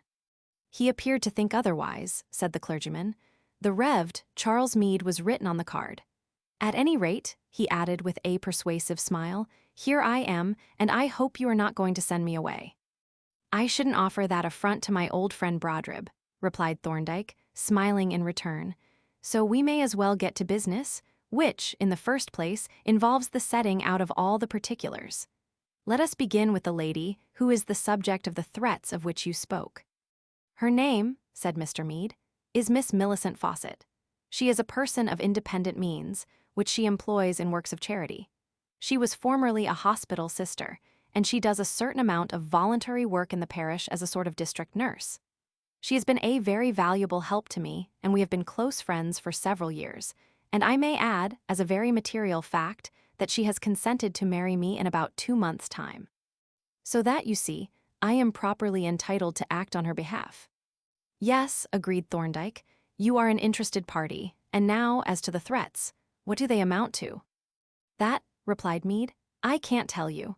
I gathered quite by chance from some words that she dropped that she had been threatened, but she was unwilling to say more on the subject as she did not take the matter seriously. She is not at all nervous. However, I told her I was taking advice, and I hope you will be able to extract more details from her. For my own part, I am decidedly uneasy. And as to the person or persons who have uttered the threats, who are they, and out of what circumstances have the threats arisen? The person is a certain William Ponting, who is Miss Fawcett's step-brother, if that is the right term. Her father married, as his second wife, a Mrs. Ponting, a widow with 1 son. This is the son. His mother died before Mr. Fawcett, and the latter, when he died, left his daughter, Millicent, sole heir to his property. That has always been a grievance to Ponting, but now he has another. Miss Fawcett made a will some years ago by which the bulk of her rather considerable property is left to 2 cousins, Frederick and James Barnett, the sons of her father's sister. A comparatively small amount goes to Ponting. When he heard this, he was furious. He demanded a portion at least equal to the others, and has continued to make this demand from time to time. In fact, he has been extremely troublesome, and appears to be getting still more so. I gathered that the threats were due to her refusal to alter the will. But, said I, doesn't he realize that her marriage will render that will null and void? Apparently not, replied Meade, nor, to tell the truth, did I realize it myself. Will she have to make a new will? Certainly, I replied. And as that new will may be expected to be still less favorable to him, that will presumably be a further grievance. One doesn't understand, said Thorndyke, why he should excite himself so much about her will. What are their respective ages? Miss Fawcett is 36, and Ponting is about 40. And what kind of man is he? Thorndyke asked. A very unpleasant kind of man, I am sorry to say. Morose, rude, and violent-tempered. A spendthrift and a cadger. He has had quite a lot of money from Miss Fawcett loans, which, of course, are never repaid, and he is none too industrious, though he has a regular job on the staff of a weekly paper, but he seems to be always in debt. We may as well note his address, said Thorndyke. He lives in a small flat in Bloomsbury alone now, since he quarreled with the man who used to share it with him. The address is 12 Borneo House, Devonshire Street. What sort of terms is he on with the cousins, his rivals? No sort of terms now, replied Meade. They used to be great friends, so much so that he took his present flat to be near them. They live in the adjoining flat, number 12 Sumatra House. But since the trouble about the will, he is hardly on speaking terms with them. They live together then. Yes, Frederick and his wife and James, who is unmarried. They are rather a queer lot, too. Frederick is a singer on the variety stage, and James accompanies him on various instruments. But they are both sporting characters of a kind, especially James, who does a bit on the turf and engages in other odd activities. Of course, their musical habits are a grievance to Ponting. He is constantly making complaints of their disturbing him at his work. Mr. Meade paused and looked wistfully at Thorndyke, who was making full notes of the conversation. Well, said the latter, we seem to have got all the facts excepting the most important, the nature of the threats. What do you want us to do? I want you to see Miss Fawcett with me, if possible, and induce her to give you such details as would enable you to put a stop to the nuisance. You couldn't come tonight, I suppose? It is a beast of a night, but I would take you there in a taxi. It is only to Tooting Bec. What do you say? He added eagerly, as Thorndyke made no objection. We are sure to find her in, because her maid is away on a visit to her home, and she is alone in the house. Thorndyke looked reflectively at his watch. 8:30, he remarked, and half an hour to get there. These threats are probably nothing but ill temper, but we don't know. There may be something more serious behind them, and in law as in medicine, prevention is better than a post-mortem. What do you say, Jervis? What could I say? I would much sooner have sat by the fire with a book than turn out into the murk of a November night. But I felt it necessary, especially as Thorndyke had evidently made up his mind. Accordingly, I made a virtue of necessity, and a couple of minutes later we had exchanged the cozy room for the chilly darkness of Inner Temple Lane, up which the gratified parson was speeding ahead to capture a taxi. At the top of the lane, we perceived him giving elaborate instructions to a taxi driver as he held the door of the cab open. And Thorndyke, having carefully disposed of his research case which, to my secret amusement, he had caught up from mere force of habit, as we started took his seat, and Meade and I followed. As the taxi trundled smoothly along the dark streets, Mr. Meade filled in the details of his previous sketch, and, in a simple, manly, unaffected way dilated upon his good fortune and the pleasant future that lay before him. It was not, perhaps, a romantic marriage, he admitted, but Miss Fawcett and he had been faithful friends for years, and faithful friends they would remain till death did them part. So he ran on, now gleefully, now with a note of anxiety, and we listened by no means unsympathetically, until at last the cab drew up at a small, unpretentious house, standing in its own little grounds in a quiet suburban road. She is at home, you see, observed Meade, pointing to a lighted ground-floor window. He directed the taxi driver to wait for the return journey, and striding up the path, delivered a characteristic knock at the door. As this brought no response, he knocked again and rang the bell. But still there was no answer, though twice I thought I heard the sound of a bolt being either drawn or shot softly. Again, Mr. Meade plied the knocker more vigorously and pressed the push of the bell, which we could hear ringing loudly within. "This is very strange," said Meade, in an anxious tone, keeping his thumb pressed on the bell push. "She can't have gone out and left the electric light on. What had we better do?" "We had better enter without more delay," Thorndyke replied. "There were certainly sounds from within. Is there a side gate?" Meade ran off towards the side of the house, and Thorndyke and I glanced at the lighted window, which was slightly open at the top. "Looks a bit queer," I remarked, listening at the letterbox. Thorndyke assented gravely, and at this moment Meade returned, breathing hard. "The side gate is bolted inside," said he, and at this I recalled the stealthy sound of the bolt that I had heard. "What is to be done?" Without replying, Thorndyke handed me his research case, stepped across to the window, sprang up on the sill, drew down the upper sash, and disappeared between the curtains into the room. A moment later the street door opened and Meade and I entered the hall. We glanced through the open doorway into the lighted room, and I noticed a heap of needlework thrown hastily on the dining table. Then Meade switched on the hall light, and Thorndyke walked quickly past him to the half-open door of the next room. Before entering, he reached in and switched on the light, and as he stepped into the room, he partly closed the door behind him. "Don't come in here, Meade," he called out. But the parson's eye, like my own, had seen something before the door closed, a great dark stain on the carpet just within the threshold. Regardless of the admonition, he pushed the door open and darted into the room. Following him, I saw him rush forward, fling his arms up wildly, and with a dreadful, strangled cry, sink upon his knees beside a low couch on which a woman was lying. "Merciful God," he gasped. "She is dead. Is she dead, doctor? Can nothing be done?" Thorndyke shook his head. "Nothing," he said in a low voice. "She is dead." Poor Meade knelt by the couch, his hands clutching at his hair and his eyes riveted on the dead face, the very embodiment of horror and despair. "God Almighty," he exclaimed in the same strangled undertone. "How frightful! Poor, poor Millie, dear, sweet friend." Then suddenly, almost savagely, he turned to Thorndyke. "But it can't be, doctor. It is impossible, unbelievable. That, I mean." And he pointed to the dead woman's right hand, which held an open razor. Our poor friend had spoken my own thought.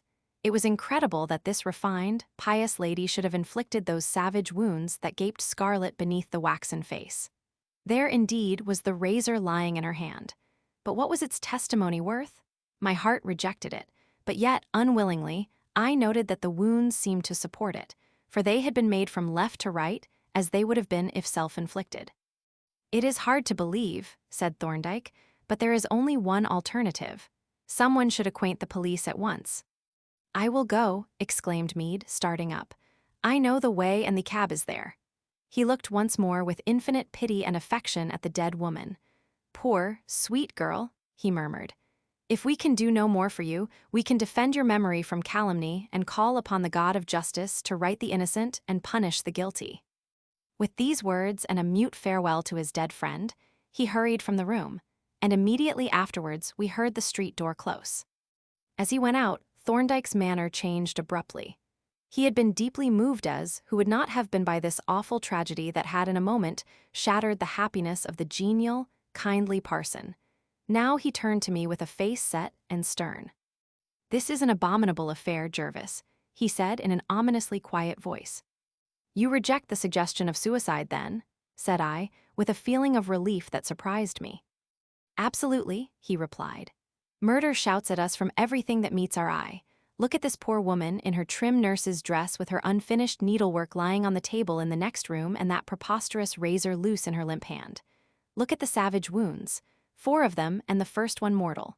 The great blood stain by the door, the great blood stain on her dress from the neck to the feet. The gashed collar, the cap string cut right through. Note that the bleeding had practically ceased when she lay down. That is a group of visible facts that is utterly inconsistent with the idea of suicide. But we are wasting time. Let us search the premises thoroughly. The murderer has pretty certainly got away, but as he was in the house when we arrived, any traces will be quite fresh." As he spoke, he took his electric lamp from the research case and walked to the door. "We can examine this room later," he said, "but we had better look over the house. If you will stay by the stairs and watch the front and back doors, I will look through the upper rooms."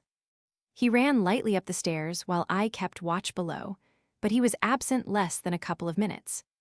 "There is no one there," he reported, "and as there is no basement, we will just look at this floor and then examine the grounds." After a rapid inspection of the ground floor rooms, including the kitchen, we went out by the back door, which was unbolted, and inspected the grounds. These consisted of a largish garden with a small orchard at the side. In the former, we could discover no traces of any kind, but at the end of the path that crossed the orchard, we came on a possible clue.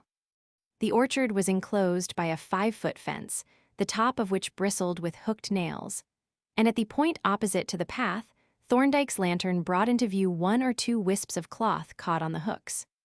"Someone has been over here," said Thorndyke, "but as this is an orchard, there is nothing remarkable in the fact. However, there is no fruit on the trees now, and the cloth looks fairly fresh. There are 2 kinds, you notice, a dark blue and a black and white mixture of some kind. Corresponding, probably, to the coat and trousers," I suggested. "Possibly," he agreed, taking from his pocket a couple of the little seed envelopes of which he always carried a supply. Very delicately, he picked the tiny wisps of cloth from the hooks and bestowed each kind in a separate envelope. Having pocketed these, he leaned over the fence and threw the light of his lamp along the narrow lane or alley that divided the orchard from the adjoining premises. It was ungraveled and covered with a growth of rank grass, which suggested that it was little frequented.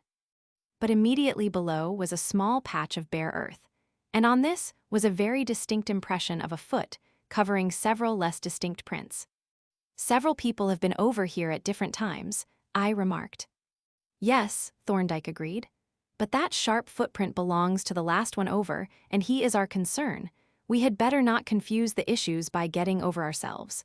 We will mark the spot and explore from the other end." He laid his handkerchief over the top of the fence, and we then went back to the house. "You are going to take a plaster cast, I suppose," said I, and as he assented, I fetched the research case from the drawing room. Then we fixed the catch of the front door latch and went out, drawing the door to after us. We found the entrance to the alley about 60 yards from the gate, and entering it, walked slowly forwards, scanning the ground as we went. But the bright lamplight showed nothing more than the vague marks of trampling feet on the grass until we came to the spot marked by the handkerchief on the fence. "It is a pity," I remarked, "that this footprint has obliterated the others." "On the other hand," he replied, "this one, which is the one that interests us, is remarkably clear and characteristic. A circular heel and a rubber sole of a recognizable pattern mended with a patch of cement paste. It is a footprint that could be identified beyond a doubt." As he was speaking, he took from the research case the water bottle, plaster tin, rubber mixing bowl and spoon, and a piece of canvas with which to reinforce the cast. Rapidly, he mixed a bowlful extra thick, so that it should set quickly, and hard-dipped the canvas into it, poured the remainder into the footprint, and laid the canvas on it. "I will get you to stay here, Jervis," said he, "until the plaster has set.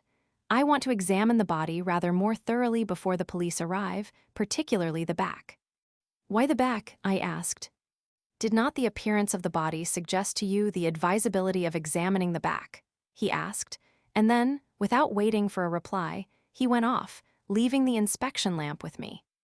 His words gave me matter for profound thought during my short vigil. I recalled the appearance of the dead woman very vividly indeed. I am not likely ever to forget it, and I strove to connect that appearance with his desire to examine the back of the corpse. But there seemed to be no connection at all. The visible injuries were in front, and I had seen nothing to suggest the existence of any others. From time to time, I tested the condition of the plaster, impatient to rejoin my colleague, but fearful of cracking the thin cast by raising it prematurely.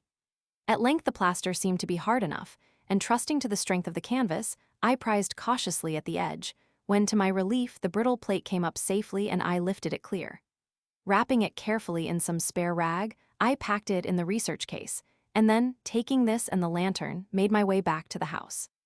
When I had let down the catch and closed the front door, I went into the drawing room, where I found Thorndyke stooping over the dark stain at the threshold and scanning the floor as if in search of something. I reported the completion of the cast, and then asked him what he was looking for. "I am looking for a button," he replied. "There is one missing from the back, the one to which the collar was fastened." "Is it of any importance?" I asked. "It is important to ascertain when and where it became detached," he replied. "Let us have the inspection lamp." I gave him the lamp, which he placed on the floor, turning it so that its beam of light traveled along the surface. Stooping to follow the light, I scrutinized the floor minutely but in vain. "It may not be here at all," said I, but at that moment the bright gleam, penetrating the darkness under a cabinet, struck a small object close to the wall. In a moment I had thrown myself prone on the carpet, and reaching under the cabinet, brought forth a largish mother-of-pearl button. "You notice," said Thorndyke, as he examined it, "that the cabinet is near the window, at the opposite end of the room to the couch. But we had better see that it is the right button." He walked slowly towards the couch, still stooping and searching the floor with the light. The corpse, I noticed, had been turned on its side, exposing the back and the displaced collar. Through the strained buttonhole of the latter Thorndyke passed the button without difficulty. "Yes," he said, "that is where it came from. You will notice that there is a similar one in front. By the way," he continued, bringing the lamp close to the surface of the gray serge dress, "I picked off 1 or 2 hare's animal hairs, cat and dog they looked like. Here are 1 or 2 more. Will you hold the lamp while I take them off?" "They are probably from some pets of hers," I remarked, as he picked them off with his forceps and deposited them in one of the invaluable seed envelopes. "Spinsters are a good deal addicted to pets, especially cats and dogs." "Possibly," he replied. "But I could see none in front, where you would expect to find them, and there seemed to be none on the carpet. Now let us replace the body as we found it and just have a look at our material before the police arrive. I expected them here before this." We turned the body back into its original position, and taking the research case and the lamp, went into the dining room. Here Thorndyke rapidly set up the little traveling microscope, and bringing forth the seed envelopes, began to prepare slides from the contents of some while I prepared the others. There was time only for a very hasty examination, which Thorndyke made as soon as the specimens were mounted. "The clothing," he reported with his eye at the microscope, "is woolen in both cases. Fairly good quality. The one a blue serge, apparently indigo dyed, the other a mixture of black and white, no other color. Probably a fine tabby or a small shepherd's plaid." "Serge coat and shepherd's plaid trousers," I suggested. "Now see what the hairs are." I handed him the slide, on which I had roughly mounted the collection in oil of lavender, and he placed it on the stage. "There are 3 different kinds of hairs here," he reported after a rapid inspection. "Some are obviously from a cat, a smoky Persian. Others are long, rather fine tawny hairs from a dog, probably a Pekingese. But there are 2 that I can't quite place. They look like monkey's hairs, but they are a very unusual color. There is a perceptible greenish tint, which is extremely uncommon in mammalian hairs. But I hear the taxi approaching. We need not be expansive to the local police as to what we have observed. This will probably be a case for the CID." I went out into the hall and opened the door as Meade came up the path, followed by 2 men. And as the latter came into the light, I was astonished to recognize in one of them our old friend, Detective Superintendent Miller, the other being, apparently, the station's superintendent. "We have kept Mr. Meade a long time," said Miller, "but we knew you were here, so the time wouldn't be wasted. Thought it best to get a full statement before we inspected the premises. How do, Doctor?" he added, shaking hands with Thorndyke. "Glad to see you here. I suppose you have got all the facts. I understood so from Mr. Meade." "Yes," replied Thorndyke. "We have all the antecedents of the case, and we arrived within a few minutes of the death of the deceased." "Ha!" exclaimed Miller. "Did you? And I expect you have formed an opinion on the question as to whether the injuries were self-inflicted." "I think," said Thorndyke, "that it would be best to act on the assumption that they were not in to act promptly." "Precisely," Miller agreed emphatically. "You mean that we had better find out at once where a certain person was. At what time did you arrive here?" "It was 2 minutes to 9 when the taxi stopped," replied Thorndyke, "and, as it is now only 25 minutes to 10, we have good time if Mr. Meade can spare us the taxi. I have the address." "The taxi is waiting for you," said Mr. Meade, "and the man has been paid for both journeys. I shall stay here in case the superintendent wants anything." He shook our hands warmly, and as we bade him farewell and noted the dazed, despairing expression and lines of grief that had already eaten into the face that had been so blithe and hopeful, we both thought bitterly of the few fatal minutes that had made us too late to save the wreckage of his life. We were just turning away when Thorndyke paused and again faced the clergyman. "Can you tell me," he asked, "whether Miss Fawcett had any pets, cats, dogs, or other animals?" Meade looked at him in surprise, and Superintendent Miller seemed to prick up his ears. But the former answered simply, "No, she was not very fond of animals. She reserved her affections for men and women." Thorndyke nodded gravely, and picking up the research case walked slowly out of the room, Miller and I following. As soon as the address had been given to the driver, and we had taken our seats in the taxi, the superintendent opened the examination in chief. "I see you have got your box of magic with you, Doctor," he said, cocking his eye at the research case. "Any luck?" "We have secured a very distinctive footprint," replied Thorndyke, "but it may have no connection with the case." "I hope it has," said Miller. "A good cast of a footprint which you can let the jury compare with the boot is first-class evidence." He took the cast, which I had produced from the research case, and turning it over tenderly and gloatingly, exclaimed, "Beautiful, beautiful, absolutely distinctive. There can't be another exactly like it in the world. It is as good as a fingerprint. For the Lord's sake, take care of it. It means a conviction if we can find the boot." The superintendent's efforts to engage Thorndyke in discussion were not very successful, and the conversational brunt was borne by me. For we both knew my colleague too well to interrupt him if he was disposed to be meditative, and such was now his disposition. Looking at him as he sat in his corner, silent but obviously wrapped in thought, I knew that he was mentally sorting out the data and testing the hypotheses that they yielded. "Here we are," said Miller, opening the door as the taxi stopped. "Now what are we going to say? Shall I tell him who I am?" "I expect you will have to," replied Thorndyke, "if you want him to let us in." "Very well," said Miller, "but I shall let you do the talking because I don't know what you have got up your sleeve." Thorndyke's prediction was verified literally. In response to the third knock, with an obligato accompaniment on the bell, wrathful footsteps. I had no idea footsteps could be so expressive advanced rapidly along the lobby. The door was wrenched open but only for a few inches and an angry, hairy face appeared in the opening. "Now then," the hairy person demanded, "what the deuce do you want?" "Are you Mr. William Ponting?" the superintendent inquired. "What the devil is that to do with you?" was the genial answer in the Scottish mode. "We have business," Miller began persuasively. "So have I," the presumable Ponting replied, "and mine won't wait." "But our business is very important," Miller urged. "So is mine," snapped Ponting, and would have shut the door but for Miller's obstructing foot, at which he kicked viciously, but with unsatisfactory results, as he was shod in light slippers, whereas the superintendent's boots were of constabulary solidity. "Now, look here," said Miller, dropping his conciliatory manner very completely, "you'd better stop this nonsense. I am a police officer, and I am going to come in." And with this he inserted a massive shoulder and pushed the door open. "Police officer, are you?" said Ponting, "and what might your business be with me?" "That is what I have been waiting to tell you," said Miller, "but we don't want to do our talking here." "Very well," growled Ponting. "Come in, but understand that I am busy. I've been interrupted enough this evening." He led the way into a rather barely furnished room with a wide bay window in which was a table fitted with a writing slope and lighted by an electric standard lamp. A litter of manuscript explained the nature of his business and his unwillingness to receive casual visitors. He sulkily placed 3 chairs, and then, seating himself, glowered at Thorndyke and me. "Are they police officers, too?" he demanded. "No," replied Miller, "they are medical gentlemen. Perhaps you had better explain the matter, Doctor," he added, addressing Thorndyke, who thereupon opened the proceedings. "We have called," said he, "to inform you that Miss Millicent Fawcett died suddenly this evening." "The devil!" exclaimed Ponting. "That's sudden with a vengeance. What time did this happen?"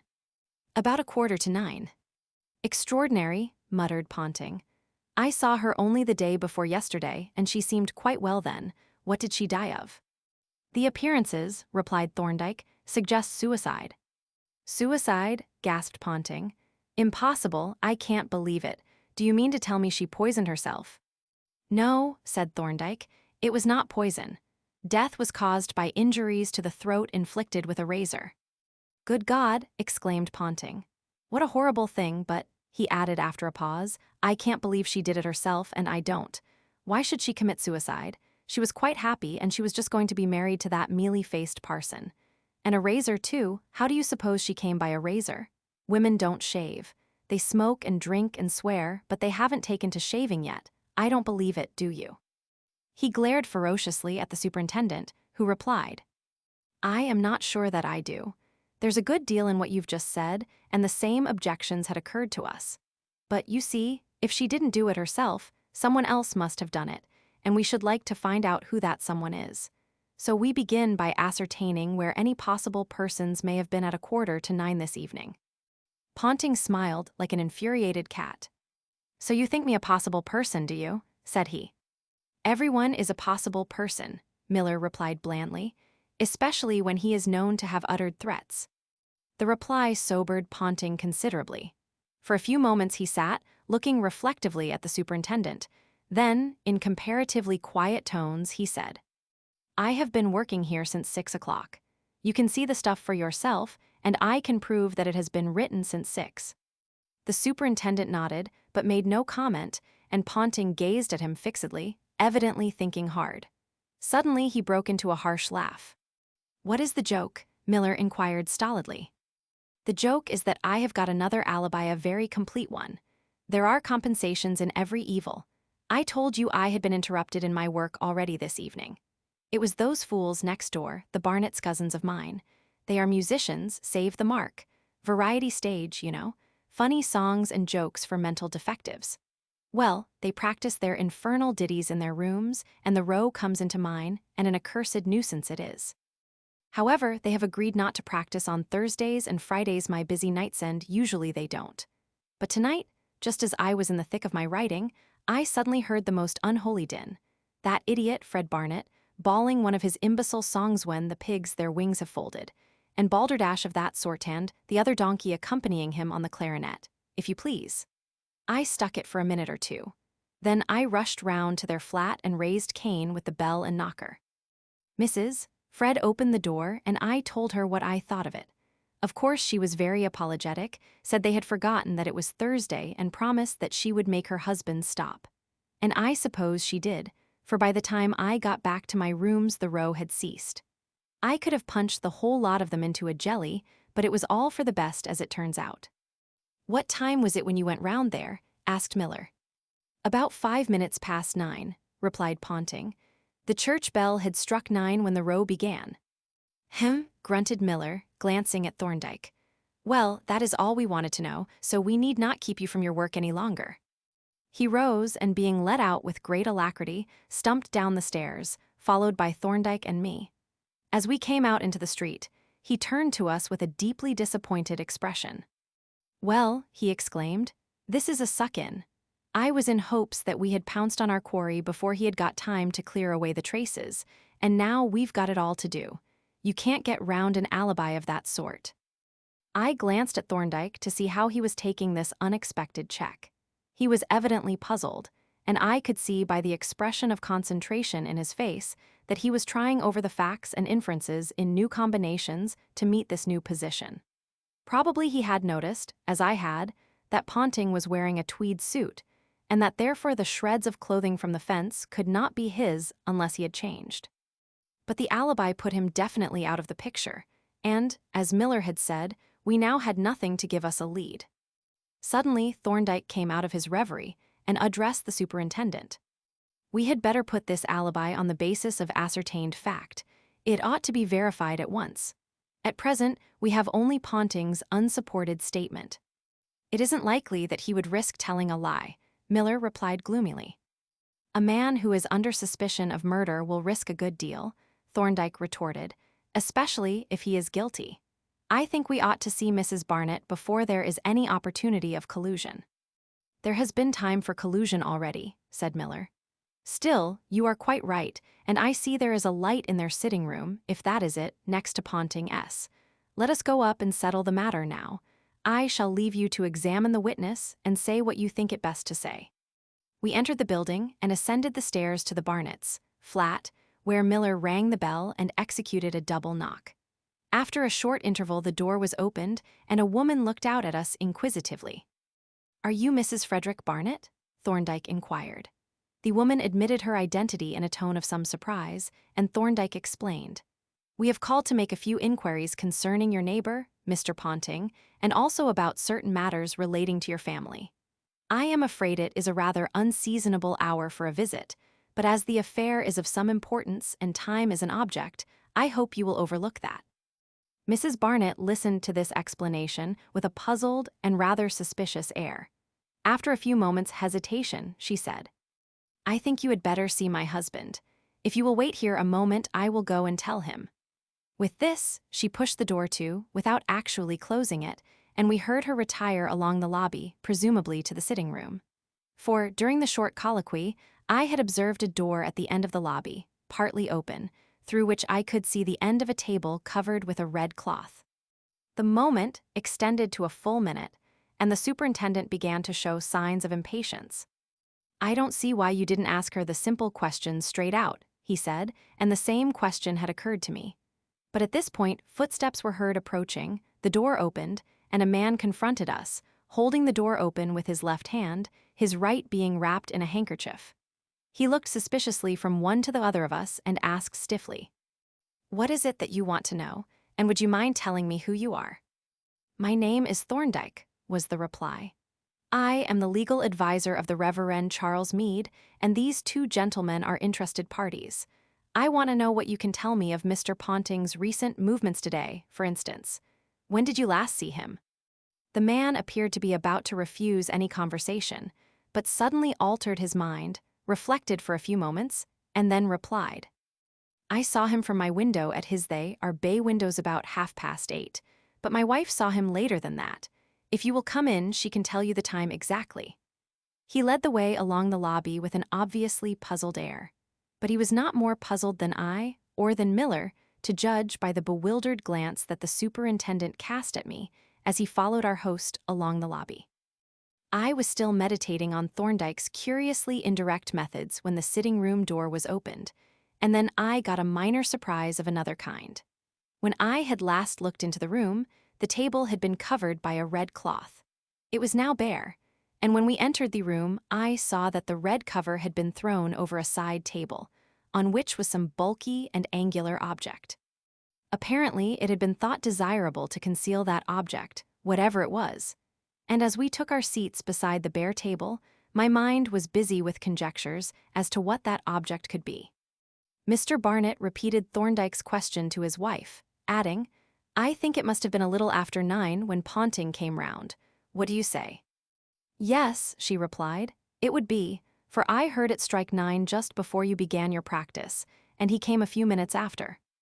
"You see," Barnet explained, "I am a singer, and my brother here accompanies me on various instruments, and of course we have to practice. But we don't practice on the nights when Ponting is busy Thursdays and Fridays, as he said that the music disturbed him. Tonight, however, we made a little mistake. I happen to have got a new song that I am anxious to get ready. It has an illustrative accompaniment on the clarinet, which my brother will play." We were so much taken up with the new song that we all forgot what day of the week it was and started to have a good practice. But before we had got through the first verse, Ponting came round, battering at the door like a madman. My wife went out and pacified him, and of course we shut down for the evening. While Mr. Barnet was giving his explanation, I looked about the room with vague curiosity. Somehow I cannot tell exactly how I was sensible of something queer in the atmosphere of this place, of a certain indefinite sense of tension. Mrs. Barnet looked pale and flurried. Her husband, in spite of his volubility, seemed ill at ease, and the brother, who sat huddled in an easy-chair, nursing a dark-colored Persian cat, stared into the fire, and neither moved nor spoke. And again, I looked at the red tablecloth and wondered what it covered. "By the way," said Barnet, after a brief pause, "what is the point of these inquiries of yours? About Ponting, I mean. What does it matter to you where he was this evening?" As he spoke, he produced a pipe and tobacco pouch and proceeded to fill the former, holding it in his bandaged right hand and filling it with his left. The facility with which he did this suggested that he was left-handed, an inference that was confirmed by the ease with which he struck the match with his left hand, and by the fact that he wore a wristwatch on his right wrist. "Your question is a perfectly natural one," said Thorndyke. "The answer to it is that a very terrible thing has happened. Miss Millicent Fawcett, who is, I think, a connection of yours, met her death this evening under circumstances of grave suspicion. She died, either by her own hand or by the hand of a murderer, a few minutes before 9 o'clock. Hence it has become necessary to ascertain the whereabouts at that time of any persons on whom suspicion might reasonably fall." "Good God!" exclaimed Barnett, "what a shocking thing!" The exclamation was followed by a deep silence, amidst which I could hear the barking of a dog in an adjacent room, the unmistakable sharp treble yelp of a Pekingese. And again, I seemed to be aware of a strange sense of tension in the occupants of this room. On hearing Thorndyke's answer, Mrs. Barnett had turned deadly pale and let her head fall forward on her hand. Her husband had sunk onto a chair, and he, too, looked pale and deeply shocked, while the brother continued to stare silently into the fire. At this moment, Thorndyke astonished me by an exhibition of what seemed under the tragic circumstances the most outrageous bad manners and bad taste.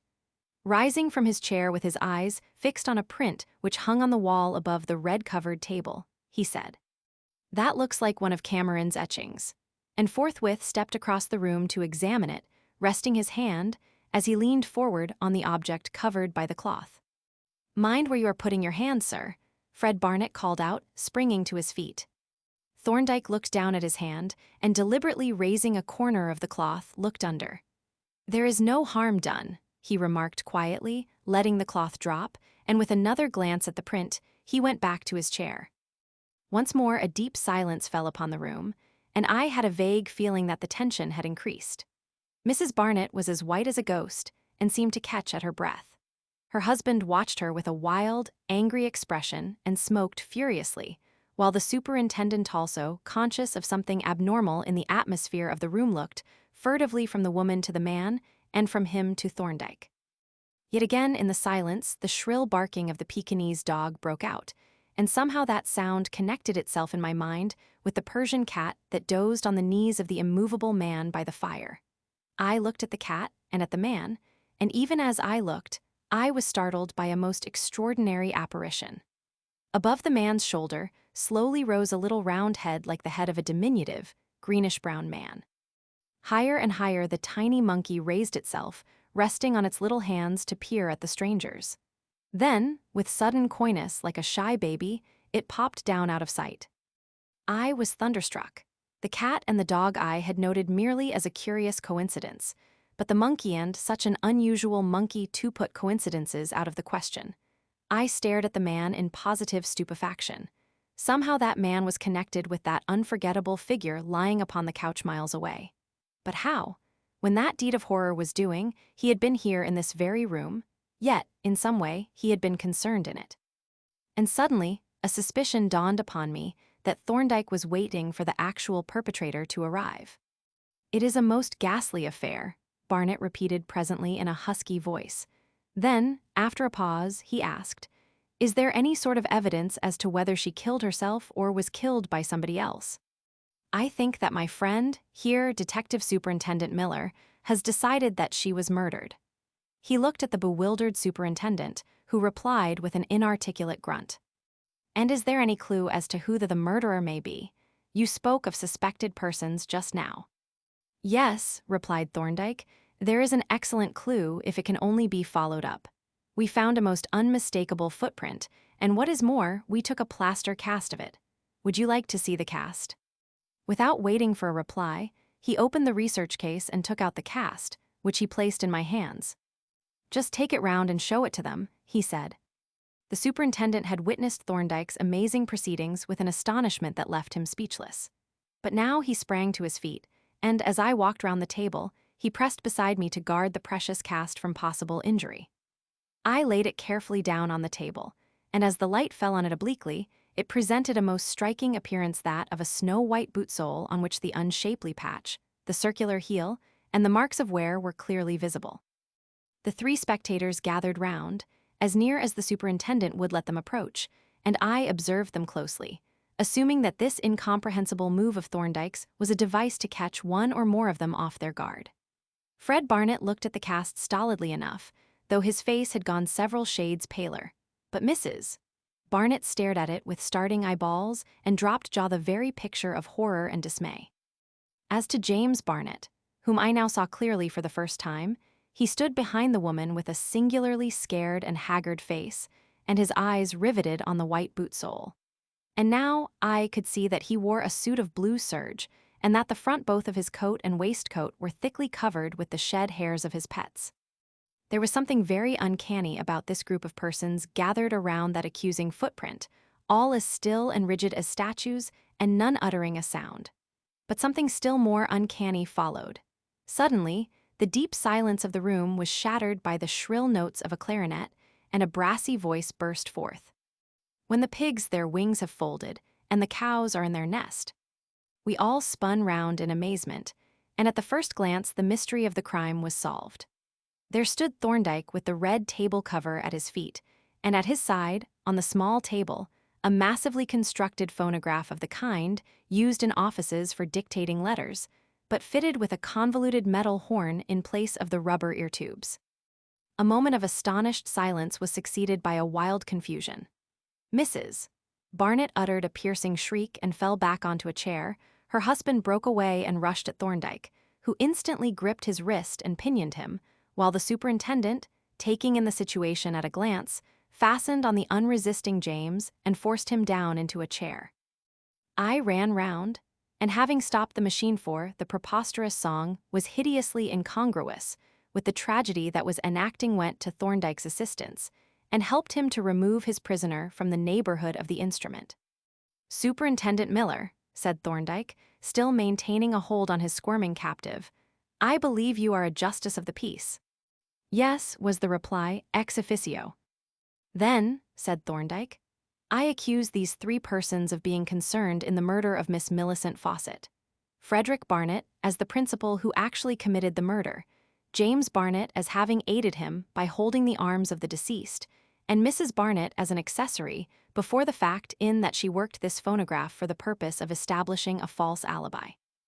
"I knew nothing about it," Mrs. Barnett shrieked hysterically. "They never told me why they wanted me to work the thing."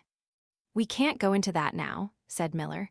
"You will be able to make your defense at the proper time and place. Can one of you go for assistance, or must I blow my whistle?" "You had better go, Jervis," said Thorndyke. "I can hold this man until reinforcements arrive, send a constable up and then go on to the station, and leave the outer door ajar."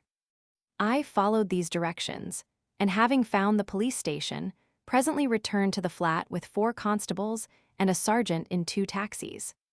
When the prisoners had been removed, together with the 3 animals, the latter in charge of a zoophilist constable, we searched the bedrooms.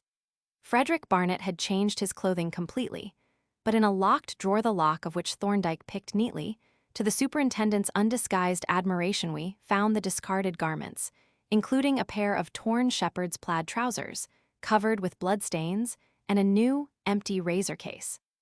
These things, together with the wax cylinder of the phonograph, Miller made up into a neat parcel and took away with him. "Of course," said I, as we walked homewards, "the general drift of this case is quite obvious, but it seemed to me that you went to the Barnetts' flat with a definite purpose already formed and with a definite suspicion in your mind. Now, I don't see how you came to suspect the Barnetts." "I think you will," he replied, "if you will recall the incidents in their order from the beginning, including poor Meade's preliminary statement. To begin with the appearances of the body, the suggestion of suicide was transparently false. To say nothing of its incongruity with the character and circumstances of the deceased and the very unlikely weapon used, there were the gashed collar and the cut capstring. As you know, it is a well-established rule that suicides do not damage their clothing. A man who cuts his own throat doesn't cut his collar. He takes it off. He removes all obstructions, naturally, for he wishes to complete the act as easily and quickly as possible, and he has time for preparation. But the murderer must take things as he finds them and execute his purpose as best he can. But further, the wounds were inflicted near the door, but the body was on the couch at the other end of the room. We saw, from the absence of bleeding, that she was dying in fact, apparently dead when she lay down. She must therefore have been carried to the couch after the wounds were inflicted. Then there were the bloodstains. They were all in front and the blood had run down vertically. Then she must have been standing upright while the blood was flowing. Now there were 4 wounds and the first one was mortal. It divided the common carotid artery and the great veins. On receiving that wound, she would ordinarily have fallen down, but she did not fall, or there would have been a blood stain across the neck. Why did she not fall? The obvious suggestion was that someone was holding her up. This suggestion was confirmed by the absence of cuts on her hands, which would certainly have been cut if someone had not been holding them. It was further confirmed by the rough crumpling of the collar at the back, so rough that the button was torn off. And we found that button near the door. Further, there were the animal hairs. They were on the back only. There were none on the front where they would have been if derived from the animals or anywhere else. And we learned that she kept no animals. All these appearances pointed to the presence of 2 persons, one of whom stood behind her and held her arms while the other stood in front and committed the murder. The cloth on the fence supported this view, being probably derived from 2 different pairs of trousers. The character of the wounds made it nearly certain that the murderer was left-handed. While we were returning in the cab, I reflected on these facts and considered the case generally. First, what was the motive? There was nothing to suggest robbery, nor was it in the least like a robber's crime. What other motive could there be? Well, here was a comparatively rich woman who had made a will in favor of certain persons, and she was going to be married. On her marriage, the will would automatically become void, and she was not likely to make another will so favorable to those persons. Here, then, was a possible motive, and that motive applied to Ponting, who had actually uttered threats and was obviously suspect. But apart from those threats, Ponting was not the principal suspect, for he benefited only slightly under the will. The chief beneficiaries were the Barnetts, and Miss Fawcett's death would benefit them, not only by securing the validity of the will, but by setting the will into immediate operation. And there were 2 of them. They therefore fitted the circumstances better than Ponting did. And when we came to interview Ponting, he went straight out of the picture. His manuscript would probably have cleared him with his editor's confirmation, but the other alibi was conclusive. What instantly struck me, however, was that Ponting's alibi was also an alibi for the Barnetts. But there was this difference. Ponting had been seen, the Barnetts had only been heard. Now, it has often occurred to me that a very effective false alibi could be worked with a gramophone, or a phonograph especially, with one on which one can make one's own records. This idea now recurred to me, and at once it was supported by the appearance of an arranged effect. Ponting was known to be at work. It was practically certain that a blast of music would bring him out. Then he would be available, if necessary, as a witness to prove an alibi. It seemed to be worthwhile to investigate. When we came to the flat, we encountered a man with an injured hand, the right. It would have been more striking if it had been his left. But it presently turns out that he is left-handed, which is still more striking as a coincidence. This man is extraordinarily ready to answer questions which most persons would have refused to answer at all. Those answers contain the alibi. Then there was the incident of the table cover. I think you noticed it. That cover was on the large table when we arrived, but it was taken off and thrown over something, evidently to conceal it. But I need not pursue the details. When I had seen the cat, heard the dog, and then seen the monkey, I determined to see what was under the table cover. And finding that it was a phonograph with the cylinder record still on the drum, I decided to go nap and chance making a mistake. For until we had tried the record, the alibi remained. If it had failed, I should have advised Miller to hold a boot parade. Fortunately, we struck the right record and completed the case. Mrs. Barnett's defense was accepted by the magistrate, and the charge against her was dismissed. The other 2 were committed for trial, and in due course paid the extreme penalty. Yet another illustration, was Thorndyke's comment, of the folly of that kind of criminal who won't let well alone and who will create false clues. If the Barnetts had not laid down those false tracks, they would probably never have been suspected. It was their clever alibi that led us straight to their door. 6. Pandora's box. I see our friend S. Chapman is still a defaulter, said I, as I ran my eye over the personal column of the Times. Thorndyke looked up interrogatively. Chapman, he repeated. Let me see, who is he? The man with the box. I read you the advertisement the other day. Here it is again. If the box left in the luggage room by S. Chapman is not claimed within a week from this date, it will be sold to defray expenses. Alexander Butt, Red Lion Hotel, Stoke Varley, Kent. That sounds like an ultimatum, but it has been appearing at intervals for the last month. As the first notice expired about 3 weeks ago, the question is, why doesn't Mr. Butt sell the box and have done with it? He may have some qualms as to the legality of the proceeding, said Thorndyke. It would be interesting to know what expenses he refers to and what is the value of the box. The latter question was resolved a day or two later by the appearance in our chambers of an agitated gentleman who gave his name as George Chapman. After apologizing for his unannounced visit, he explained, "I have come to you on the advice of my solicitor and on behalf of my brother, Samuel, who has become involved in a most extraordinary and horrible set of complications. At present, he is in custody of the police charged with an atrocious murder." "That is certainly a rather serious complication," Thorndyke observed dryly. "Perhaps you had better give us an account of the circumstances, the whole set of circumstances, from the beginning." "I will," said Mr. Chapman, "without any reservations. The only question is, which is the beginning? There are the business and the domestic affairs. Perhaps I had better begin with the business concerns. My brother was a sort of traveling agent for a firm of manufacturing jewelers. He held a stock of the goods, which he used as samples for large orders, but in the case of small retailers, he actually supplied the goods himself. When traveling, he usually carried his stock in a small Gladstone bag, but he kept the bulk of it in a safe in his house, and he used to go home at weekends or oftener to replenish his traveling stock. Now, about 2 months ago, he left home on a trip, but instead of taking a selection of his goods, he took the entire stock in a largish wooden box, leaving the safe empty. What he meant to do I don't know, and that's the fact. I offer no opinion. The circumstances were peculiar, as you will hear presently, and his proceedings were peculiar. For he went down to Stoke Varley, a village not far from Folkestone put up at the Red Lion, and deposited his box in the luggage room that is kept for the use of commercial travelers. And then, after staying there for a few days, came up to London to make some arrangements for selling or letting his house, which, it seems, he had decided to leave. He came up in the evening, and the very next morning the first of his adventures befell, and a very alarming one it was. It appears that, as he was walking down a quiet street, he saw a lady's purse lying on the pavement. Naturally, he picked it up, and as it contained nothing to show the name or address of the owner, he put it in his pocket, intending to hand it in at a police station. Shortly after this, he got into an omnibus, and a well-dressed woman entered at the same time and sat down next to him. Just as the conductor was coming in to collect the fares, the woman began to search her pocket excitedly, and then, turning to my brother, called on him loudly to return her purse. Of course, he said that he knew nothing about her purse, whereupon she roundly accused him of having picked her pocket, declaring to the conductor that she had felt him take out her purse, and demanding that the omnibus should be stopped and a policeman fetched. At this moment, a policeman was seen on the pavement.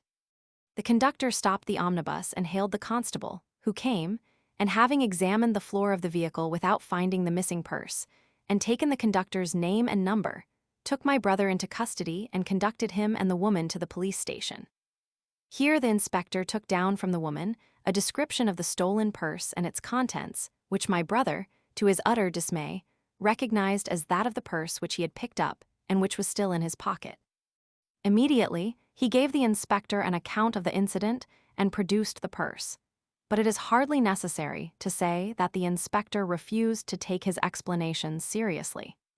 Then my brother did a thing which was natural enough, but which did not help him. Seeing that he was practically certain to be convicted for, there was really no answer to the charge, he gave a false name and refused his address. He was then locked up in a cell for the night, and the next morning was brought before the magistrate, who, having heard the evidence of the woman and the inspector, and having listened without comment to my brother's story, committed him for trial at the Central Criminal Court and refused bail. He was then removed to Brixton, where he was detained for nearly a month, pending the opening of the sessions. At length, the day of his trial drew near. But it was then found that the woman who had accused him had left her lodgings and could not be traced. As there was no one to prosecute, and as the disappearance of the woman put a rather new light upon my brother's story, the case against him was allowed to drop, and he was released.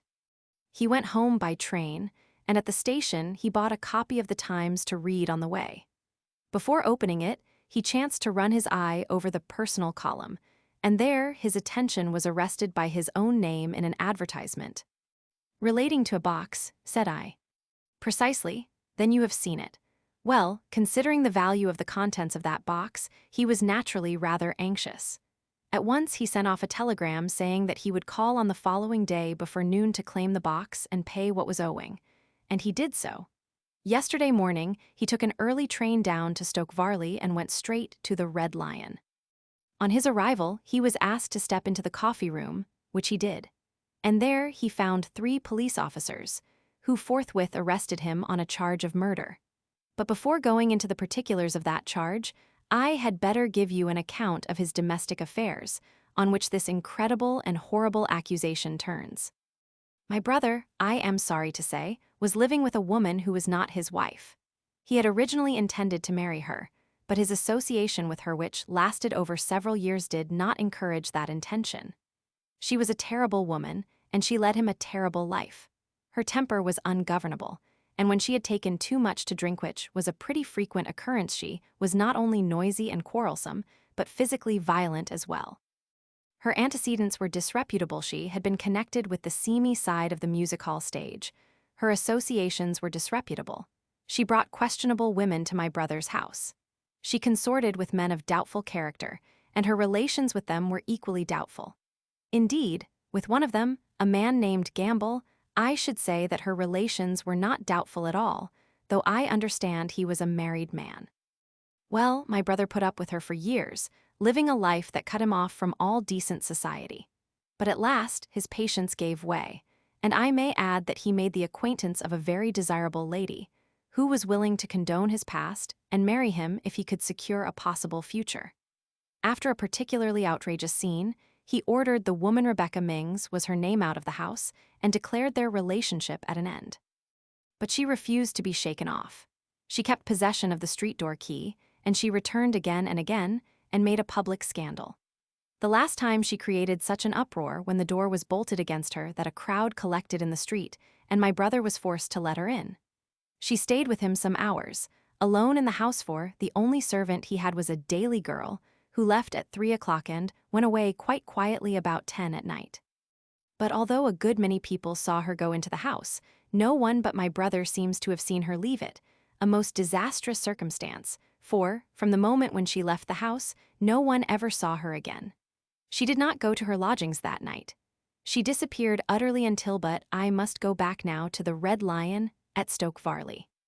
When my brother was arrested on the charge of having murdered Rebecca Mings, certain particulars were given to him, and when I went down there in response to a telegram, I gathered some more. The circumstances are these. About a fortnight after my brother had left to come to London, some of the commercials who used the luggage room complained of an unpleasant odor in it, which was presently traced to my brother's box. As that box appeared to have been abandoned, the landlord became suspicious and communicated with the police. They telephoned to the London police, who found my brother's house shut up and his whereabouts unknown. Thereupon, the local police broke open the box and found in it a woman's left arm and a quantity of blood-stained clothing, on which they caused the advertisement to be put in the Times, and meanwhile they made certain inquiries. It appeared that my brother had spent part of his time at Stoke Varley fishing in the Little River. On learning this, the police proceeded to dredge the river, and presently they brought up a right arm, apparently the fellow of the one found in the box, and a leg divided into 3 parts, evidently a woman's. Now, as to the arm found in the box, there could be no question about its identity, for it bore a very distinct tattooed inscription consisting of the initials RM. Above, a heart transfixed by an arrow with the initials JB. Underneath. A few inquiries elicited the fact that the woman, Rebecca Mings, who had disappeared, bore such a tattooed mark on her left arm, and certain persons who had known her, having been sworn to secrecy, were shown the arm and recognized the mark without hesitation. Further inquiries showed that Rebecca Mings was last seen alive entering my brother's house, as I have described. And on this information, the police broke into the house and searched it. "Do you know if they found anything?" Thorndyke asked. "I don't," replied Chapman, But I infer that they did. The police at Stoke Varley were very courteous and kind, but they declined to give any particulars about the visit to the house. However, we shall hear at the inquest if they made any discoveries. And is that all that you have to tell us? Asked Thorndyke. Yes, was the reply, and enough, too. I make no comment on my brother's story, and I won't ask whether you believe it. I don't expect you to. The question is whether you would undertake the defense. I suppose it isn't necessary for a lawyer to be convinced of his client's innocence in order to convince the jury. You are thinking of an advocate, said Thorndyke. I am not an advocate, and I should not defend a man whom I believe to be guilty. The most that I can do is to investigate the case. If the result of the investigation is to confirm the suspicions against your brother, I shall go no farther in the case. You will have to get an ordinary criminal barrister to defend your brother. If, on the other hand, I find reasonable grounds for believing him innocent, I will undertake the defense. What do you say to that? I've no choice, replied Chapman, and I suppose if you find all the evidence against him, the defense won't matter much. I am afraid that is so, said Thorndyke, and now there are one or two questions to be cleared up. First, does your brother offer any explanation of the presence of these remains in his box? He supposes that somebody at the Red Lion must have taken the jewelry out and put the remains in. Anyone could get access to the luggage room by asking for the key at the office. Well, said Thorndyke, that is conceivable. Then, as to the person who might have made this exchange, is there anyone who had any reason for wishing to make away with deceased? No, replied Chapman. Plenty of people disliked her, but no one but my brother had any motive for getting rid of her. You spoke of a man with whom she was on somewhat intimate terms. There had been no quarrel or breach there, I suppose. The man, Gamble, you mean? No, I should say they were the best of friends. Besides, Gamble had no responsibilities in regard to her. He could have dropped her whenever he was tired of her. Do you know anything about him? Thorndyke asked. Very little. He has been a rolling stone and has been in all sorts of jobs, I believe. He was in the New Zealand trade for some time and dealt in all sorts of things, among others, in smoked human heads, sold them to collectors and museums, I understand. So he would have had some previous experience, Chapman added with a faint grin. Not in dismemberment, said Thorndyke. Those will have been ancient Mare heads, relics of the old head hunters. There are some in the Hunterian Museum. But, as you say, there seems to be no motive in Gamble's case, even if there had been the opportunity. Whereas, in your brother's case, there seems to have been both the motive and the opportunity. I suppose your brother never threatened the deceased. I am sorry to say he did, replied Chapman. On several occasions, and before witnesses, too, he threatened to put her out of the way. Of course, he never meant it. He was really the mildest of men. But it was a foolish thing to do and most unfortunate, as things have turned out. Well, said Thorndyke, I will look into the matter and let you know what I think of it. It is unnecessary to remark that appearances are not very encouraging. No, I can see that, said Chapman, rising and producing his card case. But we must hope for the best. He laid his card on the table and, having shaken hands with us gloomily, took his departure. It doesn't do to take things at their face value, I remarked when he had gone, but I don't think we have ever had a more hopeless-looking case. All it wants to complete it is the discovery of remains in Chapman's house. In that respect, said Thorndyke, it may already be complete, but it hardly wants that finishing touch. On the evidence that we have, any jury would find a verdict of guilty without leaving the box. The only question for us is whether the face value of the evidence is its real value. If it is, the defense will be a mere formality. I suppose, said I, you will begin the investigation at Stoke Varley. Yes, he replied. We begin by checking the alleged facts. If they are really as stated, we shall probably need to go no farther. And we had better lose no time, as the remains may be moved into the jurisdiction of a London coroner, and we ought to see everything in situ as far as possible. I suggest that we postpone the rest of today's business and start at once, taking Scotland Yard on the way to get authority to inspect the remains and the premises. In a few minutes we were ready for the expedition. While Thorndyke packed the research case with the necessary instruments, I gave instructions to our laboratory assistant, Polton, as to what was to be done in our absence, And then, when we had consulted the timetable, we set forth by way of the embankment. At Scotland Yard, on inquiring for our friend, Superintendent Miller, we received the slightly unwelcome news that he was at Stoke Varley, inquiring into the case. However, the authorization was given readily enough, and armed with this, we made our way to Charing Cross Station, arriving there in good time to catch our train. We had just given up our tickets and turned out into the pleasant station approach of Stoke Varley when Thorndyke gave a soft chuckle. I looked at him inquiringly, and he explained. Miller has had a telegram, and we are going to have facilities with a little supervision. Following the direction of his glance, I now observed the superintendent strolling towards us, trying to look surprised, but achieving only a somewhat sheepish grin. "Well, I'm sure, gentlemen," he exclaimed. "This is an unexpected pleasure. You don't mean to say you are engaged in this treasure trove case?" "Why not?" asked Thorndyke. "Well, I'll tell you why not," replied Miller. "Because it's no go, you'll only waste your time and injure your reputation. I may as well let you know, in confidence, that we've been through Chapman's house in London. It wasn't very necessary, but still, if there was a vacancy in his coffin for 1 or 2 more nails, we've knocked them in."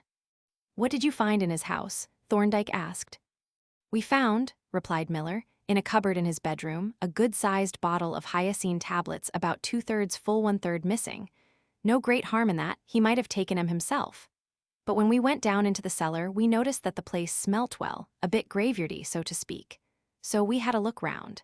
It was a stone-floored cellar, not very even, but so far as we could see, none of the flagstones seemed to have been disturbed. We didn't want the job of digging the whole of them up, so I just filled a bucket with water and poured it over the floor. Then I watched. In less than a minute, one big flagstone near the middle went nearly dry, while the water still stood on all the others. "What-oh," says I. "Loose earth underneath here." So we got a crowbar and prized up that big flag, and sure enough, underneath it we found a good-sized bundle done up in a sheet. I won't go into unpleasant particulars, not that it would upset you, I suppose, but that bundle contained human remains. "Any bones?" inquired Thorndyke. "No, mostly innards and some skin from the front of the body. We handed them over to the Home Office experts, and they examined them and made an analysis. Their report states that the remains are those of a woman of about 35 that was about Ming's age, and that the various organs contained a large quantity of hyoscine, more than enough to have caused death. So there you are. If you are going to conduct the defense, you won't get much glory from it." "It is very good of you, Miller," said Thorndyke, "to have given us this private information. It is very helpful, though I have not undertaken the defense. I have merely come down to check the facts and see if there is any material for a defense, and I shall go through the routine as I am here. Where are the remains?" "In the mortuary. I'll show you the way, and as I happen to have the key in my pocket, I can let you in." We passed through the outskirts of the village, gathering a small train of stealthy followers, who dogged us to the door of the mortuary and hungrily watched us as the superintendent let us in and locked the door after us. "There you are," said Miller, indicating the slate table on which the remains lay, covered by a sheet soaked in an antiseptic. "I've seen all I want to see." And he retired into a corner and lit his pipe. The remnants of mortality, disclosed by the removal of the sheet, were dreadfully suggestive of crime in its most brutal and horrible form, but they offered little information. The dismemberment had been manifestly rude and unskillful, and the remains were clearly those of a woman of medium size and apparently in the prime of life. The principal interest centered in the left arm, the waxen skin of which bore a very distinct tattoo mark, consisting of the initials RM. Over a very symmetrical heart, transfixed by an arrow, beneath which were the initials JB. The letters were Roman capitals about 1/2 inch high, well formed and finished with serifs, and the heart and arrow quite well drawn. I looked reflectively at the device, standing out in dull blue from its ivory-like background, and speculated vaguely as to whom JB might have been and how many predecessors and successors he had had. And then my interest waned, and I joined the superintendent in the corner. It was a sordid case, and a conviction being a foregone conclusion, it did not seem to call for further attention. Thorndyke, however, seemed to think otherwise. But that was his way. When he was engaged in an investigation, he put out of his mind everything that he had been told and began from the very beginning. That was what he was doing now. He was inspecting these remains as if they had been the remains of some unidentified person. He made and noted down minute measurements of the limbs. He closely examined every square inch of surface. He scrutinized each finger separately, and then with the aid of his portable inking plate and roller, took a complete set of fingerprints. He measured all the dimensions of the tattoo marks with a delicate caliper gauge, and then examined the marks themselves, first with a common lens and then with the high-power Coddington. The principles that he laid down in his lectures at the hospital were: accept no statement without verification, observe every fact independently for yourselves, and keep an open mind. And, certainly, no one ever carried out more conscientiously his own precepts. "Do you know, Dr. Jervis?" the superintendent whispered to me as Thorndyke brought his Coddington to bear on the tattoo marks. "I believe this lens business is becoming a habit with the doctor. It's my firm conviction that if somebody were to blow up the Houses of Parliament, he'd go and examine the ruins through a magnifying glass. Just look at him poring over those tattooed letters that you could read plainly 20 feet away." Meanwhile, Thorndyke, unconscious of these criticisms, placidly continued his inspection.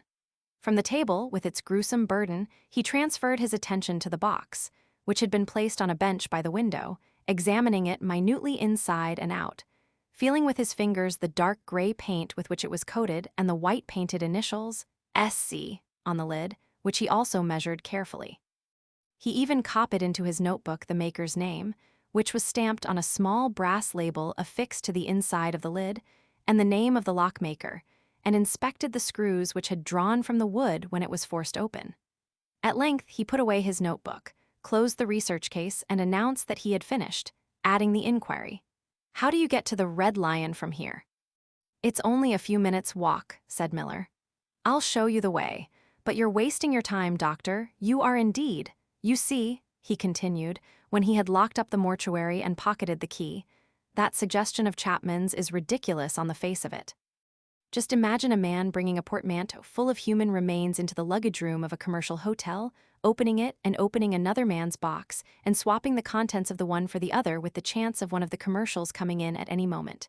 Supposing one of them had, what would he have had to say? 'Hallo,' says the baggy, 'you seem to have got somebody's arm in your box.' 'So I have,' says Chapman. 'I expect it's my wife's. Careless woman. Must have dropped it in when she was packing the box.' Bah, it's a fool's explanation. Besides, how could he have got Chapman's box open? We couldn't. It was a first-class lock. We had to break it open, but it hadn't been broken open before. No, sir, that cat won't jump. Still, you needn't take my word for it.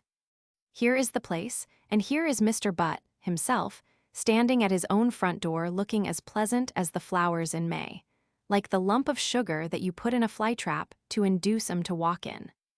The landlord, who had overheard without difficulty the concluding passage of Miller's peroration, smiled genially, and when the purpose of the visit had been explained, suggested a modest quencher in the private parlor as an aid to conversation. "I wanted," said Thorndyke, waiving the suggestion of the quencher, "to ascertain whether Chapman's theory of an exchange of contents could be seriously entertained." "Well, sir," said the landlord, "the fact is that it couldn't. That room is a public room, and people may be popping in there at any time all day. We don't usually keep it locked. It isn't necessary. We know most of our customers, and the contents of the packages that are stowed in the room are principally travelers' samples of no considerable value. The thing would have been impossible in the daytime, and we lock the room up at night. Have you had any strangers staying with you in the interval between Chapman's going away and the discovery of the remains?" "Yes, there was a Mr. Doler. He had 2 cabin trunks and a uniform case which went to the luggage room. And then there was a lady, Mrs. Murchison. She had a lot of stuff in there. A small, flat trunk, a hat box, and a big dress basket, one of these great basket pantechnicons that ladies take about with them.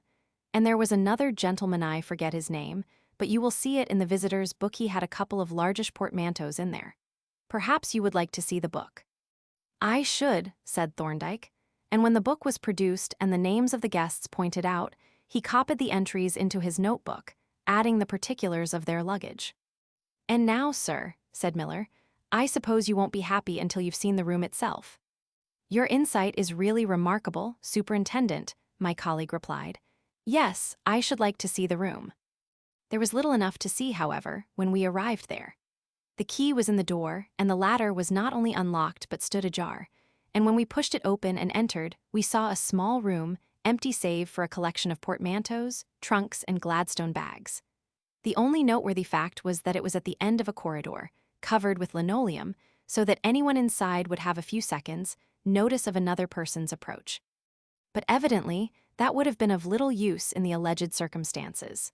For the hypothetical criminal must have emptied Chapman's box of the jewelry before he could put the incriminating objects into it, so that, apart from the latter, the arrival of an inopportune visitor would have found him apparently in the act of committing a robbery.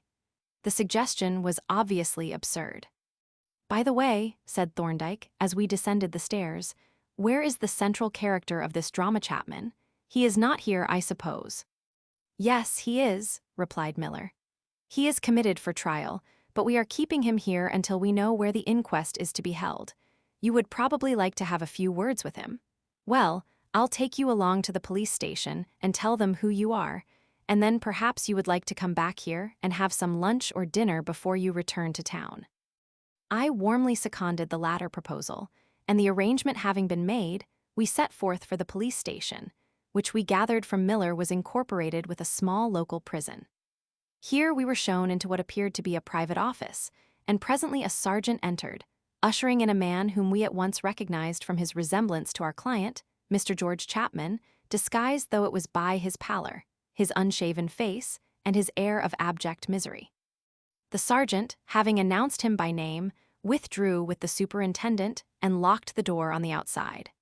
As soon as we were alone, Thorndyke rapidly acquainted the prisoner with the circumstances of his brother's visit, and then continued.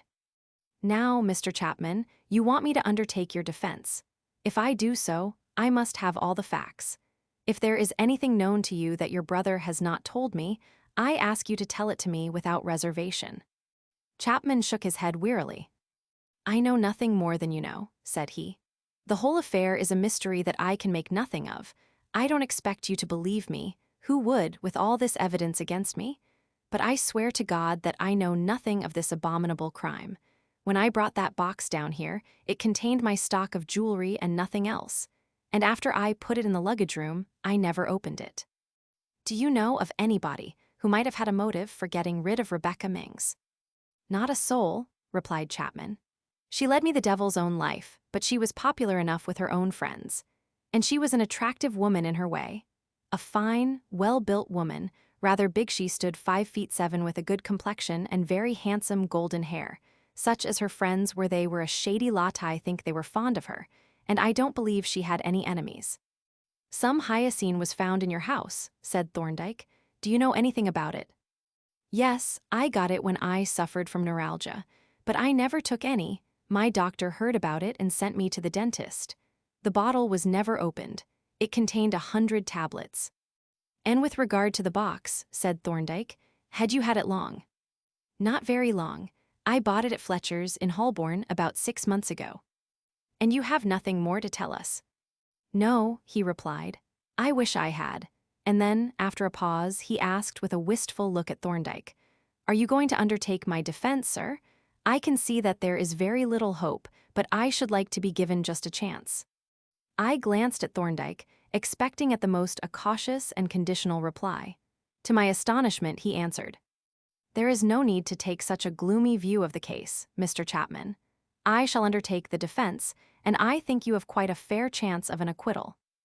On this amazing reply, I reflected, not without some self-condemnation, during our walk to the hotel and the meal that preceded our departure, for it was evident that I had missed something vital.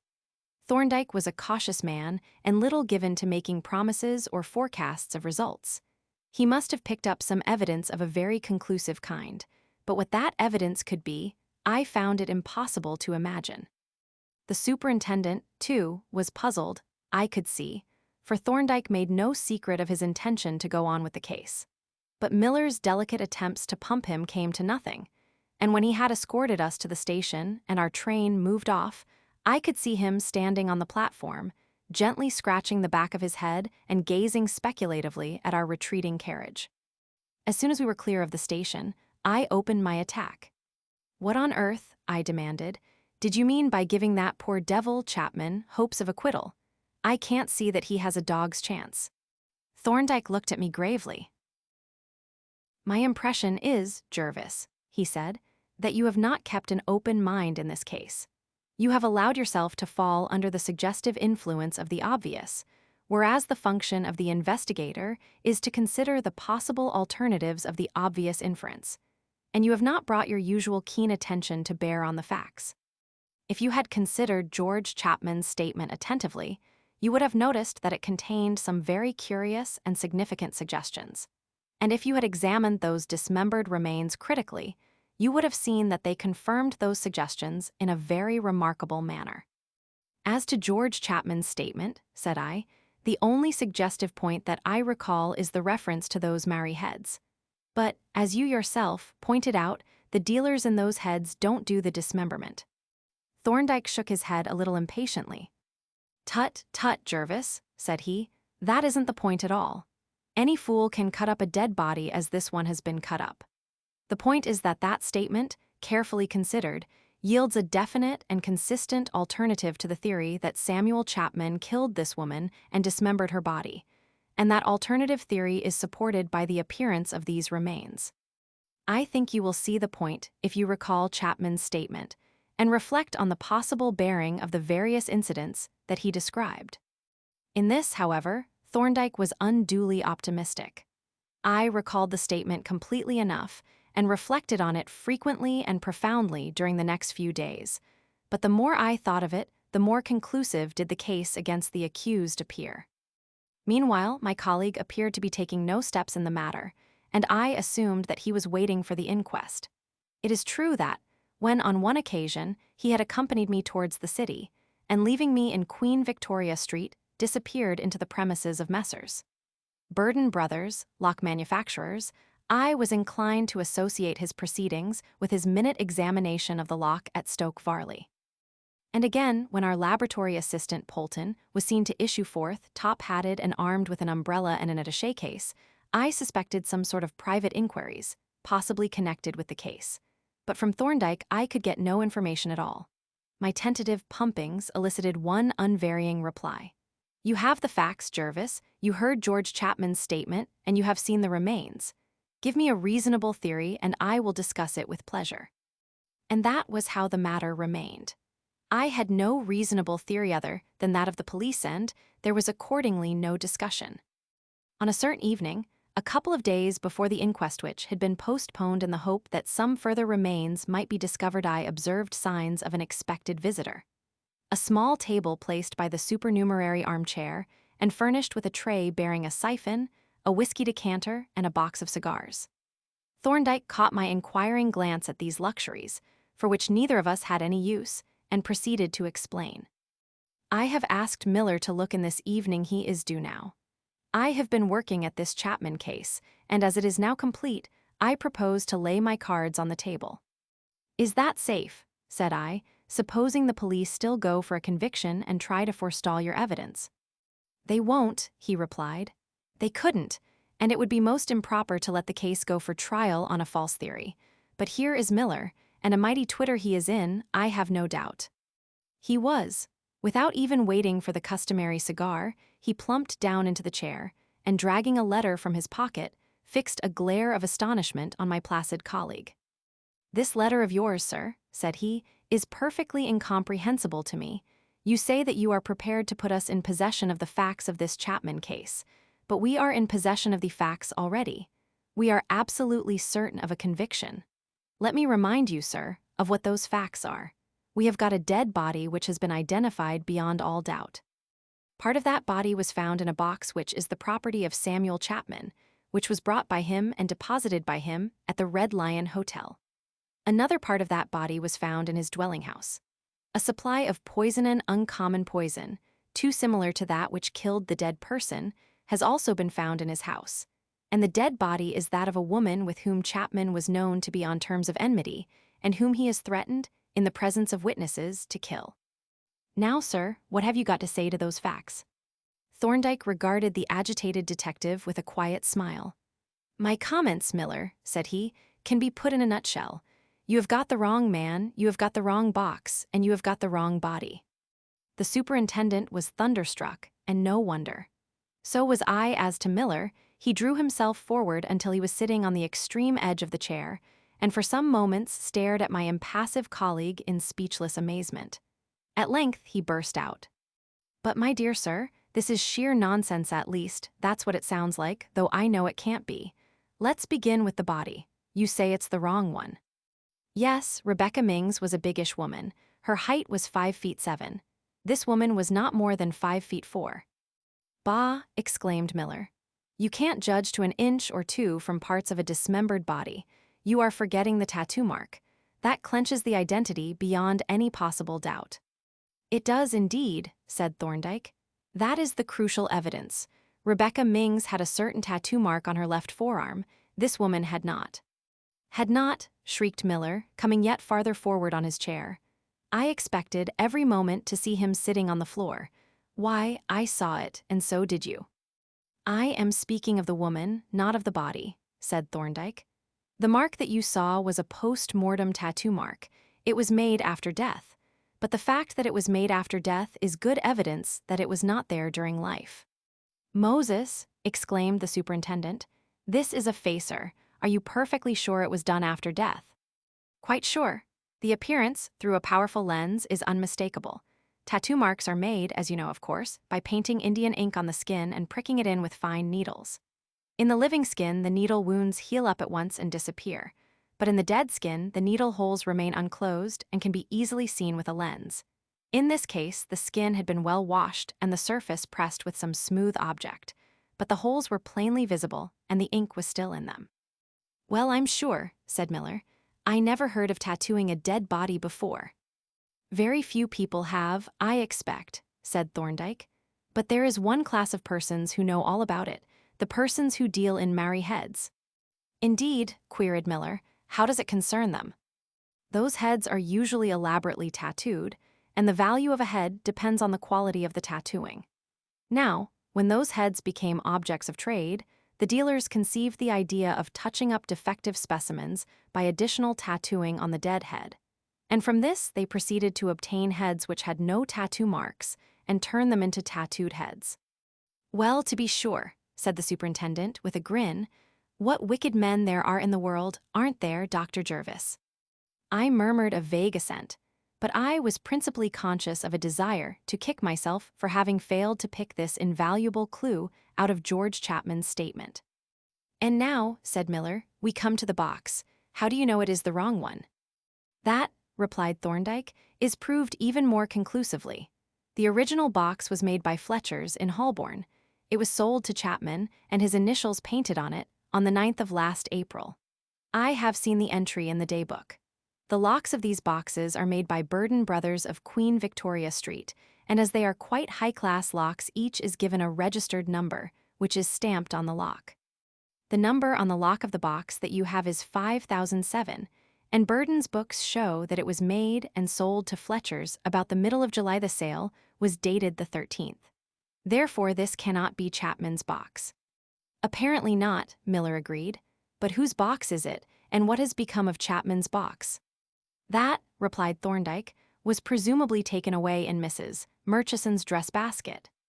"Then who the deuce is Mrs. Murchison?" demanded the superintendent. "I should say," replied Thorndyke, "that she was formerly known as Rebecca Mings." "The deceased!"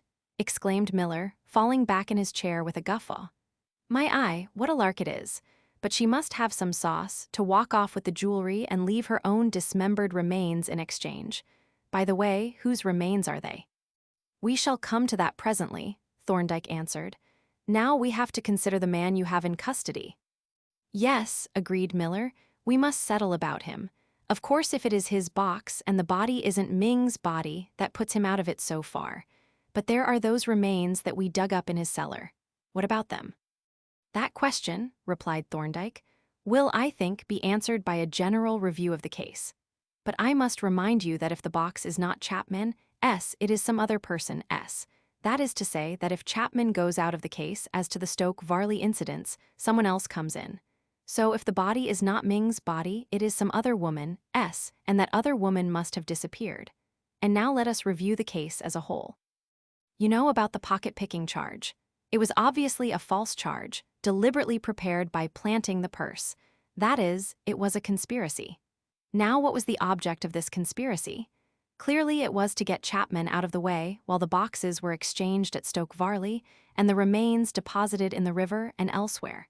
Then who were the conspirators other than the agent who planted the purse? If there were more than one must have had access to Ming's, dead or alive, in order to make the exact copy or tracing of her tattoo mark. They must have had some knowledge of the process of post-mortem tattooing. They must have had access to Chapman's house. And since they had in their possession the dead body of a woman, they must have been associated with some woman who has disappeared. Who is there who answers this description? Well, of course, Ming's had access to herself, though she could hardly have taken a tracing from her own arm, and she had access to Chapman's house, since she had possession of the latchkey. Then there is a man named Gamble, with whom Ming's was on terms of great intimacy. Now Gamble was formerly a dealer in tattooed Mare heads, so he may be assumed to know something about post-mortem tattooing. And I have ascertained that Gamble's wife has disappeared from her usual places of resort. So here are two persons who, together, agree with the description of the conspirators. And now let us consider the train of events in connection with the dates. On July the 29th, Chapman came to town from Stoke Varley. On the 30th, he was arrested as a pickpocket. On the 31st, he was committed for trial. On the 2nd of August, Mrs. Gamble went away to the country. No one seems to have seen her go, but that is the date on which she is reported to have gone. On August the 5th, Mrs. Murchison deposited at Stoke Varley a box which must have been purchased between the 13th of July and the 4th of August, and which contained a woman's arm. On the 14th of August, that box was opened by the police. On the 18th, human remains were discovered in Chapman's house. On the 27th, Chapman was released from Brixton. On the 28th, he was arrested for murder at Stoke Varley. I think, Miller, you will agree that that is a very striking succession of dates. Yes, Miller agreed. It looks like a true bill. If you will give me Mr. Gamble's address, I'll call on him. I'm afraid you won't find him at home, said Thorndyke. He has gone into the country, too, and I gather from his landlord, who holds a returned check, that Mr. Gamble's banking account has gone into the country with him. Then, said the superintendent, I suppose I must take a trip into the country, too. Well, Thorndyke, I said, as I laid down the paper containing the report of the trial of Gamble and Ming's for the murder of Teresa Gamble, one morning about 4 months later, you ought to be very highly gratified. After sentencing Gamble to death and Ming's to 15 years, penal servitude, the judge took the opportunity to compliment the police on their ingenuity in unraveling this crime, and the Home Office experts on their skill in detecting the counterfeit tattoo marks. What do you think of that? I think, replied Thorndyke, that his lordship showed a very proper and appreciative spirit. 7. The Trail of Behemoth. Of all the minor dissipations in which temperate men indulge, there is none, I think, more alluring than the after-breakfast pipe. I had just lit mine and was standing before the fire with the unopened paper in my hand when my ear caught the sound of hurried footsteps ascending the stair. Now experience has made me somewhat of a connoisseur in footsteps. A good many are heard on our stair, heralding the advent of a great variety of clients, and I have learned to distinguish those which are premonitory of urgent cases. Such I judged the present ones to be, and my judgment was confirmed by a hasty, importunate tattoo on our small brass knocker. Regretfully taking the much-appreciated pipe from my mouth, I crossed the room and threw the door open. "Good morning, Dr. Jervis," said our visitor, a barrister whom I knew slightly. "Is your colleague at home?" "No, Mr. Bidwell," I replied. "I am sorry to say he is out of town. He won't be back until the day after tomorrow." Mr. Bidwell was visibly disappointed. "Ha, pity," he exclaimed, and then with quick tact he added, "But still you are here. It comes to the same thing." "I don't know about that," said I, "but at any rate I am at your service." "Thank you," said he, "and in that case I will ask you to come round with me at once to Tanfield Court. A most shocking thing has happened. My old friend and neighbor, Giles Harrington, has been well, he is died suddenly, and I think there can be no doubt that he was killed. Can you come now? I will give you the particulars as we go." I scribbled a hasty note to say where I had gone, and having laid it on the table, got my hat and set forth with Mr. Bidwell. "It has only just been discovered," said he, as we crossed King's Bench Walk. "The laundress who does his chambers and mine was battering at my door when I arrived. I don't live in the Temple, you know." She was as pale as a ghost and in an awful state of alarm and agitation. It seems that she had gone up to Harrington's chambers to get his breakfast ready as usual, but when she went into the sitting room, she found him lying dead on the floor. Thereupon she rushed down to my chambers. I am usually an early bird, and there I found her, as I said, battering at my door, although she has a key. Well, I went up with her to my friend's chambers. They are on the first floor, just over mine, and there, sure enough, was poor old Giles lying on the floor, cold and stiff. Evidently, he had been lying there all night. "Were there any marks of violence on the body?" I asked. "I didn't notice any," he replied, "but I didn't look very closely. What I did notice was that the place was all in disorder, a chair overturned, and things knocked off the table. It was pretty evident that there had been a struggle and that he had not met his death by fair means." "And what do you want us to do?" I asked. "Well," he replied, "I was Harrington's friend, about the only friend he had, for he was not an amiable or a sociable man, and I am the executor of his will. Appearances suggest very strongly that he has been murdered, and I take it upon myself to see that his murderer is brought to account. Our friendship seems to demand that. Of course, the police will go into the affair, and if it turns out to be all plain sailing, there will be nothing for you to do. But the murderer, if there is one, has got to be secured and convicted, and if the police can't manage it, I want you and Thorndyke to see the case through. This is the place." He hurried in through the entry and up the stairs to the first-floor landing, where he rapped loudly at the closed oak of a set of chambers above which was painted the name of Mr. Giles Harrington. After an interval, during which Mr. Bidwell repeated the summons, the massive door opened and a familiar face looked out. The face of Inspector Badger of the Criminal Investigation Department. The expression that it bore was not one of welcome, and my experience of the inspector caused me to brace myself up for the inevitable contest. "What is your business?" he inquired forbiddingly. Mr. Bidwell took the question to himself and replied, "I am Mr. Harrington's executor, and in that capacity I have instructed Dr. Jervis and his colleague, Dr. Thorndyke, to watch the case on my behalf. I take it that you are a police officer." "I am," replied Badger, "and I can't admit any unauthorized persons to these chambers." "We are not unauthorized persons," said Mr. Bidwell. "We are here on legitimate business. Do I understand that you refuse admission to the legal representatives of the deceased man?" In the face of Mr. Bidwell's firm and masterful attitude, Badger began, as usual, to weaken. Eventually, having warned us to convey no information to anybody, he grudgingly opened the door and admitted us. "I have only just arrived myself," he said. "I happened to be in the porter's lodge on other business when the laundress came and gave the alarm." As I stepped into the room and looked round, I saw at a glance the clear indications of a crime. The place was in the utmost disorder. The cloth had been dragged from the table, littering the floor with broken glass, books, a tobacco jar, and various other objects. A chair sprawled on its back, the fender was dislodged from its position, the hearthrug was all awry. And in the midst of the wreckage, on the space of floor between the table and the fireplace, the body of a man was stretched in a not uneasy posture. I stooped over him and looked him over searchingly. An elderly man, clean-shaved and slightly bald, with a grim, rather forbidding countenance, which was not, however, distorted or apparently unusual in expression. There were no obvious injuries, but the crumpled state of the collar caused me to look more closely at the throat and neck, and I then saw pretty plainly a number of slightly discolored marks, such as would be made by fingers tightly grasping the throat. Evidently, Badger had already observed them, for he remarked, "There's no need to ask you what he died of, doctor. I can see that for myself."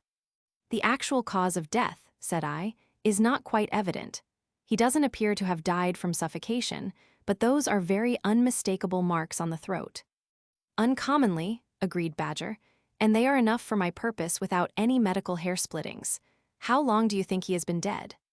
"From 9 to 12 hours, I replied, "but nearer 9, I should think." The inspector looked at his watch. That makes it between 9 o'clock and midnight, but nearer midnight, said he. Well, we shall hear if the night porter has anything to tell us. I've sent word for him to come over, and the laundress too, and here is one of 'em. It was, in fact, both of them, for when the inspector opened the door, they were discovered conversing eagerly in whispers. One at a time, said Badger. I'll have the porter in first. And having admitted the man, he unceremoniously shut the door on the woman. The night porter saluted me as he came in. We were old acquaintances and then halted near the door, where he stood stiffly, with his eyes riveted on the corpse. Now, said Badger, I want you to try to remember if you let in any strangers last night, and if so, what their business was. I remember quite well, the porter replied. I let in 3 strangers while I was on duty. One was going to Mr. Bolter in Fig Tree Court, one was going to Sir Alfred Blaine's chambers, and the third said he had an appointment with Mr. Harrington. Ha! Exclaimed Badger, rubbing his hands. Now, what time did you let him in? It was just after 10:15. Can you tell us what he was like and how he was dressed? Yes, was the reply. He didn't know where Tanfield Court was, and I had to walk down and show him, so I was able to have a good look at him. He was a middle-sized man, rather thin, dark hair, small mustache, no beard, and he had a long, sharp nose with a bump on the bridge. He wore a soft felt hat, a loose, light overcoat, and he carried a thickish, rough stick. What class of man was he? Seemed to be a gentleman. He was quite a gentlemanly kind of man, so far as I could judge, but he looked a bit shabby as to his clothes. Did you let him out? Yes, he came to the gate a few minutes before 11. And did you notice anything unusual about him then? I did, the porter replied impressively. I noticed that his collar was all crumpled and his hat was dusty and dented. His face was a bit red, and he looked rather upset, as if he had been having a tussle with somebody. I looked at him particularly and wondered what had been happening, seeing that Mr. Harrington was a quiet, elderly gentleman, though he was certainly a bit peppery at times. The inspector took down these particulars gleefully in a large notebook and asked, Is that all you know of the affair? And when the porter replied that it was, he said, Then I will ask you to read this statement and sign your name below it. The porter read through his statement and carefully signed his name at the foot. He was about to depart when Badger said, Before you go, perhaps you had better help us to move the body into the bedroom. It isn't decent to leave it lying there. Accordingly, the 4 of us lifted the dead man and carried him into the bedroom, where we laid him on the undisturbed bed and covered him with a rug. Then the porter was dismissed, with instructions to send in Mrs. Runt. The laundress's statement was substantially a repetition of what Mr. Bidwell had told me. She had let herself into the chambers in the usual way, had come suddenly on the dead body of the tenant, and had forthwith rushed downstairs to give the alarm. When she had concluded, the inspector stood for a few moments looking thoughtfully at his notes. I suppose, he said presently, you haven't looked round these chambers this morning. Can't say if there is anything unusual about them or anything missing. The laundress shook her head. I was too upset, she said, with another furtive glance at the place where the corpse had lain. But, she added, letting her eyes roam vaguely round the room, there doesn't seem to be anything missing, so far as I can see. Wait. Yes, there is. There's something gone from that nail on the wall, and it was there yesterday morning, because I remember dusting it. Ha! Exclaimed Badger. Now what was it that was hanging on that nail? Well, Mrs. Runt replied hesitatingly, I really don't know what it was. Seemed like a sort of sword or dagger, but I never looked at it particularly, and I never took it off its nail. I used to dust it as it hung. Still, said Badger, you can give us some sort of description of it, I suppose. I don't know that I can, she replied. It had a leather case, and the handle was covered with leather, I think, and it had a sort of loop, and it used to hang on that nail. Yes, you said that before, Badger commented sourly. When you say it had a case, do you mean a sheath? You can call it a sheath if you like, she retorted, evidently ruffled by the inspector's manner. I call it a case. And how big was it? How long, for instance? Mrs. Runt held out her hands about a yard apart, looked at them critically, shortened the interval to a foot, extended it to 2, and still varying the distance, looked vaguely at the inspector. I should say it was about that, she said. About what? Snorted Badger. Do you mean a foot or 2 feet or a yard? Can't you give us some idea?" "I can't say no clearer than what I have," she snapped. "I don't go round gentlemen's chambers measuring the things." It seemed to me that Badger's questions were rather unnecessary, for the wallpaper below the nail gave the required information. A colored patch on the faded ground furnished a pretty clear silhouette of a broad-bladed sword or large dagger, about 2 feet 6 inches long, which had apparently hung from the nail by a loop or ring at the end of the handle. But it was not my business to point this out. I turned to Bidwell and asked, "Can you tell us what the thing was?" "I am afraid I can't," he replied. "I have very seldom been in these chambers. Harrington and I usually met in mine and went to the club. I have a dim recollection of something hanging on that nail, but I have not the least idea what it was or what it was like. But do you think it really matters? The thing was almost certainly a curio of some kind. It couldn't have been of any appreciable value. It is absurd, on the face of it, to suppose that this man came to Harrington's chambers, apparently by appointment, and murdered him for the sake of getting possession of an antique sword or dagger. Don't you think so?" I did, and so, apparently, did the inspector, with the qualification that the thing seemed to have disappeared, and its disappearance ought to be accounted for. Which was perfectly true, though I did not quite see how the accounting for was to be effected. However, as the laundress had told all that she knew, Badger gave her dismissal, and she retired to the landing, where I noticed that the night porter was still lurking. Mr. Bidwell also took his departure, and happening, a few moments later, to glance out of the window, I saw him walking slowly across the court, apparently conferring with the laundress and the porter. As soon as we were alone, Badger assumed a friendly and confidential manner, and proceeded to give advice. "I gather that Mr. Bidwell wants you to investigate this case, but I don't fancy it is in your line at all. It is just a matter of tracing that stranger and getting hold of him. Then we shall have to find out what property there was on these premises. The laundress says that there is nothing missing, but of course one supposes that the man came here to take the furniture. It is most probable that the motive was robbery of some kind. There's no sign of anything broken open, but then there wouldn't be, as the keys were available." Nevertheless, he prowled round the room, examining every receptacle that had a lock and trying the drawers of the writing table and of what looked like a file cabinet. "You will have your work cut out," I remarked, "to trace that man. The porter's description was pretty vague." "Yes," he replied, "there isn't much to go on. That's where you come in," he added with a grin, "with your microscopes and air pumps and things. Now if Dr. Thorndyke was here, he would just sweep a bit of dust from the floor and collect any stray oddments and have a good look at them through his magnifier, and then we should know all about it. Can't you do a bit in that line? There's plenty of dust on the floor. And here's a pin. Wonderful significant thing is a pin. And here's a wax vesta. Now that ought to tell you quite a lot. And here is the end of a leather bootlace at least. That is what it looks like. That must have come out of somebody's boot. Have a look at it, doctor, and see if you can tell me what kind of boot it came out of and whose boot it was." He laid the fragment, and the match, and the pin, on the table and grinned at me somewhat offensively. Inwardly, I resented his impertinence perhaps, the more so since I realized that Thorndyke would probably not have been so completely gravelled as I undoubtedly was. But I considered it politic to take his clumsy irony in good part, and even to carry on his elephantine joke.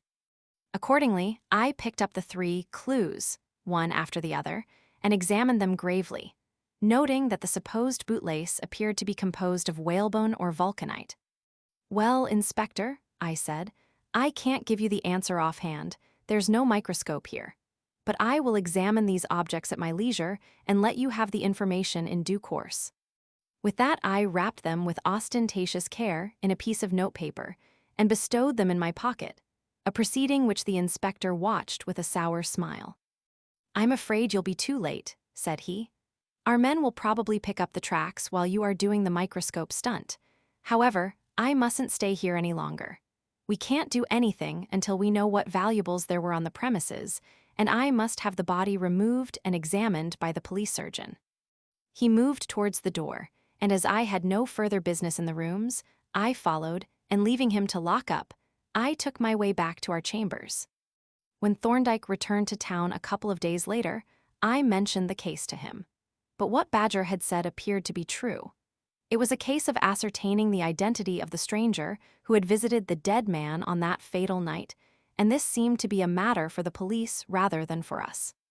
So the case remained in abeyance until the evening following the inquest, when Mr. Bidwell called on us, accompanied by a Mr. Carston, whom he introduced as an old friend of his and of Harrington's family. "I have called," he said, "to bring you a full report of the evidence at the inquest. I had a shorthand writer there, and this is a typed transcript of his notes. Nothing fresh transpired beyond what Dr. Jervis knows and has probably told you, but I thought you had better have all the information in writing." "There is no clue as to who the suspicious visitor was, I suppose," said Thorndyke. "Not the slightest," replied Bidwell. "The porter's description is all they have to go on, and of course it would apply to hundreds of persons. But, in connection with that, there is a question on which I should like to take your opinion. Poor Harrington once mentioned to me that he was subjected to a good deal of annoyance by a certain person who from time to time applied to him for financial help. I gathered that some sort of claim was advanced, and that the demands for money were more or less of the nature of blackmail. Giles didn't say who the person was, but I got the impression that he was a relative. Now, my friend Carston, who attended the inquest with me, noticed that the porter's description of the stranger would apply fairly well to a nephew of Giles, S., whom he knows slightly, and who is a somewhat shady character. And the question that Carston and I have been debating is whether these facts ought to be communicated to the police. It is a serious matter to put a man under suspicion on such very slender data. And yet, said Carston, the facts certainly fit the circumstances. This fellow, his name is Godfrey Harrington, is a typical ne'er-do-weel. Nobody knows how he lives. He doesn't appear to do any work. And then there is the personality of the deceased. I didn't know Giles Harrington very well, but I knew his brother, Sir Gilbert, pretty intimately, and if Giles was at all like him, a catastrophe might easily have occurred." "What was Sir Gilbert's special characteristic?" Thorndyke asked. "An amiability," was the reply. "He was a most cantankerous, overbearing man and violent at times. I knew him when I was at the Colonial Office with him, and one of his official acts will show the sort of man he was. You may remember it, Bidwell, the Bequie affair. There was some trouble in Bequie, which is one of the minor kingdoms bordering on Ashanti, and Sir Gilbert was sent out as a special commissioner to settle it. And settle it he did with a vengeance. He took up an armed force, deposed the king of Bequie, seized the royal stool, message stick, state sword, drums, and the other insignia of royalty, and brought them away with him. And what made it worse was that he treated these important things as mere loot, kept some of them himself, and gave away others as presents to his friends. It was an intolerably high-handed proceeding, and it caused a rare outcry. Even the colonial governor protested, and in the end, the Secretary of State directed the governor to reinstate the king and restore the stolen insignia, as these things went with the royal title and were necessary for the ceremonies of reinstatement or the accession of a new king. "And were they restored?" asked Bidwell. "Most of them were, but just about this time Gilbert died, and as the whereabouts of one or two of them were unknown, it was impossible to collect them then. I don't know if they have been found since." Here Thorndyke led Mr. Carston back to the point from which he had digressed. "You are suggesting that certain peculiarities of temper and temperament on the part of the deceased might have some bearing on the circumstances of his death." "Yes," said Carston. "If Giles Harrington was at all like his brother, I don't know whether he was." Here he looked inquiringly at Bidwell, who nodded emphatically. "I should say he was, undoubtedly," said he. "He was my friend, and I was greatly attached to him, but to others, I must admit, he must have appeared a decidedly morose, cantankerous, and irascible man." "Very well," resumed Carston. "If you imagine this cadging, blackmailing wastrel calling on him and trying to squeeze him, and then you imagine Harrington refusing to be squeezed and becoming abusive, and even violent, you have a fair set of antecedents for what, in fact, did happen." "By the way," said Thorndyke, "what exactly did happen, according to the evidence?" "The medical evidence," replied Bidwell, "showed that the immediate cause of death was heart failure. There were marks of fingers on the throat, as you know, and various other bruises. It was evident that deceased had been violently assaulted, but death was not directly due to the injuries. And the finding of the jury, asked Thorndyke. Willful murder, committed by some person unknown. It doesn't appear to me, said I, that Mr. Carston's suggestion has much present bearing on the case. It is really a point for the defense, but we are concerned with the identity of the unknown man. I am inclined to agree with Dr. Jervis, said Bidwell. We have got to catch the hare before we go into culinary details. My point is, said Carston, that Harrington's peculiar temper suggests a set of circumstances that would render it probable that his visitor was his nephew Godfrey. There is some truth in that, Thorndyke agreed. It is highly speculative, but a reasonable speculation cannot be disregarded when the known facts are so few. My feeling is that the police ought to be informed of the existence of this man and his possible relations with the deceased. As to whether he is or is not the suspected stranger, that could be settled at once if he were confronted with the night porter. Yes, that is true, said Bidwell. I think Carston and I had better call at Scotland Yard and give the Assistant Commissioner a hint on the subject. It will have to be a very guarded hint, of course. Was the question of motive raised? Thorndyke asked. As to robbery, for instance. There is no evidence of robbery, replied Bidwell. I have been through all the receptacles in the chambers, and everything seems intact. The keys were in poor Giles's pocket, and nothing seems to have been disturbed. Indeed, it doesn't appear that there was any portable property of value on the premises. Well, said Thorndyke, the first thing that has to be done is to establish the identity of the nocturnal visitor. That is the business of the police. And if you call and tell them what you have told us, they will, at least, have something to investigate. They should have no difficulty in proving either that he is or is not the man whom the porter let in at the gate, and until they have settled that question, there is no need for us to take any action. Exactly, said Bidwell, rising and taking up his hat. If the police can complete the case, there is nothing for us to do. However, I will leave you the report of the inquest to look over at your leisure, and will keep you informed as to how the case progresses. When our two friends had gone, Thorndyke sat for some time turning over the sheets of the report and glancing through the depositions of the witnesses. Presently he remarked, If it turns out that this man, Godfrey Harrington, is not the man whom the porter let in, the police will be left in the air. Apart from Bidwell's purely speculative suggestion, there seems to be no clue whatever to the visitor's identity. Badger would like to hear you say that, said I. He was very sarcastic respecting our methods of research. And here I gave him an account of my interview with the inspector, including the clues with which he had presented me.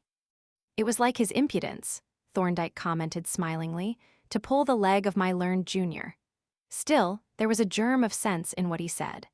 A collection of dust from the floor of that room, in which two men had engaged in a violent struggle, would certainly yield traces of both of them. Mixed up with the traces of a good many others, I remarked. True, he admitted. But that would not affect the value of a positive trace of a particular individual. Supposing, for instance, that Godfrey Harrington were known to have dyed hair, and suppose that one or more dyed male hairs were found in the dust from the floor of the room. That would establish a probability that he had been in that room, and also that he was the person who had struggled with the deceased. Yes, I see that, said I. Perhaps I ought to have collected some of the dust, but it isn't too late now, as Bidwell has locked up the chambers. Meanwhile, let me present you with Badger's clues. They came off the floor. I searched in my pocket and produced the paper packet, the existence of which I had forgotten, and having opened it, offered it to him with an ironical bow. He looked gravely at the little collection, and disregarding the pin and the match, picked out the third object and examined it curiously. That is the alleged bootlace end, he remarked. It doesn't do much credit to Badger's powers of observation. It is as unlike leather as it could well be. Yes, I agreed. It is obviously whalebone or vulcanite. It isn't vulcanite, said he, looking closely at the broken end and getting out his pocket lens for a more minute inspection. What do you suppose it is? I asked, my curiosity stimulated by the evident interest with which he was examining the object. We needn't suppose, he replied. I fancy that if we get Polton to make a cross-section of it, the microscope will tell us what it is. I will take it up to him now. As he went out and I heard him ascending to the laboratory where our assistant, Polton, was at work, I was conscious of a feeling of vexation and a sense of failure. It was always thus. I had treated this fragment with the same levity as had the inspector, just dropping it into my pocket and forgetting it. Probably the thing was of no interest or importance, but whether it was or not, Thorndyke would not be satisfied until he knew for certain what it was. And that habit of examining everything, of letting nothing pass without the closest scrutiny, was one of the great secrets of his success as an investigator. When he came down again, I reopened the subject. "It has occurred to me," I said, "that it might be as well for us to have a look at that room. My inspection was rather perfunctory, as Badger was there." "I have just been thinking the same," he replied. "If Godfrey is not the man, and the police are left stranded, Bidwell will look to us to take up the inquiry, and by that time the room may have been disturbed. I think we will get the key from Bidwell tomorrow morning and make a thorough examination. And we may as well adopt Badger's excellent suggestion respecting the dust. I will instruct Polton to come over with us and bring a full-sized vacuum cleaner, and we can go over what he collects at our leisure." Agreeably to this arrangement, we presented ourselves on the following morning at Mr. Bidwell's chambers, accompanied by Polton, who, however, being acutely conscious of the vacuum cleaner, which was thinly disguised in brown paper, sneaked up the stairs and got out of sight. Bidwell opened the door himself, and Thorndyke explained our intentions to him. "Of course you can have the key," he said, "but I don't know that it is worth your while to go into the matter. There have been developments since I saw you last night. When Carston and I called at Scotland Yard, we found that we were too late. Godfrey Harrington had come forward and made a voluntary statement." "That was wise of him," said Thorndyke, "but he would have been wiser still to have notified the porter of what had happened and sent for a doctor. He claims that the death was a misadventure, of course." "Not at all," replied Bidwell. "He states that when he left, Giles was perfectly well, so well that he was able to kick him Godfrey down the stairs and pitch him out onto the pavement. It seems, according to his account, that he called to try to get some financial help from his uncle. He admits that he was rather importunate and persisted after Giles had definitely refused. Then Giles got suddenly into a rage, thrust him out of the chambers, ran him down the stairs, and threw him out into Tanfield Court.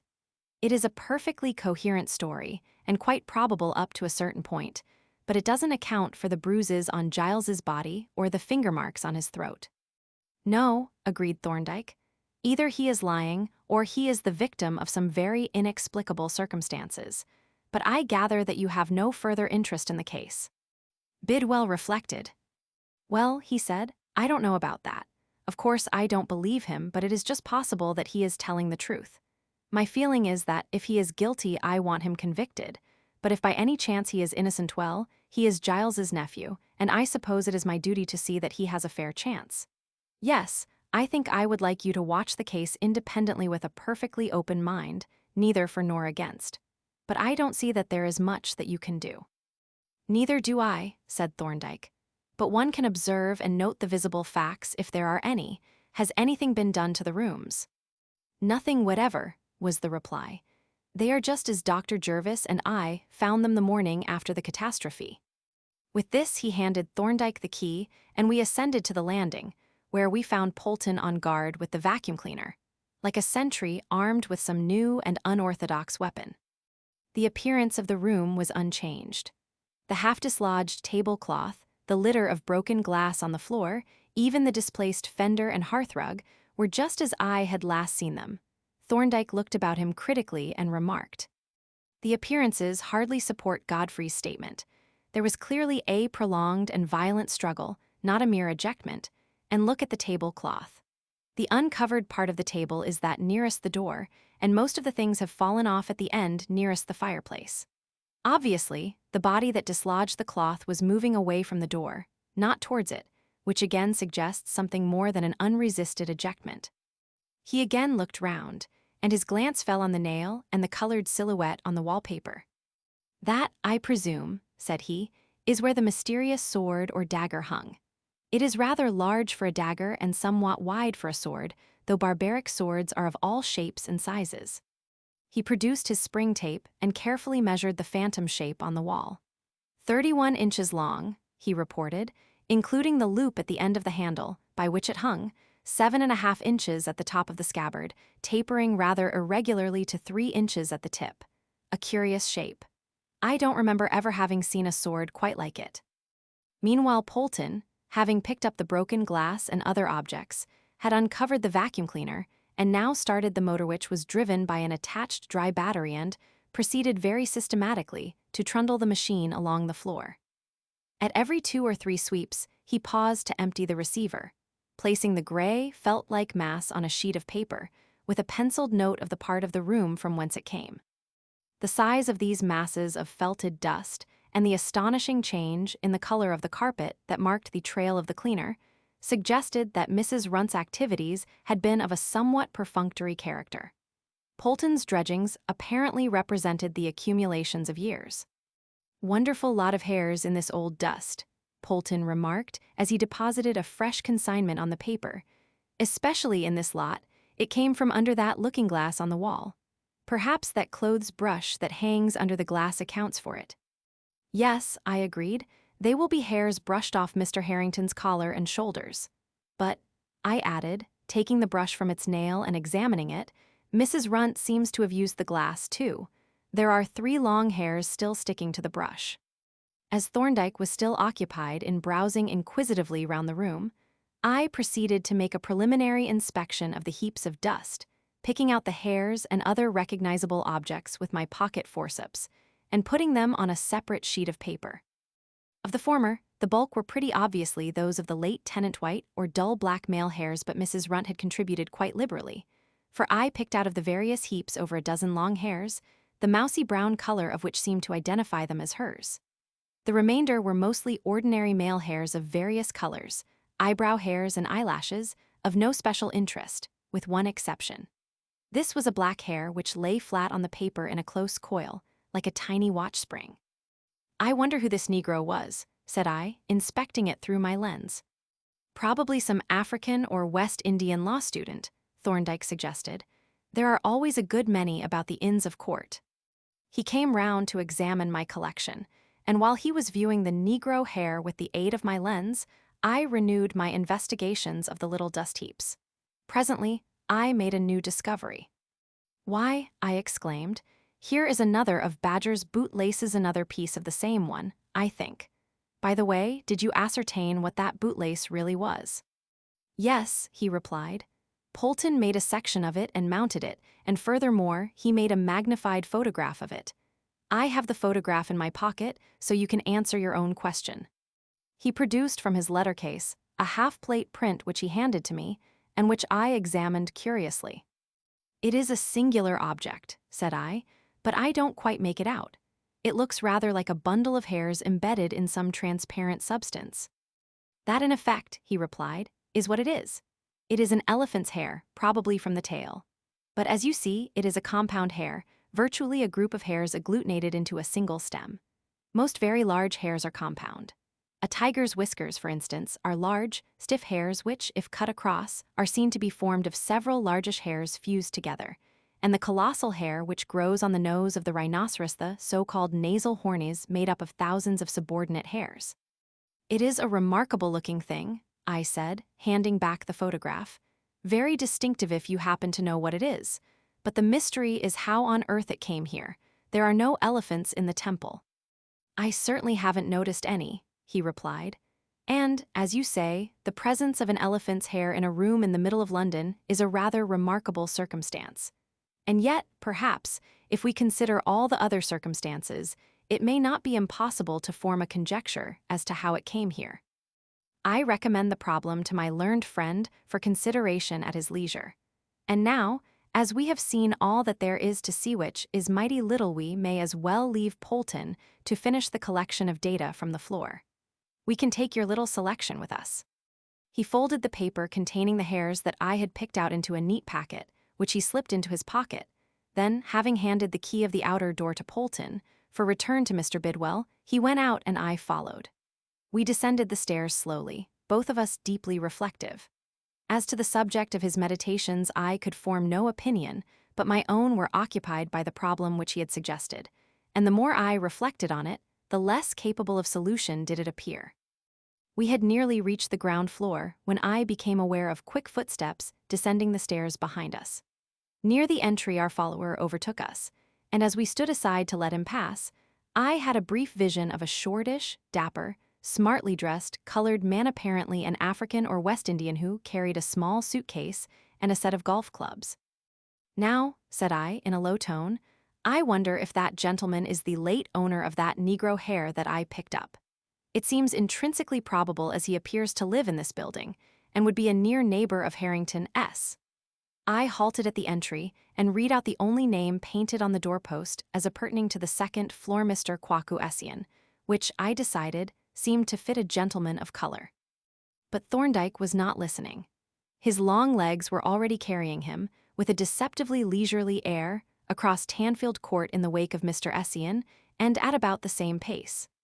I put on a spurt and overtook him, a little mystified by his sudden air of purpose, and by the fact that he was not walking in the direction of our chambers. Still more mystified was I when it became clear that Thorndyke was following the African and keeping at a constant distance in rear of him. But I made no comment until, having pursued our quarry to the top of Middle Temple Lane, we saw him hail a taxi and drive off. Then I demanded an explanation. "I wanted to see him fairly out of the precincts," was the reply, "because I have a particular desire to see what his chambers are like. I only hope his door has a practicable latch." I stared at him in dismay. "You surely don't contemplate breaking into his chambers?" I exclaimed. "Certainly not," he replied. "If the latch won't yield to gentle persuasion, I shall give it up. But don't let me involve you, Jervis. I admit that it is a slightly irregular proceeding." "Irregular?" I repeated.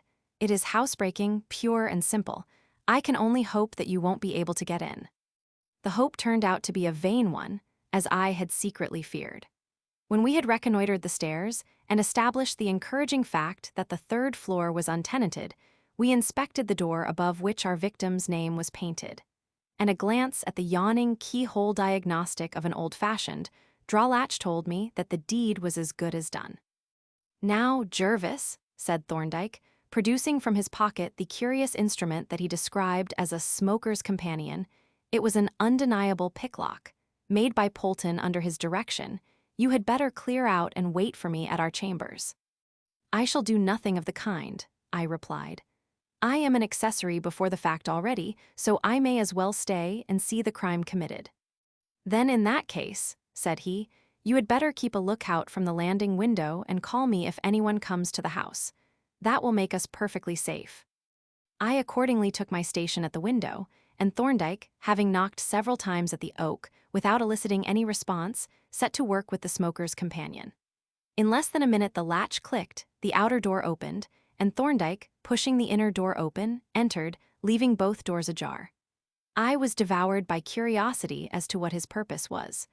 Obviously, it must be a very definite one to justify this most extraordinary proceeding. But I dared not leave my post for a moment, seeing that we were really engaged in a very serious breach of the law, and it was of vital importance that we should not be surprised in the act. I was therefore unable to observe my colleague's proceedings, and I waited impatiently to see if anything came of this unlawful entry. I had waited thus some 10 minutes, keeping a close watch on the pavement below, when I heard Thorndyke quickly cross the room and approach the door. A moment later he came out on the landing, bearing in his hand an object which, while it enlightened me as to the purpose of the raid, added to my mystification. "That looks like the missing sword from Harrington's room," I exclaimed, gazing at it in amazement. "Yes," he replied. "I found it in a drawer in the bedroom, only it isn't a sword." "Then, what the deuce is it?" I demanded, for the thing looked like a broad-bladed sword in a soft leather scabbard of somewhat rude native workmanship. By way of reply, he slowly drew the object from its sheath, and as it came into sight, I uttered an exclamation of astonishment. To the inexpert eye, it appeared an elongated body about 9 inches in length, covered with coarse, black leather, from either side of which sprang a multitude of what looked like thick, black wires. Above, it was furnished with a leather handle, which was surmounted by a suspension loop of plaited leather. "I take it," said I, "that this is an elephant's tail." "Yes," he replied, and a rather remarkable specimen. The hairs are of unusual length. Some of them, you see, are nearly 18 inches long. And what are you going to do now? I asked. I am going to put it back where I found it. Then I shall run down to Scotland Yard and advise Miller to get a search warrant. He is too discreet to ask inconvenient questions. I must admit that it was a great relief to me when, a minute later, Thorndyke came out and shut the door. But I could not deny that the raid had been justified by the results. What had, presumably, been a mere surmise had been converted into a definite fact on which action could confidently be taken. I suppose, said I, as we walked down towards the embankment en route for Scotland Yard, I ought to have spotted this case. You had the means, Thorndyke replied. At your first visit, you learned that an object of some kind had disappeared from the wall. It seemed to be a trivial object of no value and not likely to be connected with the crime. So you disregarded it. But it had disappeared. Its disappearance was not accounted for, and that disappearance seemed to coincide in time with the death of Harrington. It undoubtedly called for investigation. Then you found on the floor an object the nature of which was unknown to you. Obviously, you ought to have ascertained what it was. Yes, I ought, I admitted, though I am not sure that I should have been much forwarder even then. In fact, I am not so very much forwarder even now. I don't see how you spotted this man Essien, and I don't understand why he took all this trouble and risk and even committed a murder to get possession of this trumpery curio. Of course, I can make a vague guess, but I should like to hear how you ran the man and the thing to earth. Very well, said Thorndyke. Let me retrace the train of discoveries and inferences in their order. First, I learned that an object, supposed to be a barbaric sword of some kind, had disappeared about the time of the murder if it was a murder. Then we heard from Carston that Sir Gilbert Harrington had appropriated the insignia and ceremonial objects belonging to the King of Bequia, that some had subsequently been restored, but others had been given to friends as curios. As I listened to that story, the possibility occurred to me that this curio which had disappeared might be one of the missing ceremonial objects. It was not only possible, it was quite probable, for Giles Harrington was a very likely person to have received one of these gifts, and his morose temper made it unlikely that he would restore it. And then, since such an object would be of great value to somebody, and since it was actually stolen property, there would be good reasons why some interested person should take forcible possession of it. This, of course, was mere hypothesis of a rather shadowy kind. But when you produced an object which I at once suspected, and then proved to be an elephant's hair, the hypothesis became a reasonable working theory. For, among the ceremonial objects which form what we may call the regalia of a West African king, is the elephant's tail, which is carried before him by a special officer as a symbol of his power and strength. An elephant's tail had pretty certainly been stolen from the king, and Carston said nothing about its having been restored. Well, when we went to Harrington's chambers just now, it was clear to me that the thing which had disappeared was certainly not a sword. The phantom shape on the wall did not show much, but it did show plainly that the object had hung from the nail by a large loop at the end of the handle. But the suspension loop of a sword or dagger is always on the scabbard, never on the hilt. But if the thing was not a sword, what was it? The elephant's hair that you found on the floor seemed to answer the question. Now, as we came in, I had noticed on the doorpost the West African name, Kwaku Essien. A man whose name is Kwaku is pretty certainly a Negro. But if this was an elephant's tail, its lawful owner was a Negro, and that owner wanted to recover it and was morally entitled to take possession of it. Here was another striking agreement. The chambers over Harrington's were occupied by a Negro. Finally, you found among the floor dust a Negro's hair. Then a Negro had actually been in this room. But from what we know of Harrington, that Negro was not there as an invited visitor. All the probabilities pointed to Mr. Essien, but the probabilities were not enough to act on. Then we had a stroke of sheer luck. We got the chance to explore Essien's chambers and seek the crucial fact, but here we are at Scotland Yard. That night, at about 8 o'clock, a familiar tattoo on our knocker announced the arrival of Mr. Superintendent Miller, not entirely unexpected, as I guessed. Well, he said, as I let him in, the colored nobleman has come home. I've just had a message from the man who was detailed to watch the premises. Are you going to make the arrest now? Asked Thorndyke. Yes, and I should be glad if you could come across with me. You know more about the case than I do." Thorndyke assented at once, and we set forth together. As we entered Tanfield Court, we passed a man who was lurking in the shadow of an entry, and who silently indicated the lighted windows of the chambers for which we were bound. Ascending the stairs up which I had lately climbed with unlawful intent, we halted at Mr. Essien's door, on which the superintendent executed an elaborate flourish with his stick, there being no knocker. After a short interval we heard a bolt withdrawn, the door opened a short distance, and in the interval a black face appeared, looking out at us suspiciously. "Who are you, and what do you want?" the owner of the face demanded gruffly. "You are Mr. Kwaku Essien, I think," said Miller, unostentatiously insinuating his foot into the door opening. "Yes," was the reply, "but I don't know you. What is your business?" "I am a police officer," Miller replied, edging his foot in a little farther, "and I hold a warrant to arrest you on the charge of having murdered Mr. Giles Harrington."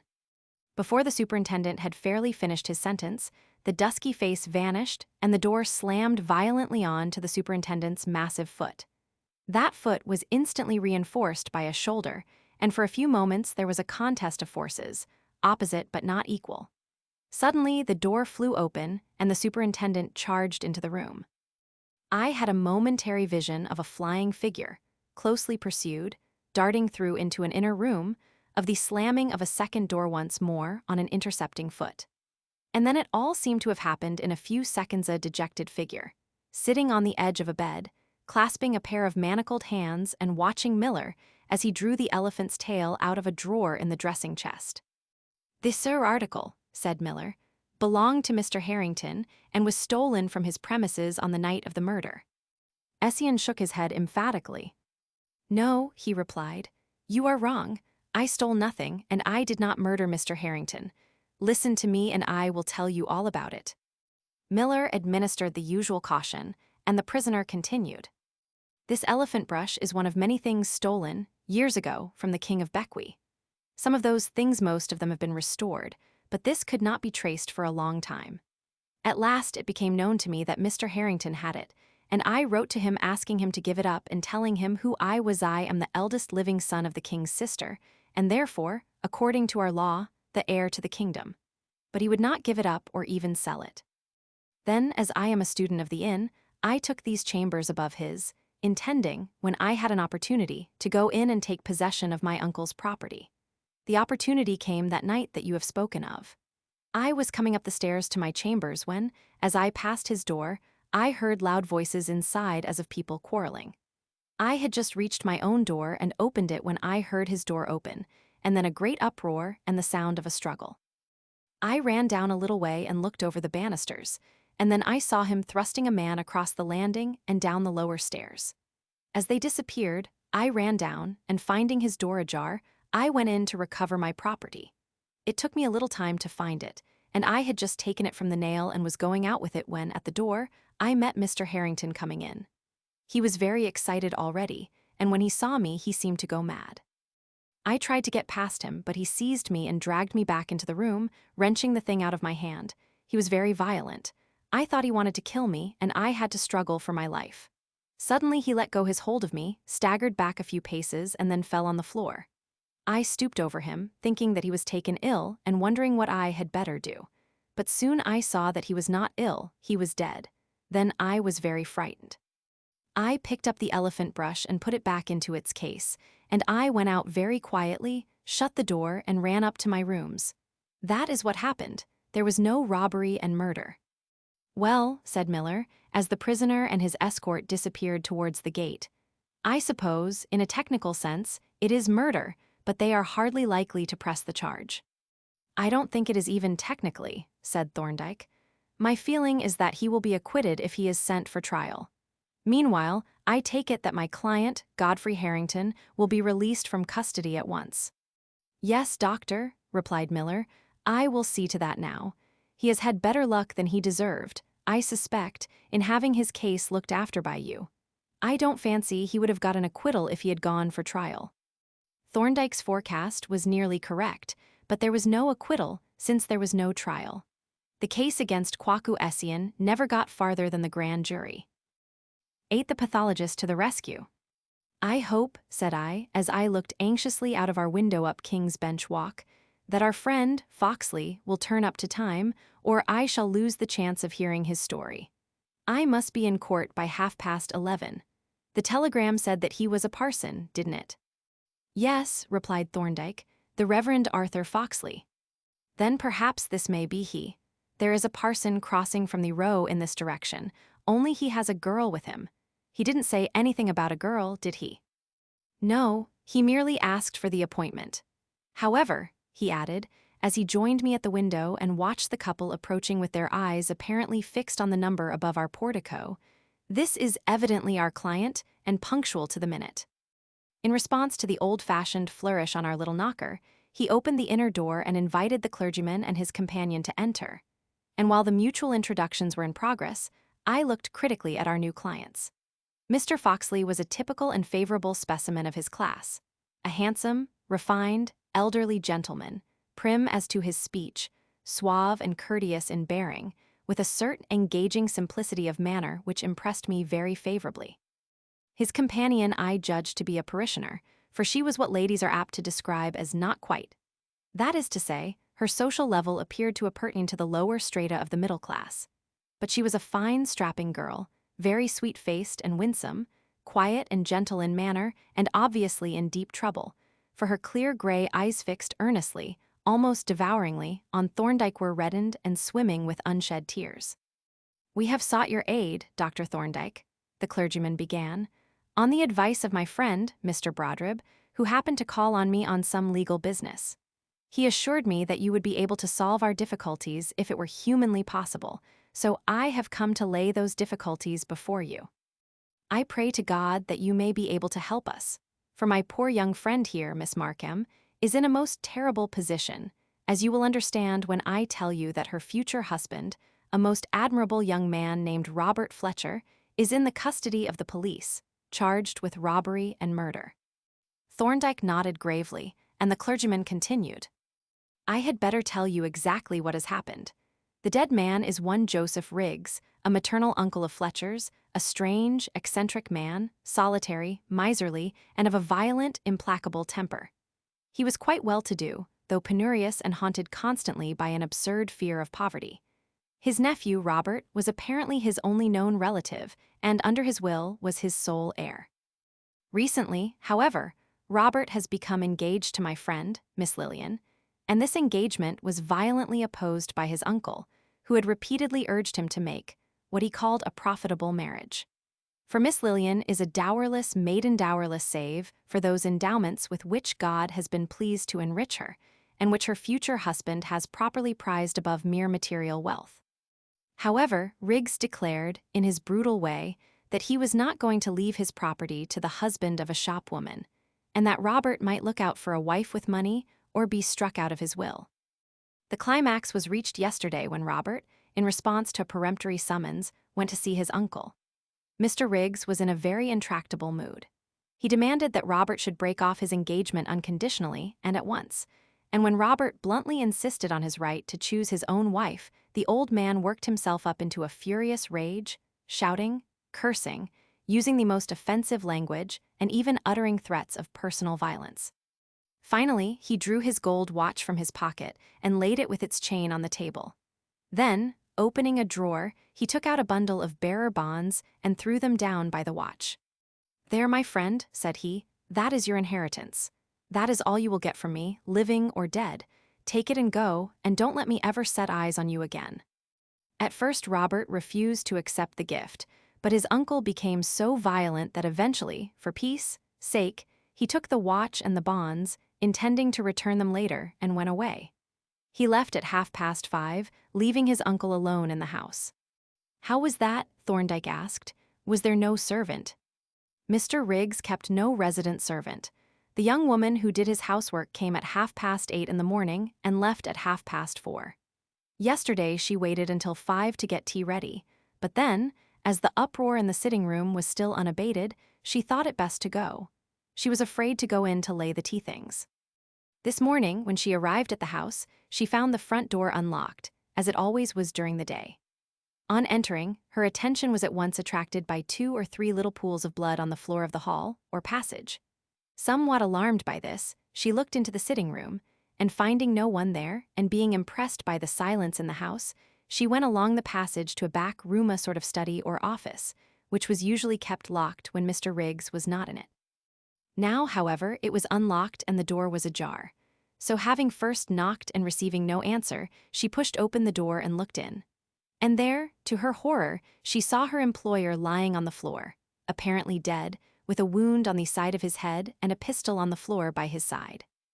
Instantly, she turned and rushed out of the house, and she was running up the street in search of a policeman when she encountered me at a corner and burst out with her dreadful tidings.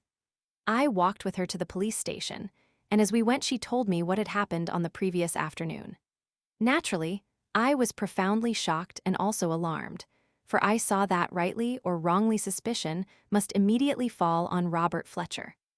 The servant, Rose Turnmull, took it for granted that he had murdered her master, and when we found the station inspector and Rose had repeated her statement to him, it was evident that he took the same view.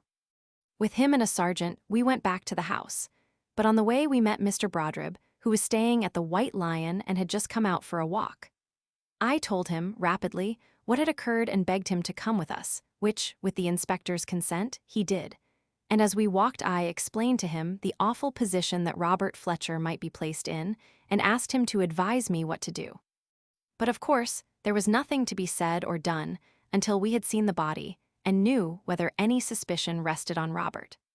We found the man Riggs lying, as Rose had said. He was quite dead, cold, and stiff. There was a pistol wound on the right temple, and a pistol lay on the floor at his right side. A little blood, but not much, had trickled from the wound and lay in a small pool on the oilcloth. The door of an iron safe was open, and a bunch of keys hung from the lock, and on a desk 1 or 2 share certificates were spread out. On searching the dead man's pockets, it was found that the gold watch which the servant told us he usually carried was missing, and when Rose went to the bedroom to see if it was there, it was nowhere to be found. Apart from the watch, however, the appearances suggested that the man had taken his own life, but against this view was the blood on the hall floor. The dead man appeared to have fallen at once from the effects of the shot, and there had been very little bleeding. Then how came the blood in the hall? The inspector decided that it could not have been the blood of the deceased, and when we examined it and saw that there were several little pools and that they seemed to form a track towards the street door, he was convinced that the blood had fallen from some person who had been wounded and was escaping from the house. And under the circumstances, he was bound to assume that that person was Robert Fletcher.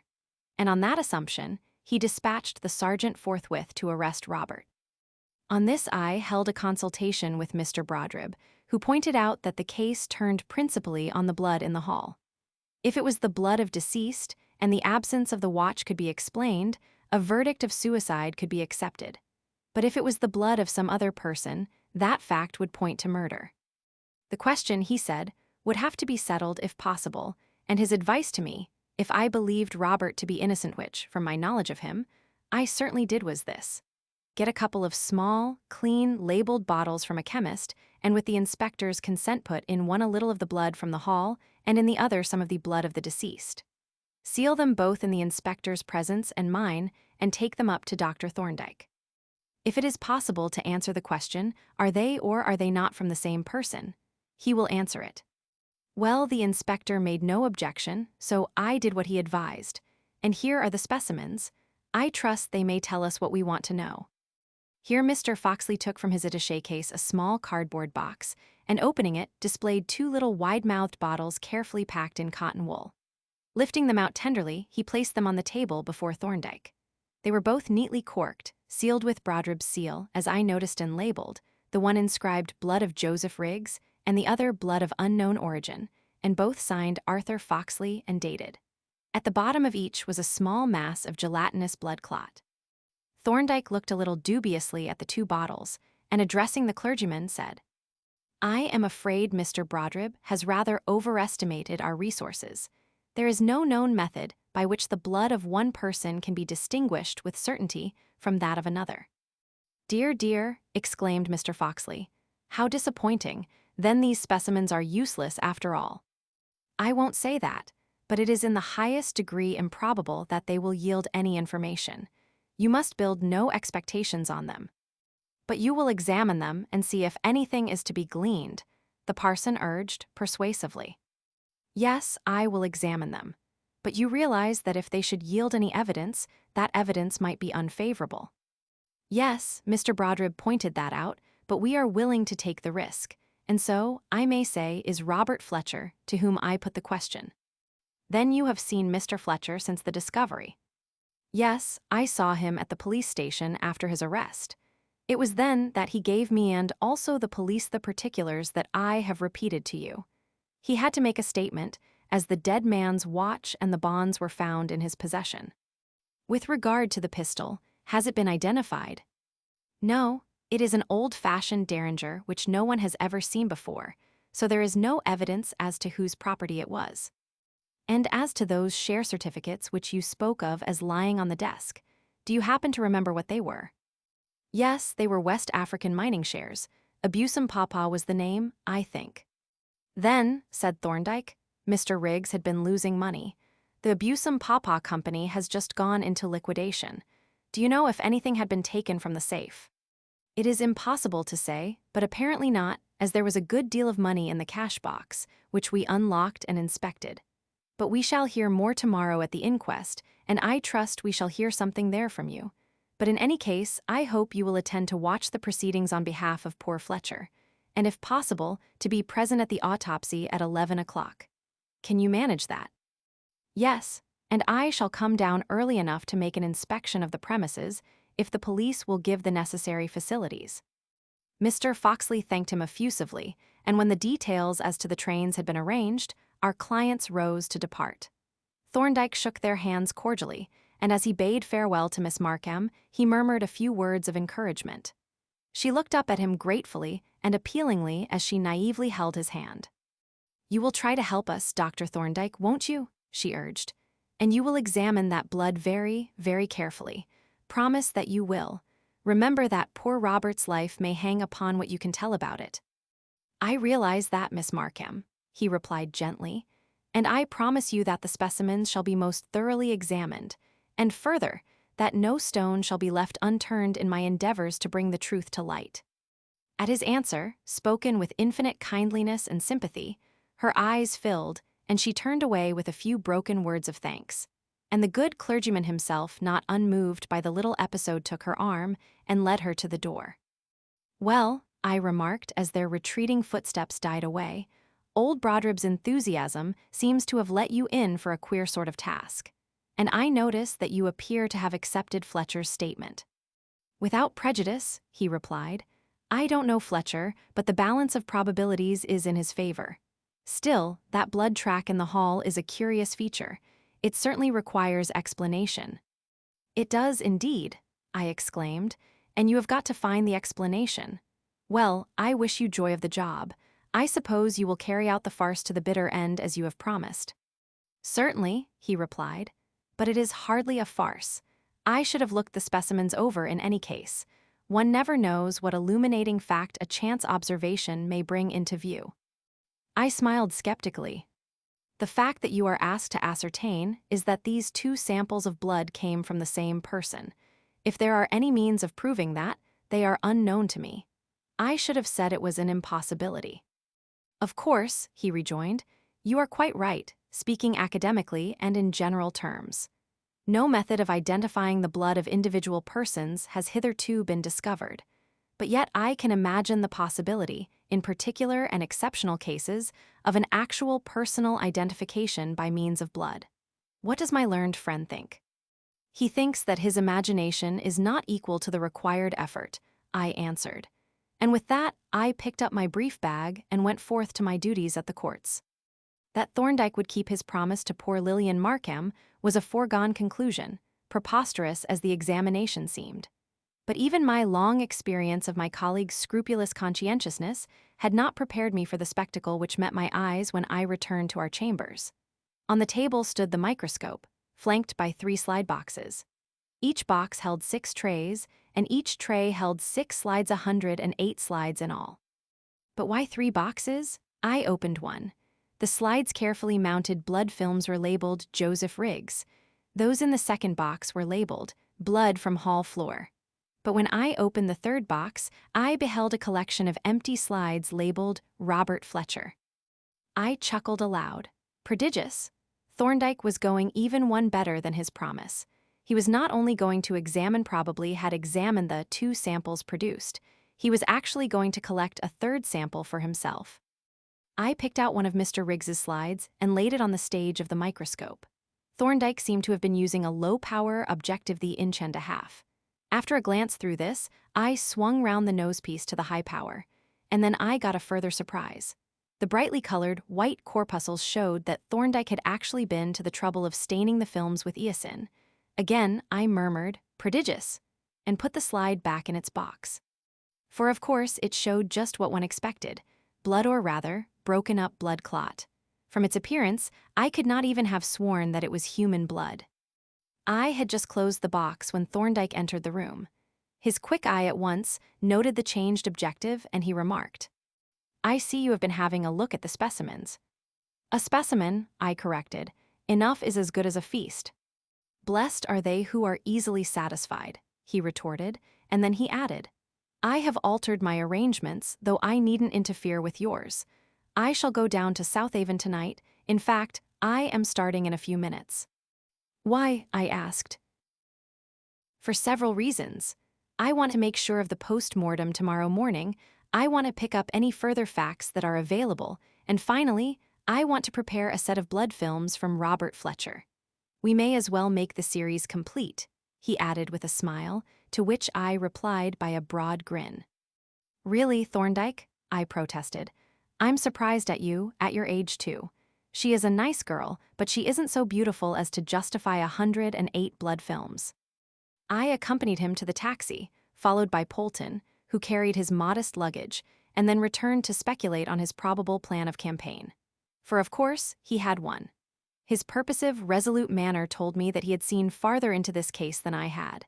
I accepted that as natural and inevitable. Indeed, I may admit that my disrespectful badinage covered a belief in his powers hardly second even to old Broadribs. I was, in fact, almost prepared to discover that those preposterous blood films had, after all, yielded some illuminating fact, which had sent him hurrying down to Southaven in search of corroboration. When I alighted from the train on the following day at a little past noon, I found him waiting on the platform, ready to conduct me to his hotel for an early lunch. "All goes well so far," he reported. I attended the postmortem and examined the wound thoroughly. The pistol was held in the right hand not more than 2 inches from the head, probably quite close, for the skin is scorched and heavily tattooed with black powder grains. I find that Riggs was right-handed, so the prima facie probabilities are in favor of suicide, and the recent loss of money suggests a reasonable motive. But what about that blood in the hall? "Oh, we have disposed of that. I completed the blood film series last night." I looked at him quickly to see if he was serious or only playing a facetious return shot. But his face was as a face of wood. "You are an exasperating old devil, Thorndyke," I exclaimed with conviction. Then, knowing that cross-examination would be futile, I asked, "What are we going to do after lunch?" "The inspector is going to show us over the scene of the tragedy, as the newspapers would express it." I noted gratefully that he had reserved this item for me, and dismissed professional topics for the time being, concentrating my attention on the old-world amphibious streets through which we were walking. There is always something interesting in the aspect of a seaport town, even if it is only a small one like Southaven. The inspector arrived with such punctuality that he found us still at the table, and was easily induced to join us with a cup of coffee, and to accept a cigar administered by Thorndyke, as I suspected, with the object of hindering conversation. I could see that his interest in my colleague was intense and not unmingled with awe, a fact which, in conjunction with the cigar, restrained him from any undue manifestations of curiosity, but not from continuous, though furtive, observation of my friend. Indeed, when we arrived at the late Mr. Riggs's house, I was secretly amused by the close watch that he kept on Thorndyke's movements, unsensational as the inspection turned out to be.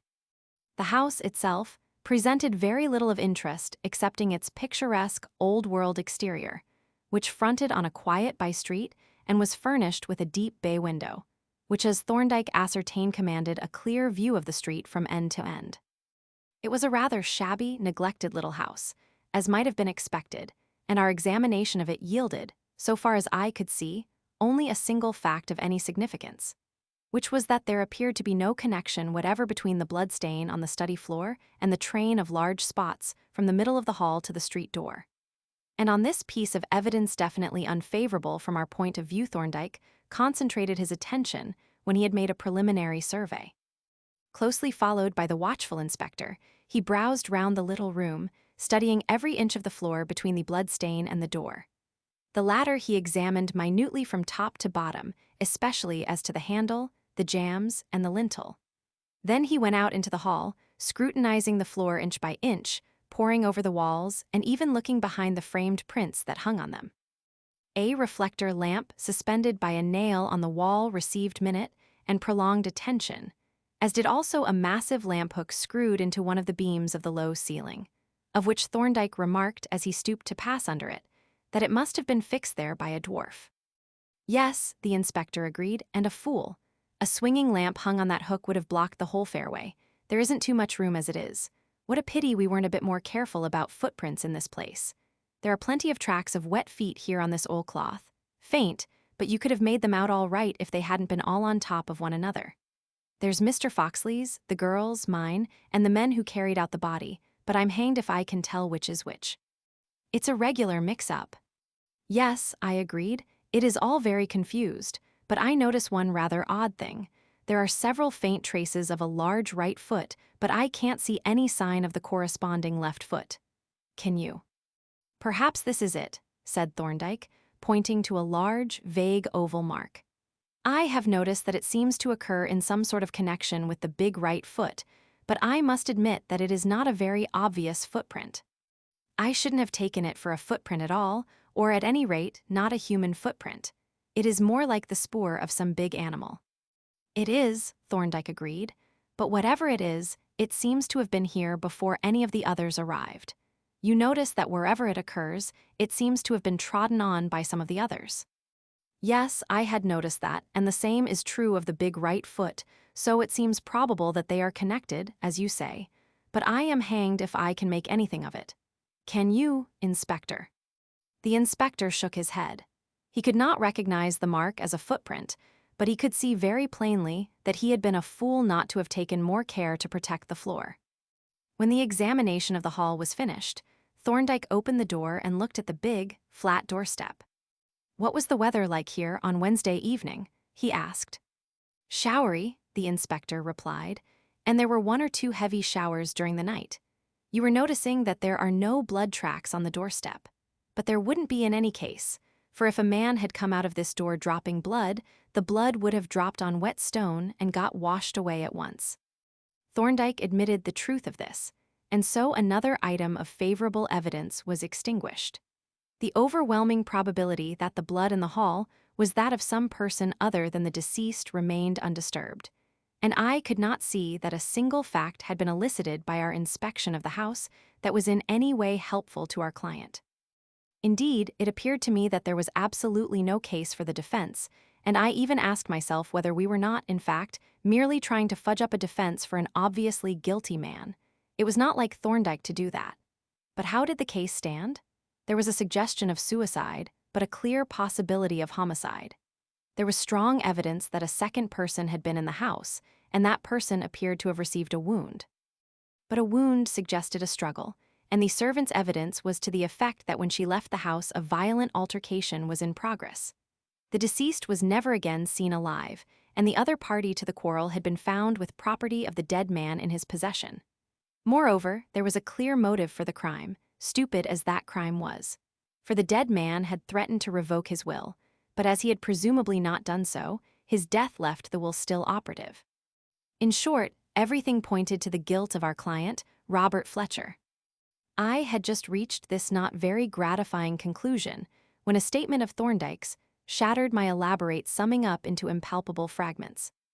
I suppose, sir, said the inspector, There isn't anything that you would care to tell us, as you are for the defense, but we are not hostile to Fletcher. In fact, he hasn't been charged. He is only being detained in custody until we have heard what turns up at the inquest. I know you have examined that blood that Mr. Foxley took, and Fletcher's blood, too, and you've seen the premises. We have given all the facilities that we could, and if you could give us any sort of hint that might be useful, well, I should be very much obliged." Thorndyke reflected for a few moments, then he replied, "There is no reason for secrecy in regard to you, Inspector, who have been so helpful and friendly, so I will be quite frank. I have examined both samples of blood and Fletcher's, and I have inspected the premises, and what I am able to say definitely is this: the blood in the hall is not the blood of the deceased." "Ah," exclaimed the inspector, "I was afraid it was. And it is not the blood of Robert Fletcher. Isn't it now? Well, I am glad to hear that. Moreover," continued Thorndyke, "it was shed well after 9 o'clock at night, probably not earlier than midnight." "There now," the inspector exclaimed, with an admiring glance at Thorndyke, "just think of that. See what it is to be a man of science. I suppose, sir, you couldn't give us any sort of description of the person who dropped that blood in the hall." Staggered as I had been by Thorndyke's astonishing statements, I could not repress a grin at the inspector's artless question. But the grin faded rather abruptly as Thorndyke replied in matter-of-fact tones. "A detailed description is, of course, impossible. I can only sketch out the probabilities. But if you should happen to meet with a tall Negro with a bandaged head or a contused wound of the scalp and a swollen leg, you had better keep your eye on him. The leg which is swollen is probably the left." The inspector was thrilled, and so was I, for that matter. The thing was incredible, but yet I knew that Thorndyke's amazing deductions were the products of perfectly orthodox scientific methods. Only I could form no sort of guess as to how they had been arrived at. A Negro's blood is no different from any other person's, and certainly affords no clue to his height or the condition of his legs. I could make nothing of it. And as the dialogue and the inspector's note-takings brought us to the little town hall in which the inquest was to be held, I dismissed the puzzle until such time as Thorndyke chose to solve it. When we entered the town hall, we found everything in readiness for the opening of the proceedings. The jury were already in their places, and the coroner was just about to take his seat at the head of the long table. We accordingly slipped on to the 2 chairs that were found for us by the inspector, and the latter took his place behind the jury and facing us. Near to him, Mr. Foxley and Miss Markham were seated, and evidently hailed our arrival with profound relief, each of them smiling us a silent greeting. A professional-looking man sitting next to Thorndyke I assumed to be the medical witness, and a rather good-looking young man who sat apart with a police constable I identified as Robert Fletcher. The evidence of the common witnesses who deposed to the general facts told us nothing that we did not already know, excepting that it was made clear that Fletcher had left his uncle's house not later than 7 o'clock, and that thereafter until the following morning his whereabouts were known. The medical witness was cautious, and kept an uneasy eye on Thorndyke. The wound which caused the death of deceased might have been inflicted by himself or by some other person.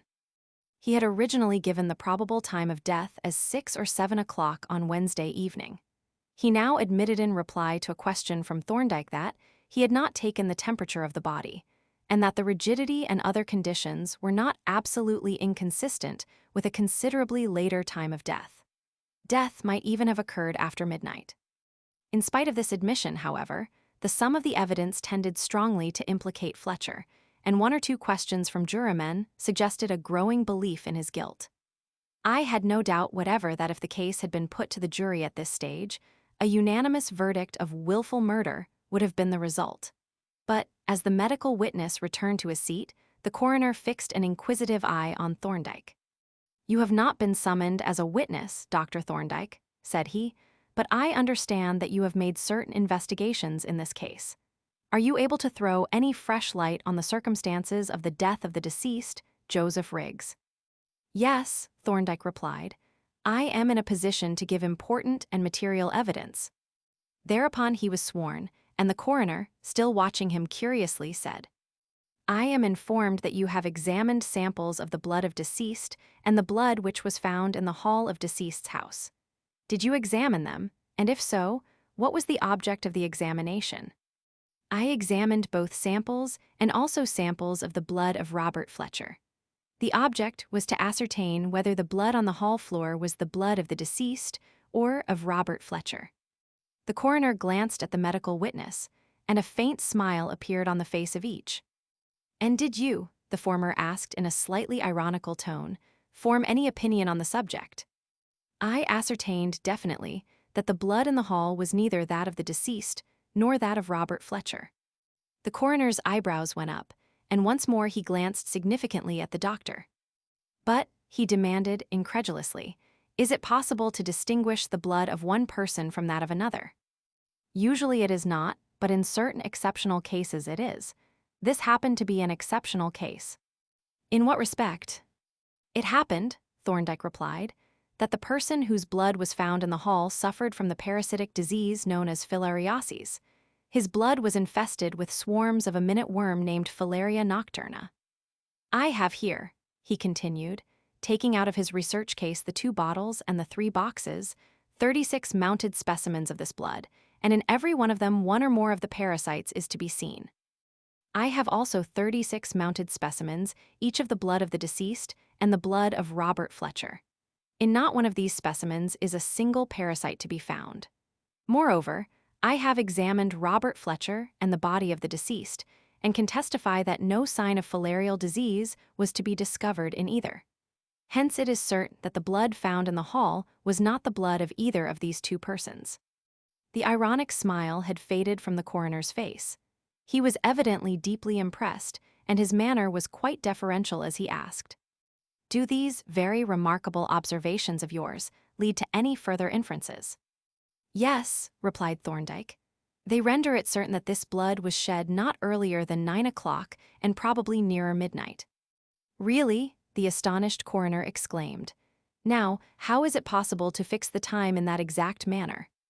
"By inference from the habits of the parasite," Thorndyke explained. "This particular filaria is distributed by the mosquito, and its habits are adapted to the habits of the mosquito.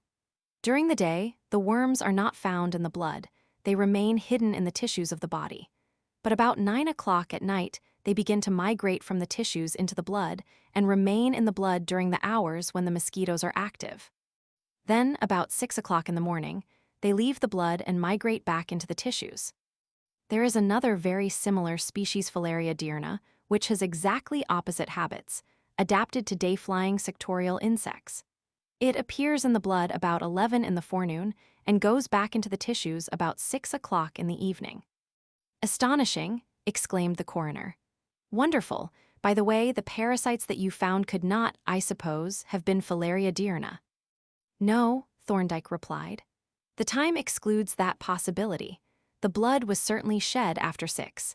They were undoubtedly nocturna, and the large numbers found suggest a late hour. The parasites come out of the tissues very gradually, and it is only about midnight that they appear in the blood in really large numbers." "That is very important," said the coroner. "But does this disease affect any particular class of persons?" "Yes," Thorndyke replied. "As the disease is confined to tropical countries, the sufferers are naturally residents of the tropics, and nearly always natives. In West Africa, for instance, it is common among the Negroes but practically unknown among the white residents. Should you say that there is a distinct probability that this unknown person was a Negro?" "Yes, but apart from the filariae, there is direct evidence that he was. Searching for some cause of the bleeding, I noticed a lamp hook screwed into the ceiling and low enough to strike a tall man's head. I examined it closely and observed on it a dark, shiny mark, like a blood smear, and 1 or 2 short coiled hairs which I recognized as the scalp hairs of a Negro. I have no doubt that the unknown man is a Negro and that he has a wound of the scalp. Does filarial disease produce any effects that can be recognized?" "Frequently it does. One of the commonest effects produced by Filaria nocturna, especially among Negroes, is the condition known as elephantiasis. This consists of an enormous swelling of the extremities, most usually of one leg, including the foot, whence the name. The leg and foot look like those of an elephant. As a matter of fact, the Negro who was in the hall suffered from elephantiasis of the left leg. I observed prints of the characteristically deformed foot on the oilcloth covering the floor. Thorndyke's evidence was listened to with intense interest by everyone present, including myself. Indeed, so spellbound was his audience that one could have heard a pin drop, and the breathless silence continued for some seconds after he had ceased speaking. Then, in the midst of the stillness, I heard the door creak softly behind me. There was nothing particularly significant in the sound, but its effects were amazing. Glancing at the inspector, who faced the door, I saw his eyes open and his jaw drop until his face was a very mask of astonishment. And as this expression was reflected on the faces of the jurymen, the coroner and everyone present, excepting Thorndyke, whose back was towards the door, I turned to see what had happened. And then I was as astonished as the others. The door had been pushed open a few inches, and a head thrust in a Negro's head, covered with a soiled and blood-stained rag forming a rough bandage. As I gazed at the black, shiny, inquisitive face, the man pushed the door farther open and shuffled into the room. And instantly there arose on all sides a soft rustle and an inarticulate murmur followed by breathless silence, while every eye was riveted on the man's left leg. It certainly was a strange, repulsive-looking member, its monstrous bulk exposed to view through the slit trouser and its great shapeless foot shoeless, since no shoe could have contained a trough and horny like the foot of an elephant. But it was tragic and pitiable, too, for the man, apart from this horrible excrescence, was a fine, big athletic-looking fellow. The coroner was the first to recover. Addressing Thorndyke, but keeping an eye on the Negro, he said, "Your evidence, then, amounts to this. On the night of Joseph Riggs's death, there was a stranger in the house. That stranger was a Negro, who seems to have wounded his head and who, you say, had a swelled left leg." "Yes," Thorndyke admitted, "that is the substance of my evidence." Once more a hush fell on the room. The Negro stood near the door, rolling his eyes to and fro over the assembly as if uneasily conscious that everyone was looking at him. Suddenly, he shuffled up to the foot of the table and addressed the coroner in deep, buzzing, resonant tones. "You tink I kill dat ol' man? I no kill he kill himself, I look Having made this statement, he rolled his eyes defiantly round the court, and then turned his face expectantly towards the coroner, who said, "You say you know that Mr. Riggs killed himself." "Yas, I look he shoot himself. You tink I shoot I tell you I no shoot Why I fit kill this man, I no sabi "Then," said the coroner, "if you know that he killed himself, you must tell us all that you know, and you must swear to tell us the truth." "Yas," the Negro agreed, "I tell you eber writing one time, I tell you the truth. Dat ol' man kill himself." When the coroner had explained to him that he was not bound to make any statement that would incriminate him, as he still elected to give evidence, he was sworn and proceeded to make his statement with curious fluency and self-possession. "My name Robert Bruce. Dat my English name, my country name Kwaku. I live for Winneba on de Gold Coast. Dis time I cooks mate for dat steamer lecky. On Wednesday night I lay in my bunk. I no fit sleep, my leg he chook me, I look out of de porthole. Plenty moon live. In my country when de moon big, peoples walk about, so I get up, I go ashore to walk about de town. Den de rain come. Plenty rain no good for my sickness, so I try for open house doors. No fit. All doors locked. Den I come to dis ol' man's house. I turn to handle, de door open. I go in, I look in one room, all dark, nobody live. Den I look anoder room, de door open a little, light live inside. I know like dat. I tink, s'pose somebody come out and see me, he tink I come for tief something. So I tink I go away. Den something make ping, same like gun. I hear something fall down in dat room.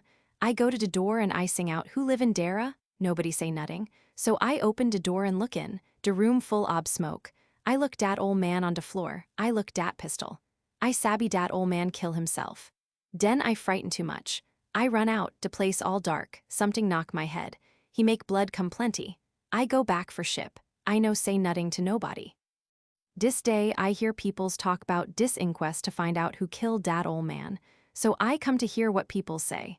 I hear dat gentleman say I killed dat ol' man, so I tell you eber writing. I tell you the truth. Finish. "Do you know what time it was when you came ashore?" the coroner asked. Yes, when I come down the ladder, I hear 8 bells ring. I get back to the ship juice before day ring 2 bells in the middle watch. Then you came ashore at midnight and got back just before 1 o'clock. Yes, that is what I say. A few more questions, put by the coroner, having elicited nothing fresh, the case was put briefly to the jury. You have heard the evidence, gentlemen, and most remarkable evidence it was. Like myself, you must have been deeply impressed by the amazing skill with which Dr. Thorndyke reconstructed the personality of the unknown visitor to that house, and even indicated correctly the very time of the visit, from an examination of a mere chance blood stain. As to the statement of quacu mensa, I can only say that I see no reason to doubt its truth. You will note that it is in complete agreement with Dr. Thorndyke's evidence, and it presents no inconsistencies or improbabilities. Possibly the police may wish to make some further inquiries, but for our purposes it is the evidence of an eyewitness, and as such must be given full weight. With these remarks, I leave you to consider your verdict. The jury took but a minute or two to deliberate. Indeed, only one verdict was possible if the evidence was to be accepted, and that was agreed on unanimously suicide whilst temporarily insane. As soon as it was announced, the inspector, formally and with congratulations, released Fletcher from custody, and presently retired in company with the Negro to make a few inquiries on board the ship. The rising of the court was the signal for a wild demonstration of enthusiasm and gratitude to Thorndyke. To play his part efficiently in that scene, he would have needed to be furnished, like certain repulsive Indian deities, with an unlimited outfit of arms. For everyone wanted to shake his hand, and 2 of them, Mr. Foxley and Miss Markham, did so with such pertinacity as entirely to exclude the other candidates. "I can never thank you enough," Miss Markham exclaimed, with swimming eyes, "if I should live to be 100. But I shall think of you with gratitude every day of my life. Whenever I look at Robert, I shall remember that his liberty and even his life are your gifts." Here she was so overcome by grateful emotion that she again seized and pressed his hand. I think she was within an ace of kissing him, but being, perhaps, doubtful how he would take it, compromised by kissing Robert instead. And no doubt it was just as well. 9 gleanings from the wreckage. There was a time, and not so very long ago, when even the main streets of London, after midnight, were as silent as not the grave. That is an unpleasant simile. Besides, who has any experience of conditions in the grave? But they were nearly as silent as the streets of a village. Then the nocturnal pedestrian could go his way encompassed and soothed by quiet, which was hardly disturbed by the rumble of a country wagon wending to market or the musical tinkle of the little bells on the collar of the hansom cab horse, sedately drawing some late reveller homeward. Very different is the state of those streets nowadays. Long after the hour when the electric trams have ceased from troubling and the motor omnibuses are at rest, the heavy road transport from the country thunders through the streets. The air is rent by the howls of the electric hooter, and belated motorcyclists fly past, stuttering explosively like perambulant Lewis guns with an inexhaustible charge. "Let us get into the by-streets," said Thorndyke, as a car sped past us uttering sounds suggestive of a dyspeptic dinosaur. "We don't want our conversations seasoned with mechanical objurgations. In the back streets, it is still possible to hear oneself speak and forget the march of progress." We turned into a narrow byway with the confidence of the born and bred Londoner in the impossibility of losing our direction, and began to thread the intricate web of streets in the neighborhood of a canal. "It is a remarkable thing," Thorndyke resumed anon, "that every new application of science seems to be designed to render the environment of civilized man more and more disagreeable. If the process goes much farther, as it undoubtedly will, we shall presently find ourselves looking back wistfully at the Stone Age as the golden age of human comfort." At this point, his moralizing was cut short by a loud, sharp explosion. We both stopped and looked about from the parapet of the bridge that we were crossing. "Quite like old times," Thorndyke remarked. "Carries one back to 1915, when friend Fritz used to call on us. Ah, there is the place, the top story of that tall building across the canal." He pointed as he spoke to a factory-like structure, from the upper windows of which a lurid light shone and rapidly grew brighter. "It must be down the next turning," said I, quickening my pace.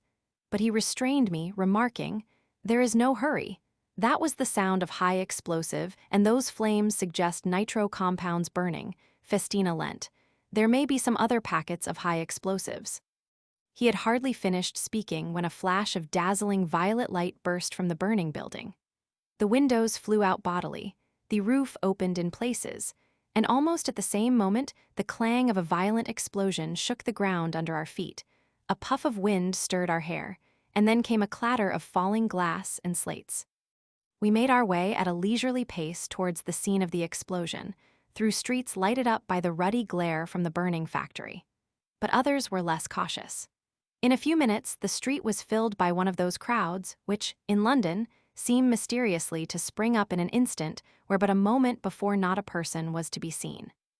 Before we had reached the building, a fire engine had rumbled past us, and already a sprinkling of policemen had appeared as if, like the traditional frogs, they had dropped from the clouds. In spite of the ferocity of its outbreak, the fire seemed to be no great matter, for even as we looked and before the fire hose was fully run out, the flames began to die down. Evidently, they had been dealt with by means of extinguishers within the building, and the services of the engine would not be required after all. Noting this flat ending to what had seemed so promising a start, we were about to move off and resume our homeward journey when I observed a uniformed inspector who was known to us, and who, observing us at the same instant, made his way towards us through the crowd. "You remind me, sir," said he, when he had wished us good evening, "of the stories of the vultures that make their appearance in the sky from nowhere when a camel drops dead in the desert. I don't mean anything uncomplimentary," he hastened to add. "I was only thinking of the wonderful instinct that has brought you to this very spot at this identical moment, as if you had smelt a case afar off." "Then your imagination has misled you," said Thorndyke, "for I haven't smelt a case, and I don't smell one now. Fires are not in my province." "No, sir," replied the inspector, "but bodies are, and the fireman tells me that there is a dead man up there, or at least the remains of one. I am going up to inspect. Do you care to come up with me?" Thorndyke considered for a moment, but I knew what his answer would be, and I was not mistaken. "As a matter of professional interest, I should," he replied, "but I don't want to be summoned as a witness at the inquest." "Of course you don't, sir," the inspector agreed, "and I will see that you are not summoned unless an expert witness is wanted. I need not mention that you have been here, but I should be glad of your opinion for my own guidance in investigating the case." He led us through the crowd to the door of the building, where we were joined by a fireman whose helmet I should have liked to borrow, by whom we were piloted up the stairs. Halfway up, we met the night watchman, carrying an exhausted extinguisher and a big electric lantern, and he joined our procession, giving us the news as we ascended. "It's all safe up above," said he, "excepting the roof, and that is so very much damaged. The big windows saved it. They blew out and let off the force of the explosion. The floor isn't damaged at all. It's girder and concrete, but poor Mr. Manford caught it properly. He was fairly blown to bits." "Do you know how it happened?" the inspector asked. "I don't," was the reply. "When I came on duty, Mr. Manford was up there in his private laboratory. Soon afterwards, a friend of his, a foreign gentleman of the name of Bilski, came to see him. I took him up, and then Mr. Manford said he had some business to do, and after that he had got a longish job to do and would be working late. So he said I might turn in and he would let me know when he had finished, and he did let me know with a vengeance, poor chap. I lay down in my clothes, and I hadn't been asleep above a couple of hours when some noise woke me up. Then there came a most almighty bang. I rushed for an extinguisher and ran upstairs, and there I found the big laboratory all ablaze, the windows blown out and the ceiling down. But it wasn't so bad as it looked. There wasn't very much stuff up there, only the experimental stuff, and that burned out almost at once. I got the rest of the fire out in a few minutes." "What stuff is it that you are speaking of?" the inspector asked. "Celluloid mostly, I think," replied the watchman. "They make films and other celluloid goods in the works, but Mr. Manford used to do experiments in the material up in his laboratory. This time he was working with alloys, melting them on the gas furnace. Dangerous thing to do with all that inflammable stuff about. I don't know what there was up there exactly. Some of it was celluloid, I could see by the way it burned, but the Lord knows what it was that exploded." "Some of the raw stuff, perhaps." At this point, we reached the top floor, where a door blown off its hinges and a litter of charred wood fragments filled the landing. Passing through the yawning doorway, we entered the laboratory and looked on a hideous scene of devastation. The windows were mere holes, the ceiling a gaping space fringed with black and ragged lathing, through which the damaged roof was visible by the light of the watchman's powerful lantern. The floor was covered with the fallen plaster and fragments of blackened woodwork, but its own boards were only slightly burnt in places, owing, no doubt, to their being fastened directly to the concrete which formed the actual floor. "You spoke of some human remains," said the inspector. "Ah," said the watchman, "you may well say remains. Just come here." He led the way over the rubbish to a corner of the laboratory, where he halted and threw the light of his lantern down on a brownish, dusty, globular object that lay on the floor half buried in plaster. "That's all that's left of poor Mr. Manford, that and a few other odd pieces. I saw a hand over the other side." Thorndyke picked up the head and placed it on the blackened remnant of a bench, where, with the aid of the watchman's lantern and the inspection lamp which I produced from our research case, he examined it curiously. It was extremely, but unequally, scorched. One ear was completely shriveled, and most of the face was charred to the bone. But the other ear was almost intact. And though most of the hair was burned away to the scalp, a tuft above the less damaged ear was only singed, so that it was possible to see that the hair had been black, with here and there a stray white hair. Thorndyke made no comments, but I noticed that he examined the gruesome object minutely, taking nothing for granted. The inspector noticed this, too, and when the examination was finished, looked at him inquiringly. "Anything abnormal, sir?" he asked. "No," replied Thorndyke. "Nothing that is not accounted for by fire and the explosion. I see he had no natural teeth, so he must have worn a complete set of false teeth. That should help in the formal identification if the plates are not completely destroyed." "There isn't much need for identification," said the watchman, seeing that there was nobody in the building but him and me. "His friend went away about 12:30. I heard Mr. Manford let him out." "The doctor means at the inquest," the inspector explained. "Somebody has got to recognize the body if possible." He took the watchman's lantern and, throwing its light on the floor, began to search among the rubbish. Very soon he disinterred from under a heap of plaster the headless trunk. Both legs were attached, though the right was charred below the knee and the foot blown off, and one complete arm. The other arm, the right, was intact only to the elbow. Here, again, the burning was very unequal. In some parts the clothing had been burnt off or blown away completely. In others, enough was left to enable the watchman to recognize it with certainty. One leg was much more burnt than the other, and whereas the complete arm was only scorched, the dismembered one was charred almost to the bone. When the trunk had been carried to the bench and laid there beside the head, the lights were turned on it for Thorndyke to make his inspection. "It almost seems," said the police officer, as the hand was being examined, "as if one could guess how he was standing when the explosion occurred.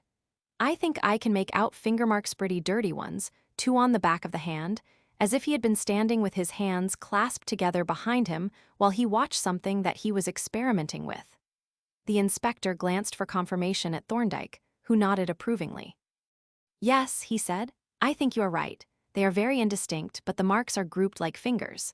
The small mark near the wrist suggests a little finger, and the separate one near the knuckle looks like a forefinger, while the remaining 2 marks are close together." He turned the hand over and continued. "And there, in the palm, just between the roots of the 3rd and 4th fingers, seems to be the trace of a thumb. But they are all very faint. You have a quick eye, Inspector." The gratified officer, thus encouraged, resumed his explorations among the debris in company with the watchman. The fireman had retired after a professional look round, leaving Thorndyke to continue his examination of the mutilated corpse, at which I looked on unsympathetically. For we had had a long day and I was tired and longing to get home. At length I drew out my watch and, with a portentous yawn, entered a mild protest. "It is nearly 2 o'clock, said I. "Don't you think we had better be getting on? This really isn't any concern of ours, and there doesn't seem to be anything in it from our point of view." "Only that we are keeping our intellectual joints supple," Thorndyke replied with a smile. "But it is getting late. Perhaps we had better adjourn the inquiry."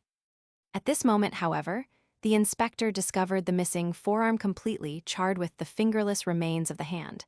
And almost immediately afterwards, the watchman picked up a dental plate of some white metal, which seemed to be practically uninjured. But our brief inspection of these objects elicited nothing of interest, and having glanced at them, we took our departure, avoiding on the stairs an eager reporter, all agog for copy. A few days later, we received a visit, by appointment from a Mr. Herdman, a solicitor who was unknown to us and who was accompanied by the widow of Mr. James Manford, the victim of the explosion. In the interval, the inquest had been opened, but had been adjourned for further examination of the premises and the remains. No mention had been made of our visit to the building, and so far as I knew, nothing had been said to anybody on the subject. Mr. Herdman came to the point with businesslike directness. "I have called," he said, "to secure your services, if possible, in regard to the matter of which I spoke in my letter. You have probably seen an account of the disaster in the papers." "Yes," replied Thorndyke. "I read the report of the inquest." "Then you know the principal facts. The inquest, as you know, was adjourned for 3 weeks. When it is resumed, I should like to retain you to attend on behalf of Mrs. Manford." "To watch the case on her behalf," Thorndyke suggested. "Well, not exactly," replied Herdman. "I should ask you to inspect the premises and the remains of poor Mr. Manford, so that, at the adjourned inquest, you could give evidence to the effect that the explosion and the death of Mr. Manford were entirely due to accident." "Does anyone say that they were not?" Thorndyke asked. "No, certainly not," Mr. Herdman replied hastily. "Not at all. But I happened, quite by chance, to see the manager of the Pilot Insurance Society on another matter, and I mentioned the case of Mr. Manford. He then let drop a remark which made me slightly uneasy. He observed that there was a suicide clause in the policy, and that the possibility of suicide would have to be ruled out before the claim could be settled, which suggested a possible intention to contest the claim. "But," said Thorndyke, "I need not point out to you that if he sets up the theory of suicide, it is for him to prove it, not for you to disprove it. Has anything transpired that would lend color to such a suggestion?" "Nothing material," was the reply. "But we should feel more happy if you could be present and give positive evidence that the death was accidental." "That," said Thorndyke, "would be hardly possible. But my feeling is that the suicide question is negligible. There is nothing to suggest it, so far as I know. Is there anything known to you?" The solicitor glanced at his client and replied somewhat evasively. "We are anxious to secure ourselves. Mrs. Manford is left very badly off, unless there is some personal property that we don't know about. If the insurance is not paid, she will be absolutely ruined. There isn't enough to pay the debts. And I think the suicide question might be raised even successfully on several points. Manford had been rather queer lately, jumpy and rather worried. Then, he was under notice to terminate his engagement at the works. His finances were in a confused state, goodness knows why, for he had a liberal salary, and then there was some domestic trouble. Mrs. Manford had actually consulted me about getting a separation. Some other woman, you know. "I should like to forget that," said Mrs. Manford, and it wasn't that which worried him. Quite the contrary. Since it began, he had been quite changed. So smart in his dress and so particular in his appearance, he even took to dyeing his hair. I remember that he opened a fresh bottle of dye the very morning before his death and took no end of trouble putting it on. It wasn't that entanglement that made him jumpy. It was his money affairs. He had too many irons in the fire. Thorndyke listened with patient attention to these rather irrelevant details and inquired, "What sort of irons?" "I will tell you," said Herdman. "About 3 months ago he had need for £2,000. For what purpose, I can't say, but Mrs. Manford thinks it was to invest in certain valuables that he used to purchase from time to time from a Russian dealer named Bilski. At any rate, he got this sum on short loan from a Mr. Klein's, but meanwhile arranged for a longer loan with a Mr. Elliot on a note of hand and an agreement to insure his life for the amount. As a matter of fact, the policy was made out in Elliot's name, he having proved an insurable interest. So if the insurance is paid, Elliot is settled with. Otherwise, the debt falls on the estate, which would be disastrous. And to make it worse, the day before his death, he drew out £500 nearly the whole balance as he was expecting to see Mr. Bilski, who liked to be paid in banknotes. He did see him, in fact, at the laboratory, but they couldn't have done any business, as no jewels were found. And the banknotes? Burned with the body, presumably. He must have had them with him. You mentioned, said Thorndyke, that he occasionally bought jewels from this Russian. What became of them? Ah, replied Herdman, there is a gleam of hope there. He had a safe deposit somewhere. We haven't located it yet, but we shall. There may be quite a nice little nest egg in it. But meanwhile, there is the debt to Elliot. He wrote to Manfred about it a day or two ago. You have the letter, I think, he added, addressing Mrs. Manfred, who thereupon produced 2 envelopes from her handbag and laid them on the table.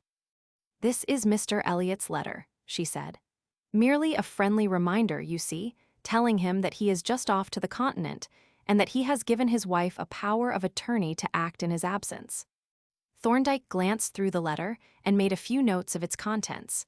Then he looked inquiringly at the other envelope. That, said Mrs. Manfred, is a photograph of my husband. I thought it might help you if you were going to examine the body. As Thorndyke drew the portrait out and regarded it thoughtfully, I recalled the shapeless, blackened fragments of its subject. And when he passed it to me, I inspected it with a certain grim interest and mentally compared it with those grisly remains. It was a commonplace face. Rather unsymmetrical, the nose was deflected markedly to the left, and the left eye had a pronounced divergent squint. The bald head, with an abundant black fringe and an irregular scar on the right side of the forehead, sought compensation in a full beard and mustache, both apparently jet black. It was not an attractive countenance, and it was not improved by a rather odd-shaped ear-long, lobeless, and pointed above, like the ear of a satyr. I realize your position, said Thorndyke, but I don't quite see what you want of me. If, he continued, addressing the solicitor, you had thought of my giving ex parte evidence, dismiss the idea. I am not a witness advocate. All I can undertake to do is to investigate the case and try to discover what really happened. But in that case, whatever I may discover I shall disclose to the coroner. Would that suit you? The lawyer looked doubtful and rather glum, but Mrs. Manfred interposed firmly. Why not? We are not proposing any deception, but I am certain that he did not commit suicide. Yes, I agree unreservedly to what you propose. With this understanding which, the lawyer was disposed to boggle at our visitors took their leave. As soon as they were gone, I gave utterance to the surprise with which I had listened to Thorndyke's proposal. I am astonished at your undertaking this case. Of course, you have given them fair warning, but still, it will be unpleasant if you have to give evidence unfavorable to your client.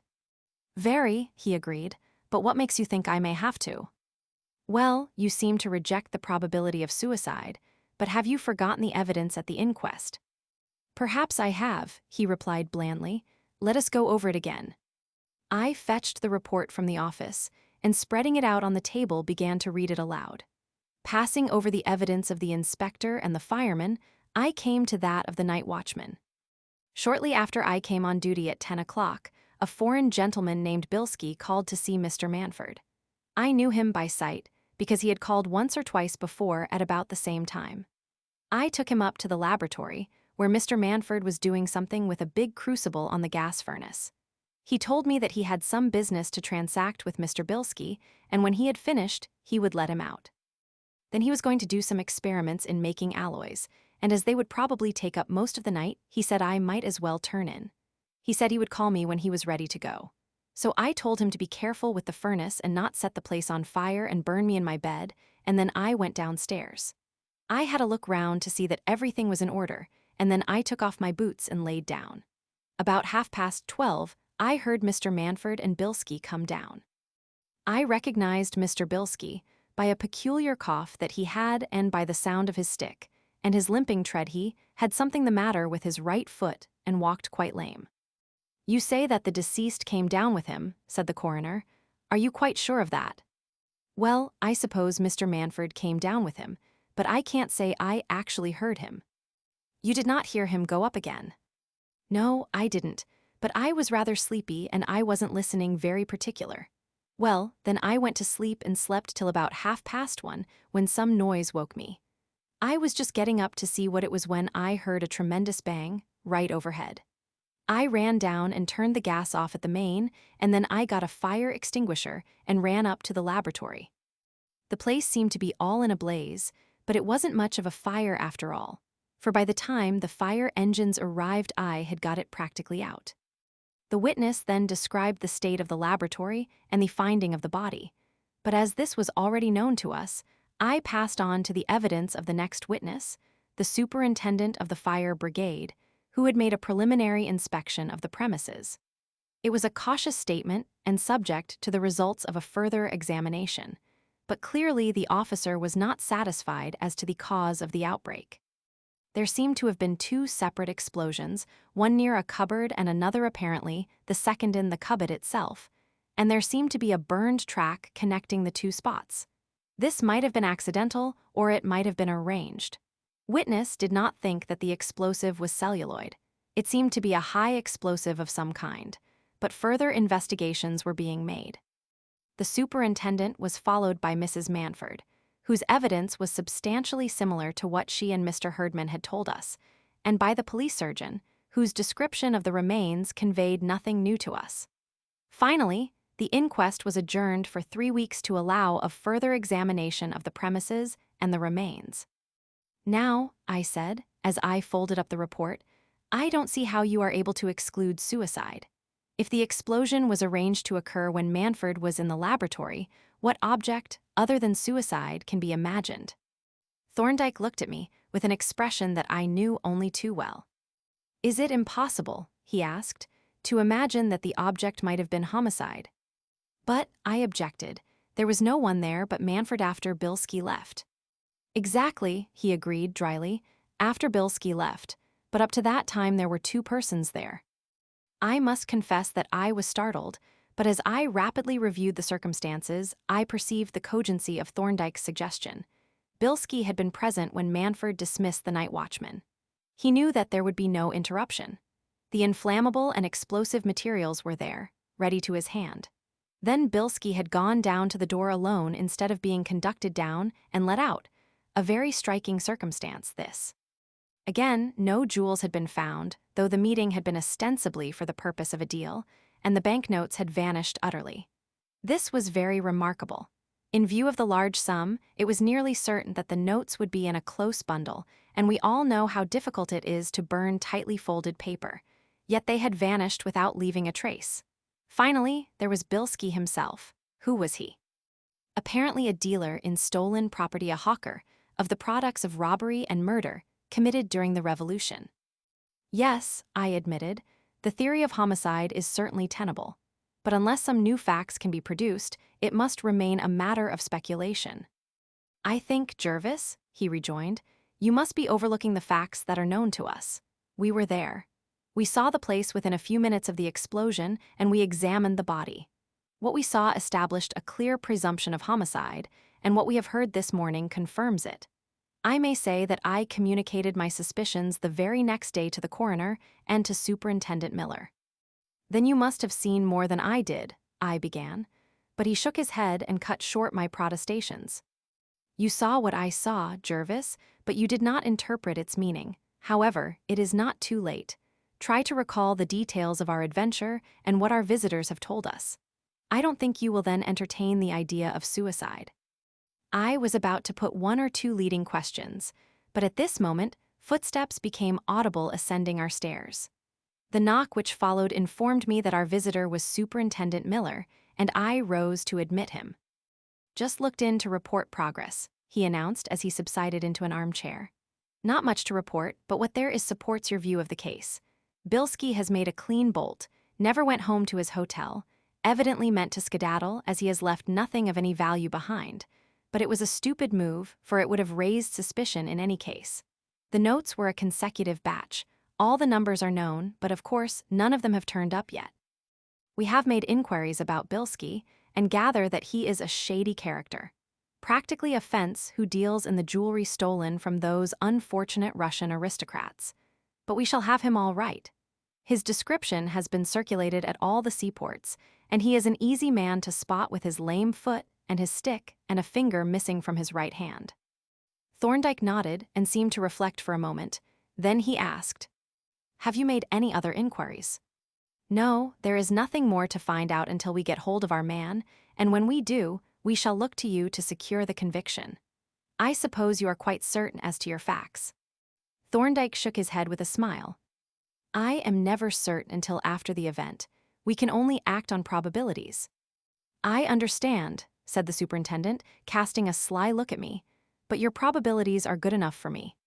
With this, he picked up his hat and departed, leaving us to return to the occupations that our visitors had interrupted. I heard no more of the Manford case for about a week and assumed that Thorndyke's interest in it had ceased. But I was mistaken, as I discovered when he remarked casually one evening, "No news of Bilski, so far, and time is running on. I am proposing to make a tentative move in a new direction." I looked at him inquiringly, and he continued, "It appears, from information received, that Elliot had some dealings with him, so I propose to call at his house tomorrow and see if we can glean any news of the lost sheep." "But Elliot is abroad," I objected. "True, but his wife isn't, and she evidently knows all about his affairs. I have invited Miller to come with me in case he would like to put any questions, and you may as well come too, if you are free." It did not sound like a very thrilling adventure, but one never knew with Thorndyke. I decided to go with him, and at that the matter dropped, though I speculated a little curiously on the source of the information. So, apparently, had the superintendent, for when he arrived on the following morning, he proceeded to throw out a few cautious feelers, but got nothing for his pains beyond vague generalities. "It is a purely tentative proceeding," said Thorndyke, "and you mustn't be disappointed if nothing comes of it." "I shall be all the same," replied Miller, with a sly glance at my senior, and with this we set forth on our quest. The Elliots' house was, as I knew, in some part of Wimbledon, and thither we made our way by train. From the station we started along a wide, straight main street from which numbers of smaller streets branched off. At the corner of one of these I noticed a man standing, apparently watching our approach, and something in his appearance seemed to me familiar. Suddenly he took off his hat, looked curiously into its interior, and put it on again. Then he turned about and walked quickly down the side street. I looked at his retreating figure as we crossed the street, wondering who he could be. And then it flashed upon me that the resemblance was to a certain ex-sergeant barber whom Thorndyke occasionally employed for observation duties. Just as I reached this conclusion, Thorndyke halted and looked about him doubtfully. "I am afraid we have come too far," said he. "I fancy we ought to have gone down that last turning." We accordingly faced about and walked back to the corner, where Thorndyke read out the name, Mendoza Avenue. "Yes," he said, "this is the way." And we thereupon turned down the avenue, following it to the bottom, where it ended in a crossroad, the name of which, Berners Park, I recognized as that which I had seen on Elliot's letter. "64 is the number," said Thorndyke. "So as this corner house is 46 and the next is 48, it will be a little way along on this side, just about where you can see that smoke which, by the way, seems to be coming out of a window." "Yes, by Jove," I exclaimed. "The staircase window, apparently, not our house, I hope." But it was. We read the number and the name, Green Bushes, on the gate as we came up to it, and we hurried up the short path to the door. There was no knocker, but when Miller fixed his thumb on the bell push, we heard a loud ringing within. But there was no response, and meanwhile the smoke poured more and more densely out of the open window above. "Rum," exclaimed Miller, sticking to the bell push like a limpet. "House seems to be empty." "I don't think it is," Thorndyke replied calmly. The superintendent looked at him with quick suspicion, and then glanced at the ground-floor window. "That window is unfastened," said he, "and here comes a constable." Sure enough, a policeman was approaching quickly, looking up at the houses. Suddenly he perceived the smoke and quickened his pace, arriving just as Thorndyke had pulled down the upper window sash and was preparing to climb over into the room. The constable hailed him sternly, but a brief explanation from Miller reduced the officer to a state of respectful subservience, and we all followed Thorndyke through the open window, from which smoke now began to filter. "Send the constable upstairs to give the alarm," Thorndyke instructed Miller in a low tone. The order was given without question, and the next moment the officer was bounding up the stairs, roaring like a whole fire brigade. Meanwhile, the superintendent browsed along the hall through the dense smoke, sniffing inquisitively, and at length approached the street door. Suddenly, from the heart of the reek, his voice issued in tones of amazement. Well, I'm hanged. It's a plumber's smoke rocket. Some fool has stuck it through into the letter cage. In the silence which followed this announcement, I heard an angry voice from above demand.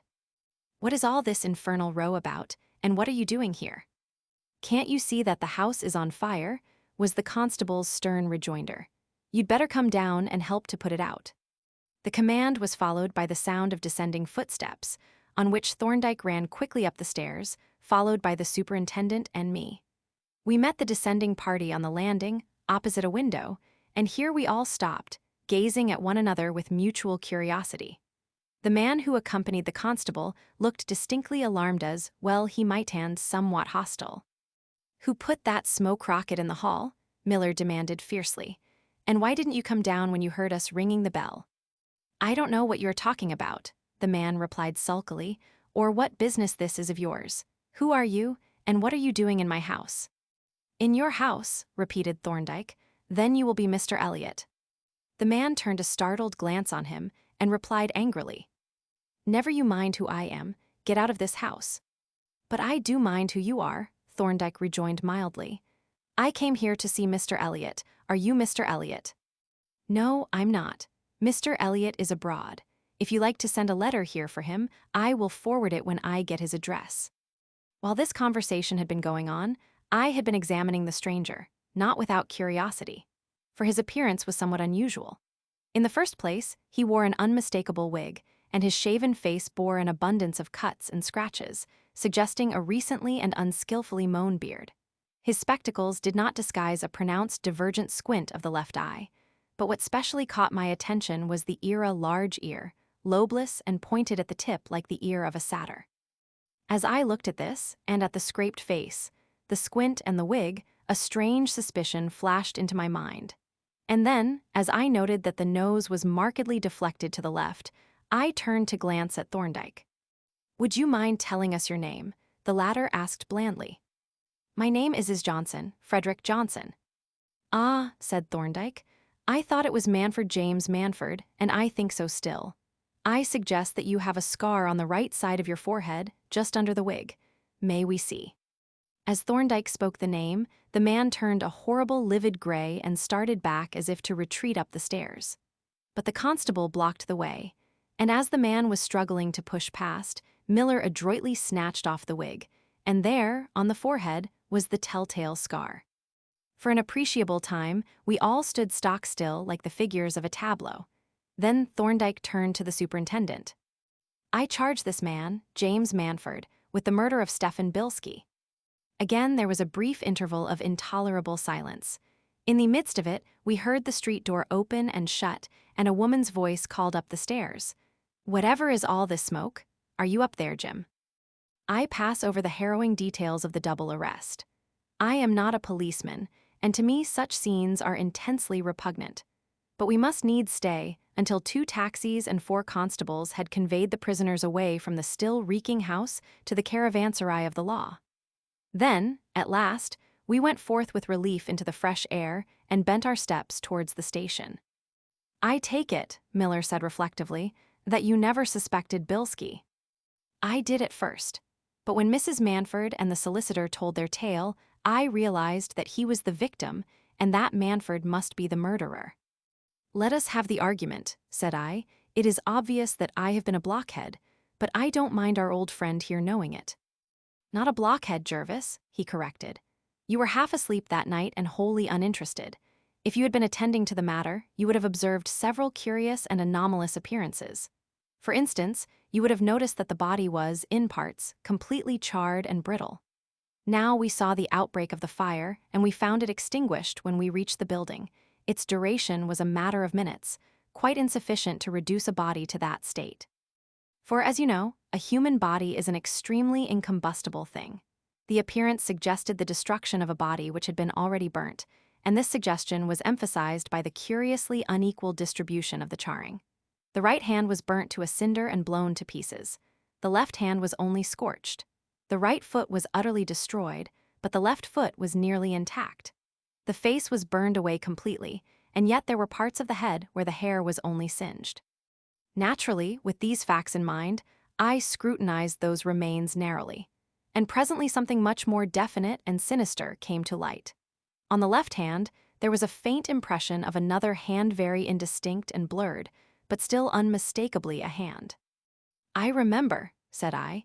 The inspector pointed it out as evidence that the deceased had been standing with his hands clasped before or behind him, and I must admit that it seemed a reasonable inference. So it did, because you were both assuming that the man had been alone and that it must therefore have been the impression of his own hand. For that reason, neither of you looked at it critically. If you had, you would have seen at once that it was the impression of a left hand. "You are quite right," I confessed ruefully. As the man was stated to have been alone, the hand impression did not interest me, and it was a mere group of smudges after all. "You are sure that it was a left hand?" "Quite," he replied. Blurred as the smudges were, one could make out the relative lengths of the fingers, and there was the thumb mark at the distal end of the palm, but pointing to the outer side of the hand. Try how you may, you can't get a right hand into that position. Well then, here was a crucial fact. The mark of a left hand on a left hand proved the presence of a second person, and at once raised a strong presumption of homicide, especially when considered in conjunction with the unaccountable state of the body. During the evening, a visitor had come and gone, and on him Bilski the suspicion naturally fell. But Mrs. Manford unwittingly threw an entirely new light on the case. You remember she told us that her husband had opened a new bottle of hair dye on the very morning before the explosion and had applied it with unusual care.